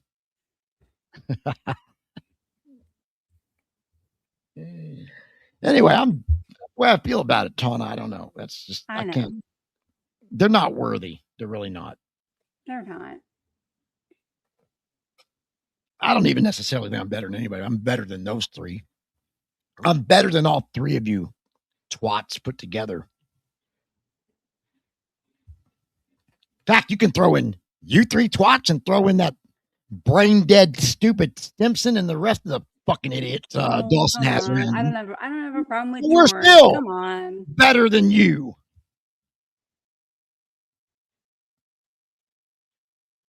Dude, how can you not have a problem with him? This fucking guy. Are you kidding me? He's just an old guy. Dude, there's been never a worse grifter in this whole thing than that piece of shit. My God, what is wrong with you? You want to talk about a guy that's grifting purely off of just making whatever he's making on this shit that has no business doing it, that's never put up anything? He is the man. He is the one. What a phony, grifting piece of shit. Oh, my God. Dude. Anyway, I'm not. I'll start a whole nother thing if I go on. I know you will. I'm sorry. I'm sorry that you're blind and you don't see it. I'm sorry that the truth hurts. I'm sorry that bluntness and tactlessness does not work for you, but to me it does. If there's one person in this whole thing through the years that doesn't deserve one bit of anything he got out of it, it would be George Dickhead Stimson. And you are a dickhead, motherfucker. You think I forgot? I didn't forget. You are a penis head. Dumb penis head. Idiot. Fuck you. Fuck you and your stupid girlfriend. How can you have a girlfriend? And you wonder why they don't want to play with you, bro. I don't even, I don't want to play with that. I don't got nothing to say to him. Nothing to, I do. Actually, I do got stuff to say to him, but I got nothing I want to work with him about. You think I want to work with him? Dude, I would be embarrassed to collaborate with him. He's just old. No, he's not old. He was just as fucking stupid in the 90s. Even Manson didn't like him. Even Manson did not like the guy.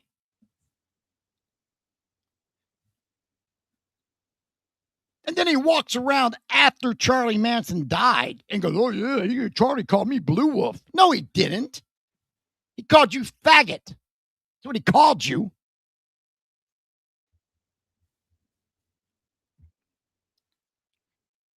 You know I'm telling the truth.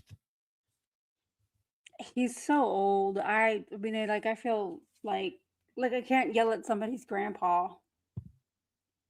Dude, I'm sick of the guy. I think he tries. I think he tries. He doesn't try anything. He's a fucking moron. I'm sick of him.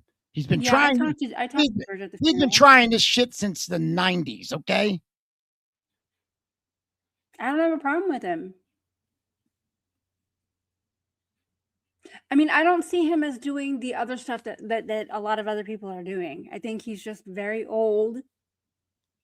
And I don't always agree with the way that he goes about things and all that, but I mean, what is he really doing? Dude, what is he doing?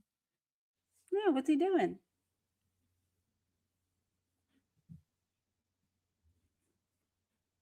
What's he attempting to do? Yeah. All right, let's see. What is he doing? Oh, I like this one. I like this. Like what?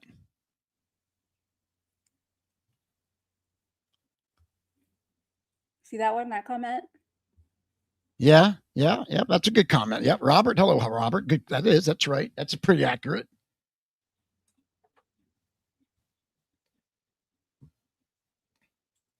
I'm sorry, dude. I just don't have it. I don't have it for him. He's a fucking douchebag. Fucking douchebag.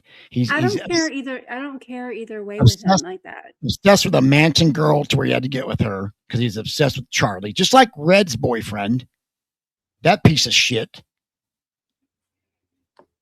He was a Manson groupie, and then he got to be with one of Manson's girls, and that's all. Woo! Look at me, I'm blah. That's all it's about with these fucking weirdos.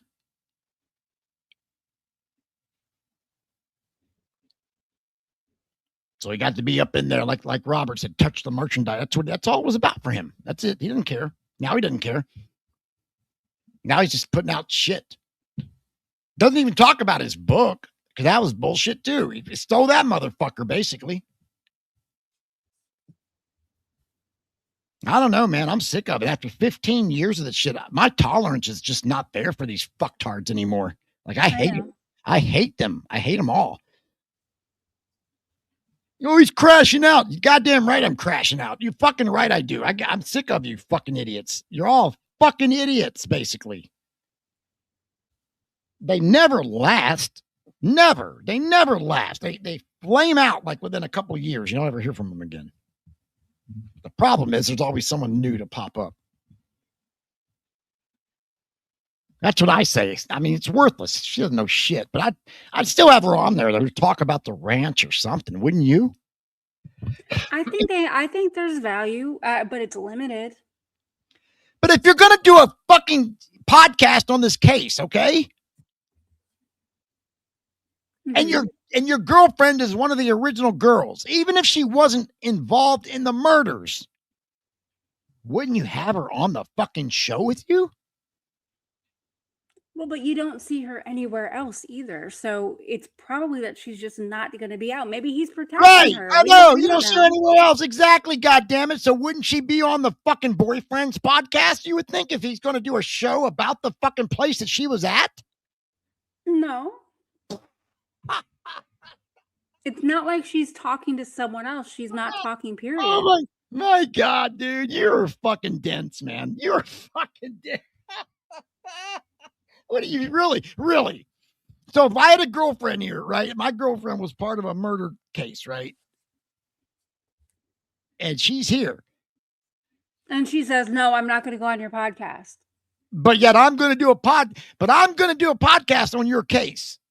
Mm-hmm. And you're not going to come on. But you're okay with it. Dude, come on.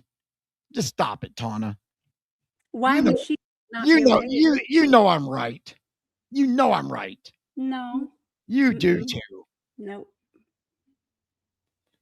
I'm going to do a podcast on the biggest case here that my girlfriend was part of, indirectly or whatever, and she was there. But I'm not going to have her on at all. We're not ever going to hear from her. We're not ever going to hear her on, not even like what she told me in bed. I'm not even going to talk about that. It's nothing. We're never going to hear nothing. It's almost like I don't even know Sandy. Yet I'm still going to do there's probably a lot more to her than just a podcast every fucking night, every week. Fuck off. Fuck off, man. They are that is fucking stupid. He is grifting. He's the biggest grifter in this whole thing. Is George Stimson.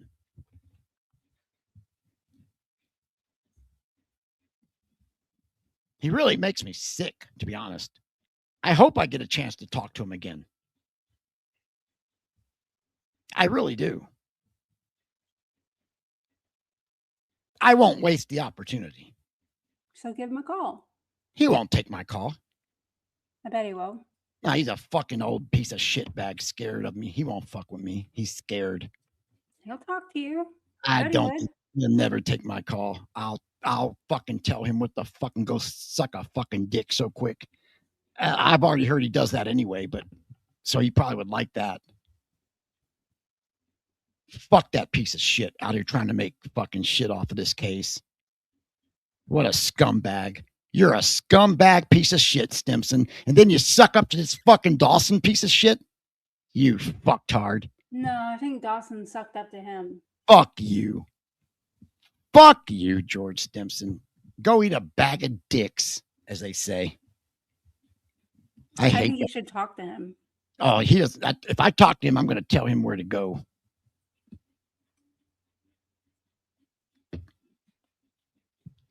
I have no respect for that piece of trash. Now, none. He's bigger piece of trash than he ever has been since he decides Dawson was worthy. In fact, anybody that thinks Dawson is worthy, I have zero respect for. Zero. Yeah, I kind of got to go with you on that one. So therefore, that makes George Stimson as well. You know, I went through that. There's a interview that of Dawson on his show, and it's right back to it. There's more bullshit in it. No, George isn't listening right now. He's too fucking old. I doubt he listens. Who the fuck? I can't even stand to listen to him. He's so fucking old and boring and. He likes to really. Can you believe he read that that little statement he made? He had to read that. He had to like prepare that. He couldn't just read. He couldn't just say that off the top of his head. He had to actually make a statement. Fucking idiot. I think he was trying to be fair. But he had to write it out. He had to like, what do you prepare a statement? Really? Okay. Yep.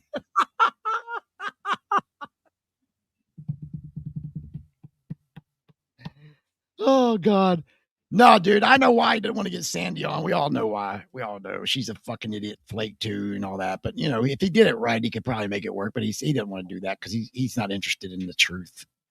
He's a fanboy. That's all he ever has been. I think he wrote for. Am I wrong in this? Let me put it this way. I heard. Word is, I heard he used to write for Detective Magazine.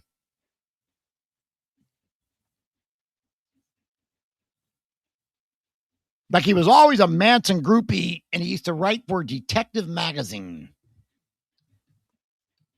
And then he met Sandy. Oh my, I bet it was love at first sight. Probably had nothing to do with Charlie Manson.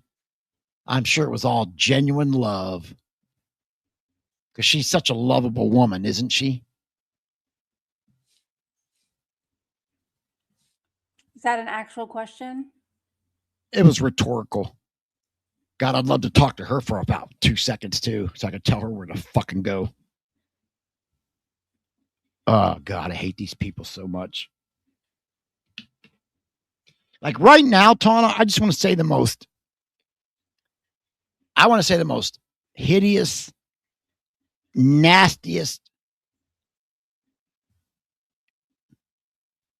Maybe we should get off a live stream before you actually do. Horrible things I can think of to these people right now. I would just love to say that to them, to their ugly looking fucking face. I would love that opportunity.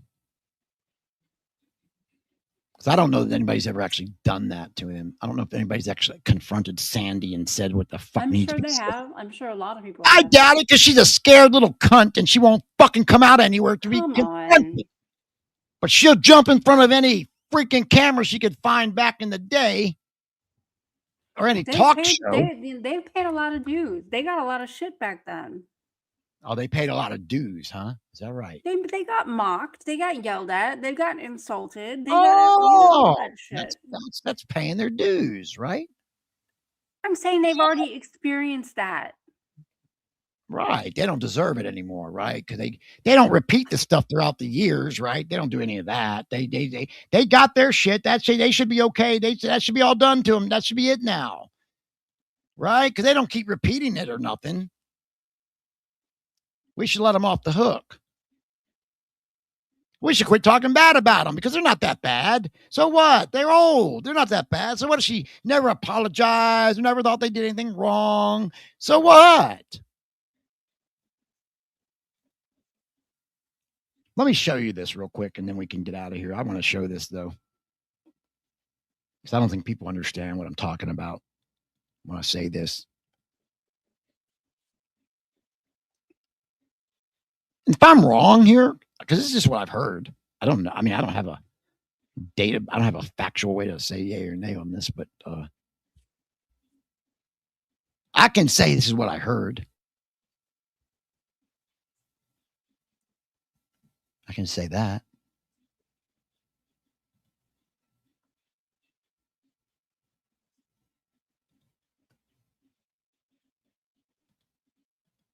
I'm going to show this real quick, though. Where would this be here? Okay.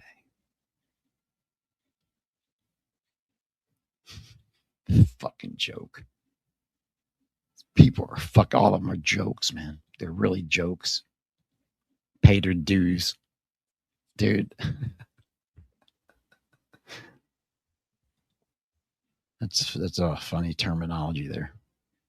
Maybe it was the wrong terminology. My point is that they've been through their experiences. That's what you think. That's what you think. That's fair. I don't care. I think that they've had their experiences to make them the way that they are, and that we don't get anywhere by just attacking them. Oh, I think we do. I think we get. Again, we get everywhere. We get everywhere by attacking them. Yes. Right. I know you think we should all be like sing kumbaya with these fucking cocksuckers, I'm not saying that. but I think they're a bunch of fucktards that have no redeeming qualities. And they've been nothing but muddying the waters of this whole fucking thing for us because they're so fucking just, oh God, I got to be part of this. I got to be part of this. I want to be part of this. People I want to be in the book. I want to pay the dues. You put them in a position where they've got to be on the defensive instead of actually solving anything. I put them in the position? Well, right now, I mean, like if they were hearing this, which I don't think they will be, but if they were to, they don't put themselves in that position. People have attacked them, and a lot of it is rightly so. Oh, them poor babies. I'm not saying poor babies, Brian. Oh yeah, people attack them because they didn't bring it on themselves. I caused it. No, they did. They brought a lot of it on themselves. But here we are now. Yeah, and they're still doing it. Okay. They're not? They're not doing it still. Really? What are they doing? What are they doing? You guys are about ready to witness an implosion. Live on the air, baby. You really want me to answer? What are they doing? Oh, I don't know. Lynette Frommy is only getting on Boner's podcast there a couple of years ago going, oh, we were all just terrorists is what we were. I don't know. What do you think they're doing, Laufenberg? I thought that was an acknowledgement of her misdeeds of when they were younger. I didn't take it the way you take it. I know you don't, because you see good in these fucking freaks. I don't see good in anybody. I don't see good in any of them. They're a bunch of scum. Like, what is it they're not doing should be the question. Like, oh, I don't know. Maybe they should be like saying that maybe they were wrong for doing that shit, or maybe I shouldn't have done all that. And do you think that like going off on this and name calling them is going to make them feel better to do that?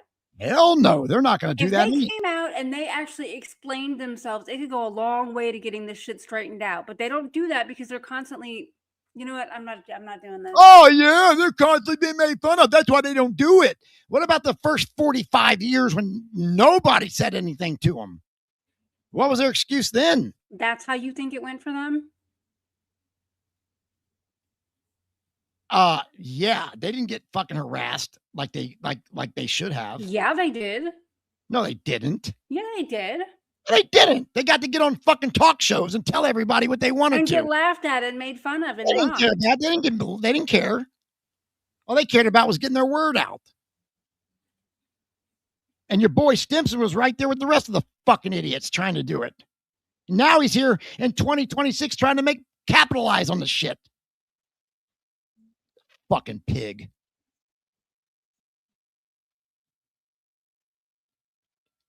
Let me show you. Here's what he used to. This is what I understand him to be. Oh, I can't do that. Fuck it. I'm just gonna put it up here like this. I can't clip this out.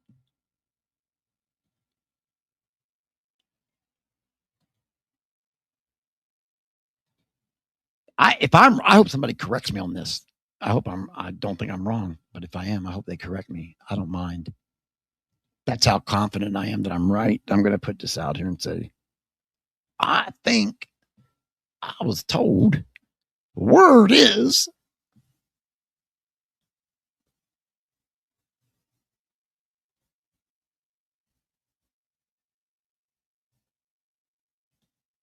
I got to change that stupid thing now. They won't let me put it up here like this. What is with this TGFF file extension thing or WEP or whatever the fuck that is? Have you noticed that when you download a picture now? Oh, Laufenberg's really mad at me now. Laufenberg hates when I fucking go off on these people. But I don't care. I got to stick with my guns. These are the scummiest fucking people I've ever encountered in my life, and I don't care. I'll say it till I die. If it means Laufenberg being mad at me, so be it.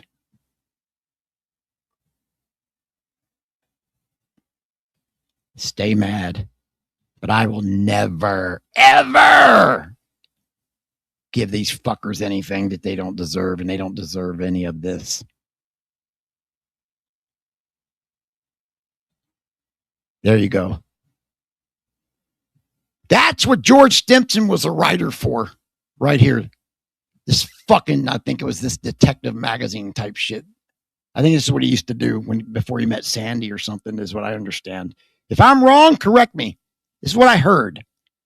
I heard this is what he got into. This is what he was writing. It's kind of shit that he came out of, this kind of garbage. That's why he's attracted to this kind of shit. That's why he's attracted to somebody like Sandy Good.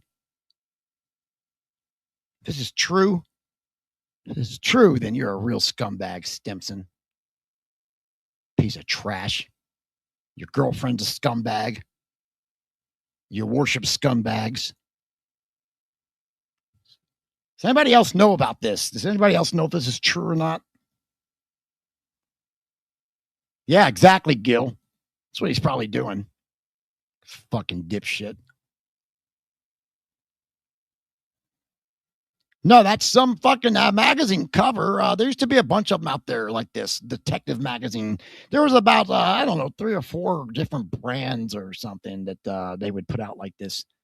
And yeah. Yeah, it looks like Laufenberg left. See, Laufenberg doesn't like it when I talk about these fucktards for some reason. I don't know why. It's like she almost likes them or something. I don't know. It's really weird. And I don't give a fuck. She can go off on, I don't care. She acts like, you think I haven't heard her use the word cunt before? Sure I have. But all of a sudden when I use it, oh, you can't use that word. No, I don't know why you like these people, Tawna, but they're scum. They're scum. Like Stimson, like 84 years old. I don't care what he's got to say now. Now it's too late. That fucking horse has left the barn. It doesn't matter what they say now. I don't care if Red comes out and says, I'm sorry for what we did. It doesn't matter now. Why you want to give these people any type of fucking credibility, I don't know. And I don't care. But they're always going to be cunts to me. Cunts. Pure fucking cunts. And if you're down with them, you're on the wrong side of history. So you better think about it. Before you come at me, you better think about what you're defending first. Because you're on the wrong side. And I'm sorry, George Stimson, you're a fucking grifter. You put out some fucking book that you didn't even really write. You really think George Stimson wrote that book? Really? Shit. He didn't write that shit any more than you and I did. He stole most of it.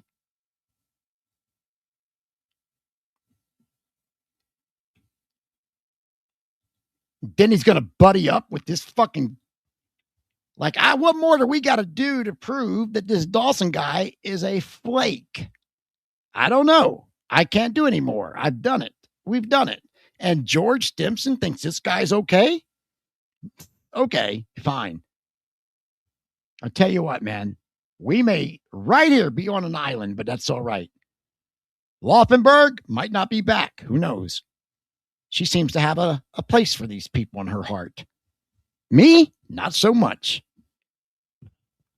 So if I haven't made myself very clear, I hate these people. I hate the people that follow them. I hate the people that believe in them and support them. And yeah, that's where I stand. So if you support them, I hate you too. Pretty easy, pretty simple for me.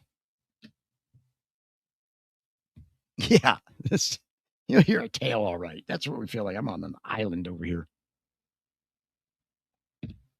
I'm not going to give in to any of them. I don't care. See, I was doing them a favor by wanting to get them out there, trying to help them and get this whole story out straight. That, you know what? The guy wasn't really a cult leader. He wasn't really the devil. He didn't get to put on the defense. Like, I'm trying to do that, right?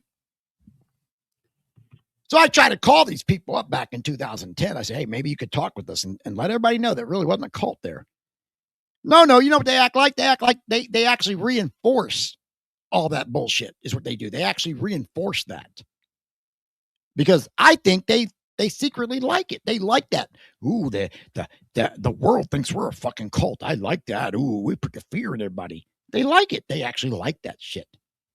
So I'm sorry, dude. Like, I got no respect for any of them now. None. Any that I did have back in 2010 or 11 or whatever, it's gone.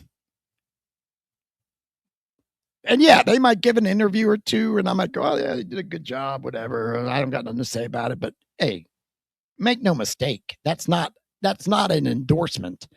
I just don't care. Like, they're done. I'm gonna go talk to Red. I don't really care. Like, what does she got to say? She hasn't said anything in 50 years. What now is she going to say? Nothing. She wasn't even around the murders. She was one of the protected ones.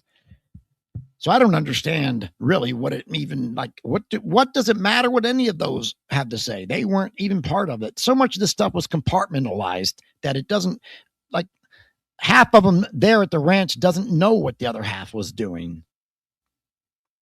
So, and then you got this idiot that comes in now and acts like, oh, I know everybody that was there. And well, then you know what? You sit over there with your little people and have your little thing, and we'll sit over here and have ours.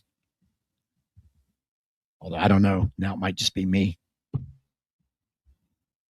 Tessmacher. Ooh. Laufenberg is pissed off at me right now. I can tell you that because she left. Like, she was trying not to. I could tell.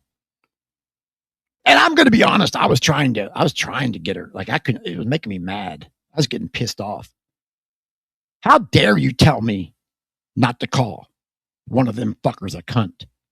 How dare you stick up for them? How dare you? And do you think by interrupting me and talking over me that I'm going to, like, shut up? No. You should know me better than that now, Tawna. No. And I'm not tolerating any of it, even from you. I don't want to, you're not going to sit there and tell me, oh, they're not that bad. Oh, they're not. No, go fuck off you too then, Tawna. They are every bit as bad as I say. George is a grifter. I mean, there's one guy that doesn't deserve a penny in any of this shit. It's him. Oh, they paid their dues. They paid their dues? Let me tell you what paying dues is, motherfucker. When I got into the radio business, I had to do radio shifts overnight, early morning, bad weather, on call, work shitty shifts. I had to go like 6 months. I wasn't even on the air. I had to fuck around and rack tapes and produce shows and stuff. I didn't even get behind the microphone for 6 months. Then you had to work your way up the ladder. Dude, that's paying your dues when you do something like that. Or if you're in show business or you're in a rock band and you got to sleep in your car or you got to fucking eat, raw potatoes because you can't afford anything yet. That's paying your dues. These motherfuckers did not pay their dues. What? They paid their dues to be criminals? What? They did not pay their dues. How dare you say that about them? What dues do they pay? They had to take a lot of fucking shit because they were a bunch of fucking... Oh, I'm sorry. They got ridiculed because they were murderers? Well, good. They got ridiculed because they stood up for their friends who were murderers? Good. And you think that's wrong, Tawna.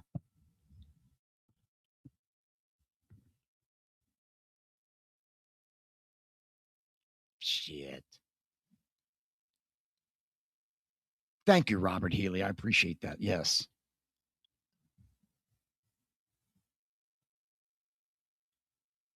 Dude, exactly right, dude. The butler did it. Yeah. With the, something in the library or something. I don't know, guys and girls. I'm I don't know what's left to talk about really much in this whole thing anymore. I'm pretty much said all I can say about it every fucking year.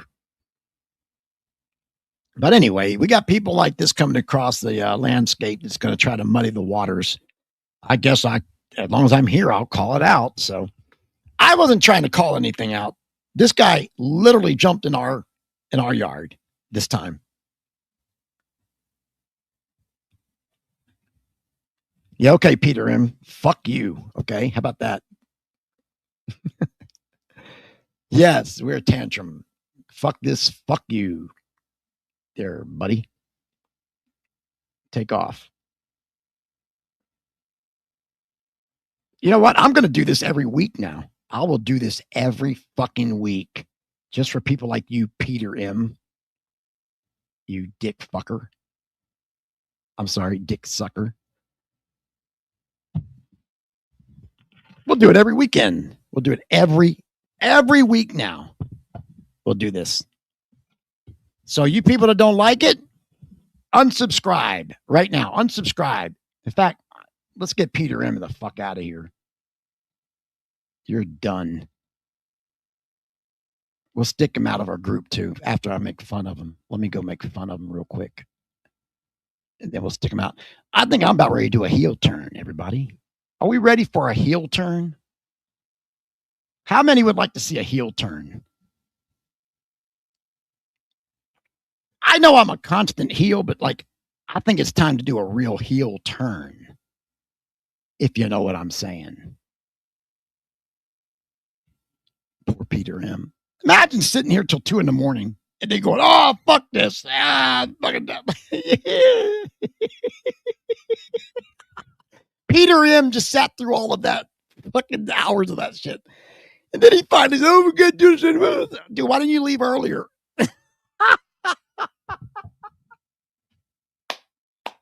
Oh, God. I don't know, Peter M. Dude, Billy Graham. There's Billy, who actually had this. We put this up earlier, Billy. We had the comment from that idiot that tried to confront you over this. Anyway, that was great. It's still Sunday night there. It's 2 a.m. here. Dude, if Laufenberg is gone, like, I don't give a fuck. Let her go do this shit on her own then. I don't care. She probably should hook up with George Stimson, to be honest. I don't know. Did Peter M not hear the first part? Peter M has always been a little bit mentally fucked in the head anyway. Like, that doesn't fucking surprise me. I thought it was weird that Peter M was even still listening, to be honest, for the last so many months, right? It's funny how they love this shit. Like, Brian Davis, you're great, man. I love your show. Great show, great show, great show. Like, then all of a sudden, like, oh, fuck, this guy sucks.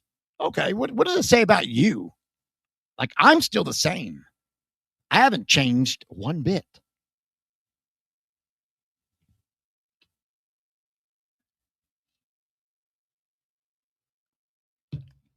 I'll do this every week. I'll get on here every single week now and trash everybody.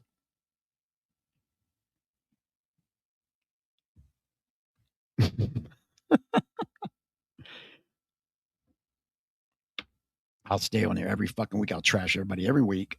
And that's how we'll do every show now. Because I know they love it. Laufenberg's probably done. She gets mad every time I talk shit about these people. I don't know why. It's really weird, actually. She probably ought to go and do a podcast with them. She'd probably be happier. Like, they're more her style anyway, probably. Because I don't have any tolerance for them at all. Like, I don't see any redeeming qualities whatsoever in these people. And she does, I guess, and I don't. So it would only seem natural that she would probably work better with them than me. Because I'll tell you this right now, I'm not changing. I'm not going to change at all.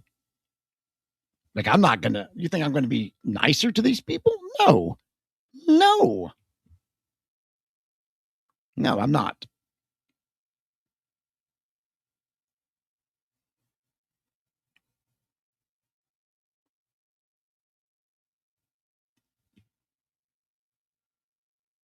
Nope. Never will I be nice to these fucking idiots. They're supporting goddamn criminals and murderers, people. How would you be nice to them?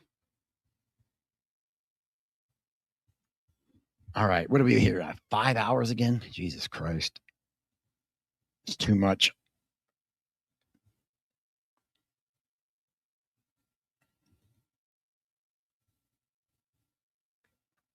But anyway.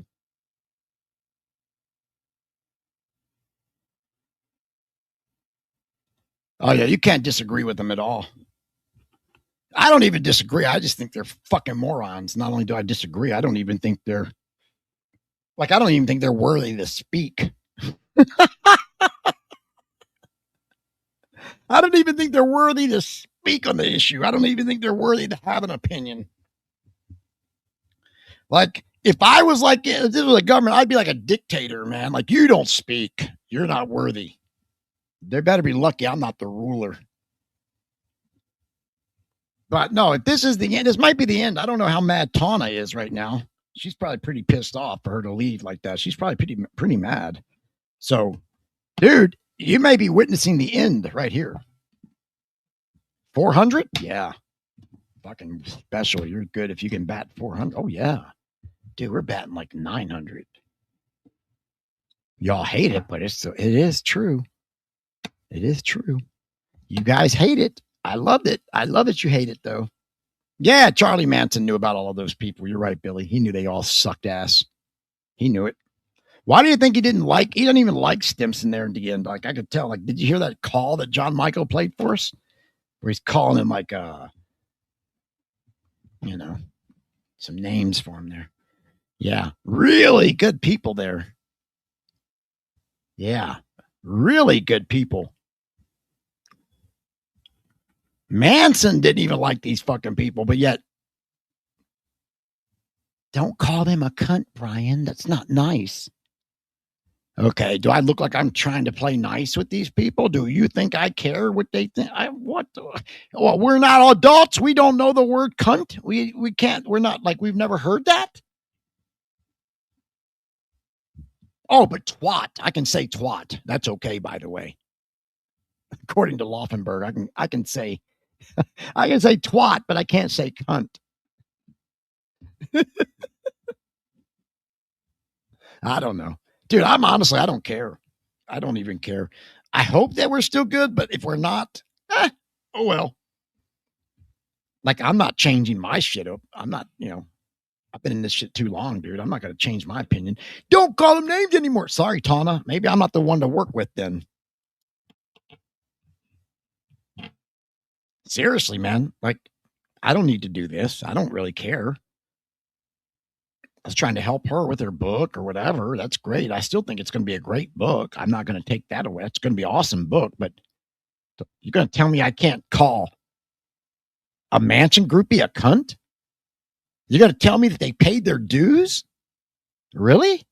What kind of dues would that be? Let me get this straight.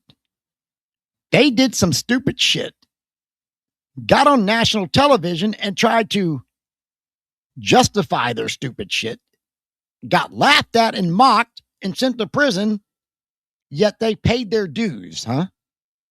Really? Yeah. Yeah, I don't see it that way. Sorry. Like I said, dude, if you're in a rock band and, you had to bum money or sleep in your car and then you finally made it after, a few years of that, like, that's paying your dues.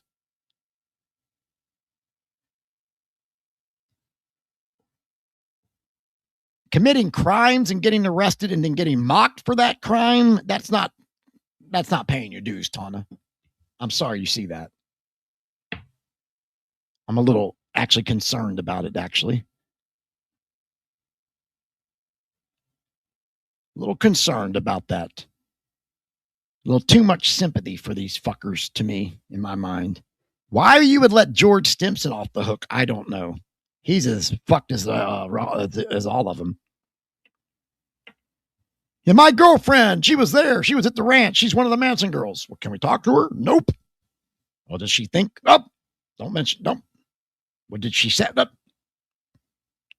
Okay, what good are you? What good are you then?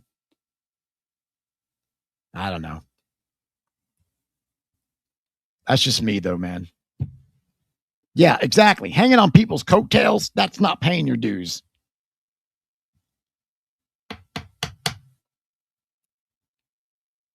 Yeah, there you go. That's a good one too, Kathleen. If they pay their dues, why don't we know the truth yet? The funny terminology, paying your dues. See, Billy says Sandy's not even allowed to talk to him.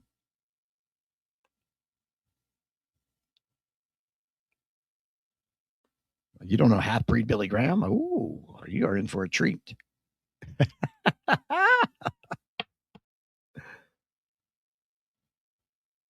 Yeah, it's funny.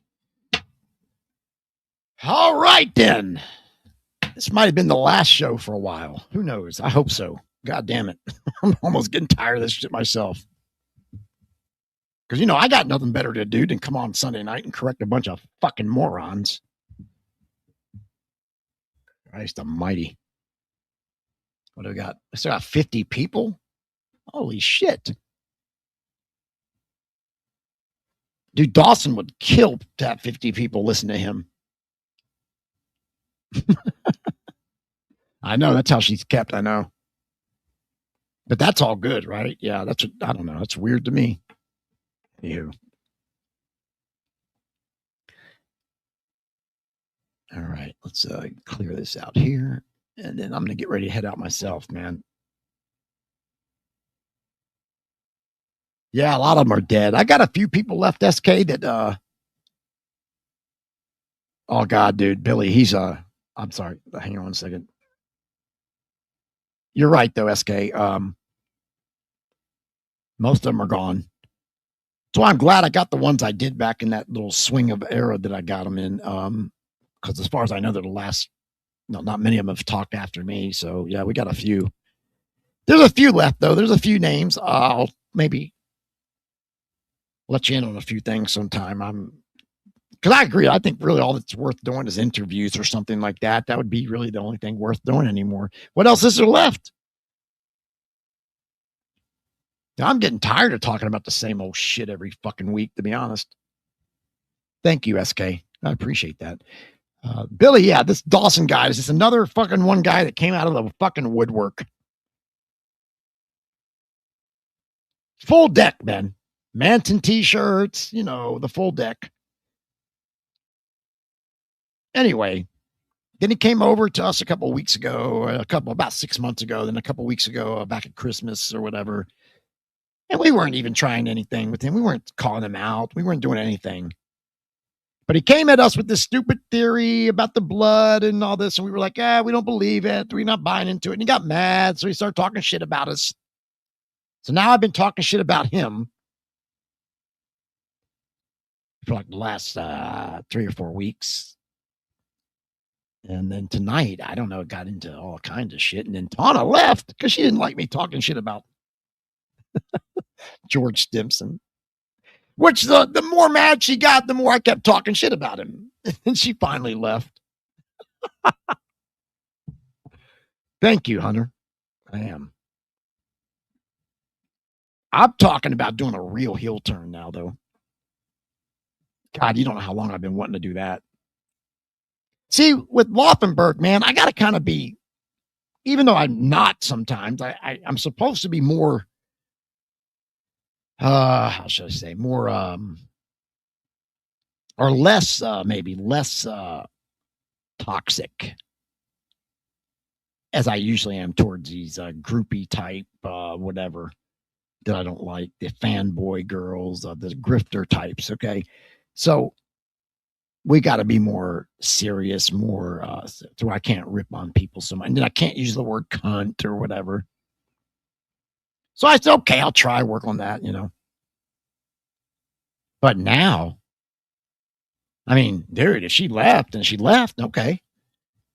Because, like, I've been wanting to do a heel turn for a long time, man. Like, I want to, like, because I've already said all I got to say about the case. I've already said everything through the years, right? I'm pointing everything out. Open windows, blood on the porch. I mean, we've called it all out for years, man. We've been talking about the same stuff for years. But we always got these people that come into these characters that come into this case every couple of years. Never heard of them before. Never. And then out of nowhere, these people come, people like this Dawson guy, people like the Paul cast, right? They all come into it out of nowhere.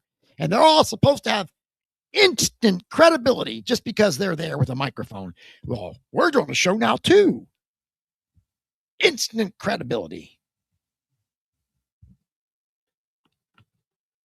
And it doesn't work like that for me. I don't do that. I don't give people instant credibility. And in this particular arena, where most of the people in this thing are for the criminals, they glorify the criminals, I don't got a lot of tolerance already. You're right, SK. Tawna is very important, very valuable. But if we've got difference of a philosophy, then that's just the way it is. Maybe we shouldn't be working together. I don't know. So I say, fuck them. Like, I'd rather just come on here every week and just trash talk these motherfuckers every fucking week. Just trash them every fucking week. Because they're doing dumb shit every week. You had to come on here and call me out a couple times. Okay, you probably get me a couple times. But these people are doing it every fucking day, every week. Hell with the case. Let's just come on and rip on these people every week. But I haven't been able to do that because we're supposed to be doing more of a serious, like Tawna, you know, she's all like, oh, we can't do that. We can't, it doesn't look good now. I don't know if it doesn't look good or not. I'm starting to think she's got a soft spot for these motherfuckers. That's what I'm starting to think.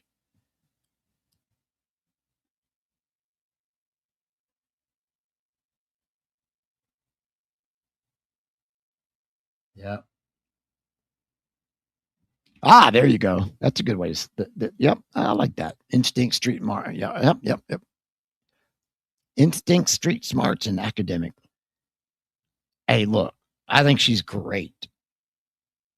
I really do. I wouldn't be doing this with her if I didn't believe in her. But sometimes you got like personality conflicts. That's got nothing to do with, you know, greatness or not great or genius or not. Sometimes it's just a personality conflict. I hate these people. I hate them. Hate them. Not so much even the ones like Boner, and I don't really hate people like that. I hate the people that support them. That's the ones I hate.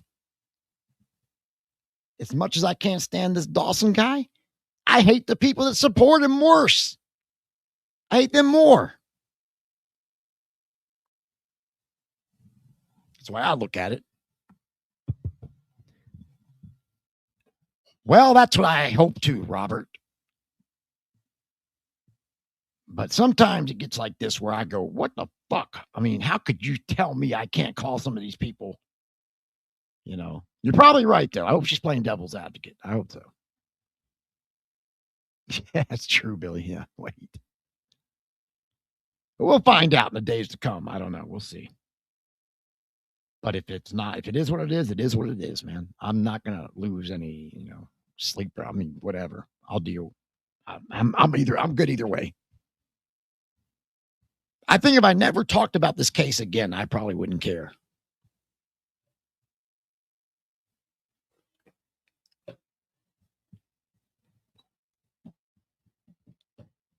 But I don't know. We'll see where it goes. Right now, I'm fine with it, though. I'm fine with everything. I don't regret anything. I don't have any takebacks or anything. You know, I'm okay. And if it's the last thing with me and Tawna, then so be it. I thought we did a good job in the first part of the show tonight. I thought we did pretty good with the transcripts of Susan Atkins and all that. That's, you know, all good. But when it gets into this trash talking shit about people, she doesn't like that too much. And I get way out there with it. I get carried into it like hard because I really do hate these people. I really do. It's such a contradiction to begin with. The Manson supporters. Charlie didn't get a fair trial. He didn't get it. All that's true. No due process. All that's true. It is very true. Bug was a piece of shit. But instead of focus on that, these fucking morons are focusing on Charlie was innocent. Charlie didn't do nothing. Charlie was innocent. He can play music. Like, that's not the way to go with this. I'm sorry. It's just not. It's not the way to go. And I can't play it like that. Now, you would think if you didn't like what you hear over here, you just wouldn't listen. Like our buddy Peter M. He's gone. Good. Take off. I don't hate you. I'm not for everybody. And I've been in this case way too long to where I can tolerate stupid shit like I've been tolerating lately. I'm not going to do it.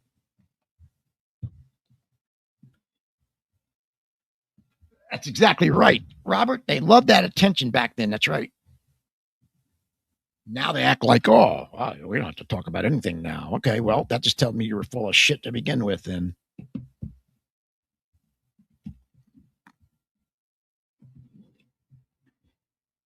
Yeah.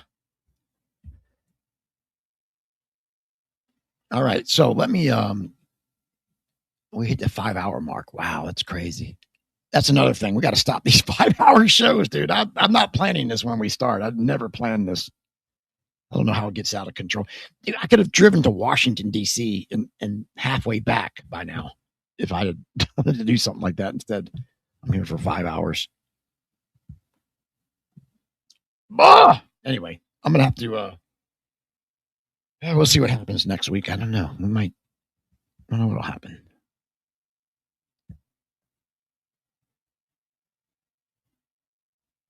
There you go. That's another thing, James. See, we didn't even get into that area. We never get into that area. Thank you. I've said that before. Laufenberg and I got into a fight about that one time. Atwa. Oh my God. Because I'm like, they weren't doing that shit back at the ranch. And Tawna was like, well, how do you know? Oh, come on.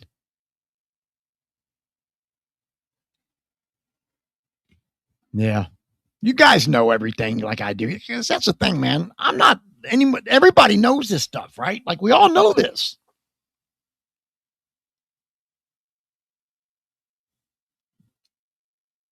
We all know these things, man. We all know these things.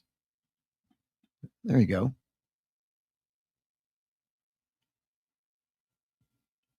Everywhere. See, you guys know this stuff. I don't get it, man. You guys know this. Everybody, you know this. I feel the same way you guys do. There's no different.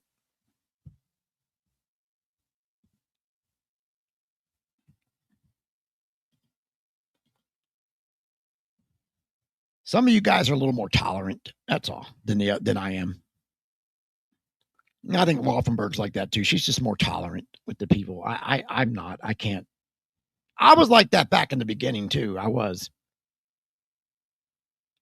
But I quickly learned you can't do that here.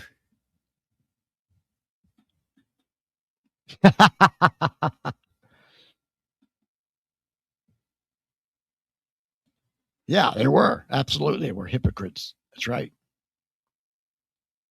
That's why I'm so staunch about this thing, man, because I feel anyway, I really do. I feel I'm on the right side of this whole thing. I really do. That's all I can say. I'm on the right side. I feel that way. And most of you guys are too. I know. I see you. I see you out there. I see you commenting.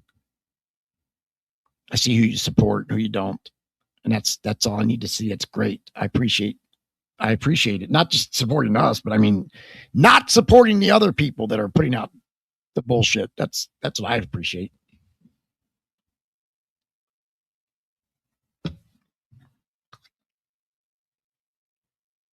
All right. Yep, that's right, SK. That's right. And I'm always aware of that too. Like I lean on you guys, man. Take care, SK. I appreciate you. I lean on you guys a lot of times. You know, I ask you guys a lot of times, was that true? Did I say that? Does anybody know this? Like, you guys are as well versed in this as I am. Yeah, that stuff there, man. That fucking Barker's shit was ridiculous. How about all the probably auto parts you can still find at Spawn Ranch, probably, from where they just threw shit over in the ravine in the gullies and stuff, right? Yep. We talked about that, Billy, for sure, man. And they're always like, they've always been like this.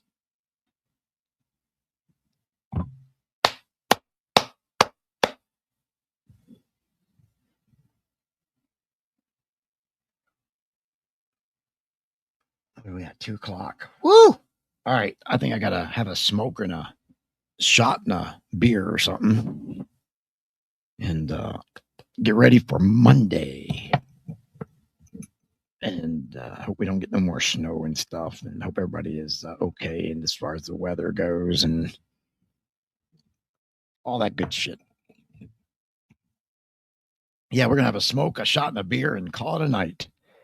I don't know. I'll let Laufenberg cool off a day or two. We'll see how that goes. And then we may or may not be back next week. I don't know. We'll find out as we go. But in the meantime, thank you for joining us here tonight. We only got 2 more till 400, really? Well, fuck. All right, there's one. I'll save number 400 for the very end here.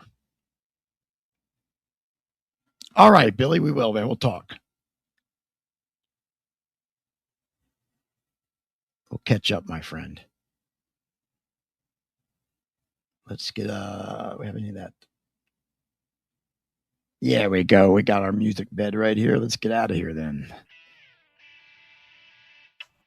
All right, we brought it to you once again. Another 5-hour marathon. Woo! Helicopter.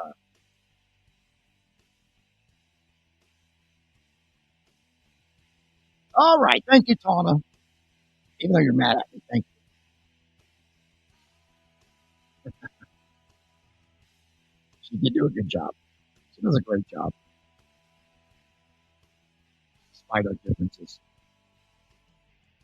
She does a great job.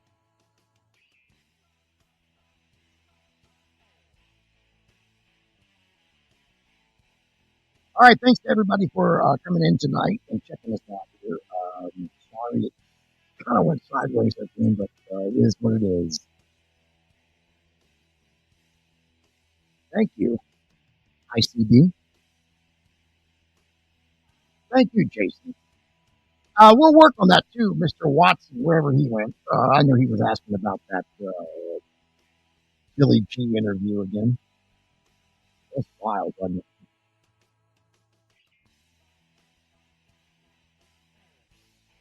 God, I'll never forget that.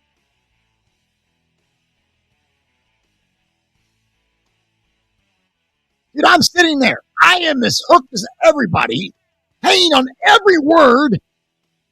And he's going, and the agent in black, they gave me a baby to hold. A baby? Yeah, and it looked like a birthmark. It looked like a third eye. What? And I'm not saying anything, but in my head, I'm thinking, what the fuck am I listening to? So I'm with him, right? I'm walking with him. He's taking us through this step by step.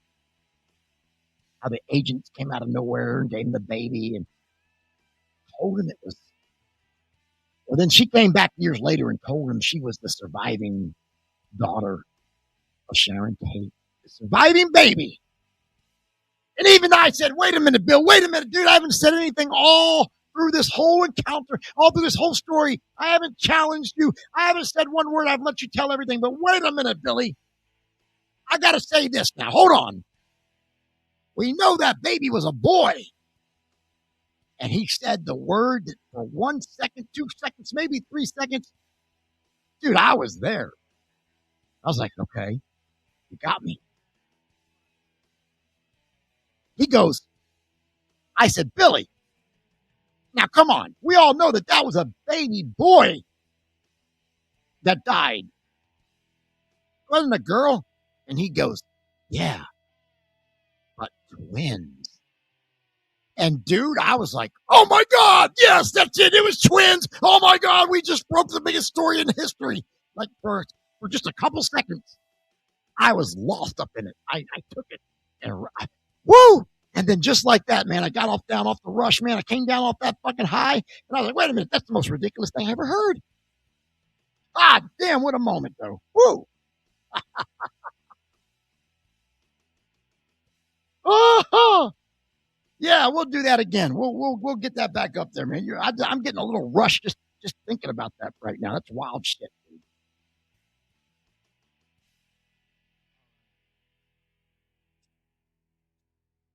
Whoops. Sorry, my phone's going off. I'm still. Hang on, guys. I'll talk again a little bit. I saw Randy Savage, Macho Man. You know. So now I got to play the music. I ran out of music. I was talking about that moment so much. God damn it. That was so wild. But yeah, I think maybe we'll do that again. That was really wild little interview. Crazy shit, dude, he was coming out with. I couldn't believe it. And then, of course, Glenna, who was doing the interview with me, she's about ready to blow the whole thing, right? Because I can tell that he's getting a little irritated at her. And I got no way to talk to her. I can't tell her to shut up without it coming over the air. And I'm like, God damn it, you're going to fucking blow this, bitch. Shut up. Because she's like, oh, what about the bird? What about the game? And Billy kept going, I'll get to that. I'll get to that. Hang on, just hold on. And I'm thinking, oh, God, she's going to fuck this up for us. Let him talk.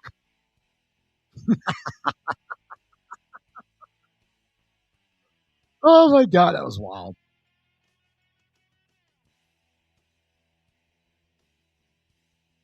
All right, Lynn Welch, thank you, man. All right, buddy, thank you. We'll get it up there. We'll do it. We'll do it for you guys, man. I didn't think that many people were into it like that. I appreciate it. We'll do it. If you guys want it, we'll do it. If that's what you want, we'll do it. I had no idea. Hey, Lynn Welch, thank you, by the way, man, for sticking up for us here back on that comment page, buddy. I saw you, and I appreciate it. Thank you. All right, we're gonna do it. I don't know. We'll get it together. We'll put that up there somehow. We'll relive this Bill Garrettson thing one more time. That was crazy. This shit he was saying. I'll give you that. That was wild. Anyway, I love all of you guys, man. Thank you for the support. Rolling for quite a few years now. Somehow we'll either, I don't know what's going to happen next week. I got to check in with Tawna and see if she's calmed down. I don't know. She's really pissed off right now. I can tell you that much, but I don't know. We'll see what happens, man. But either way, it's been a great ride and I've enjoyed every minute of it with you guys. You've been the bright spot in this whole thing because these other fucking weirdos sure aren't.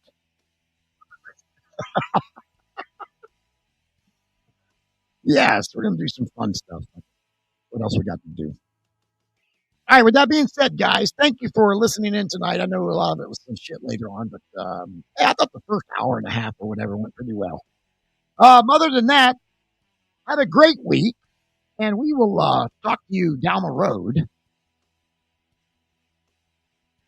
when we next are back here on the Tate LaBianca radio program. Good night, everybody.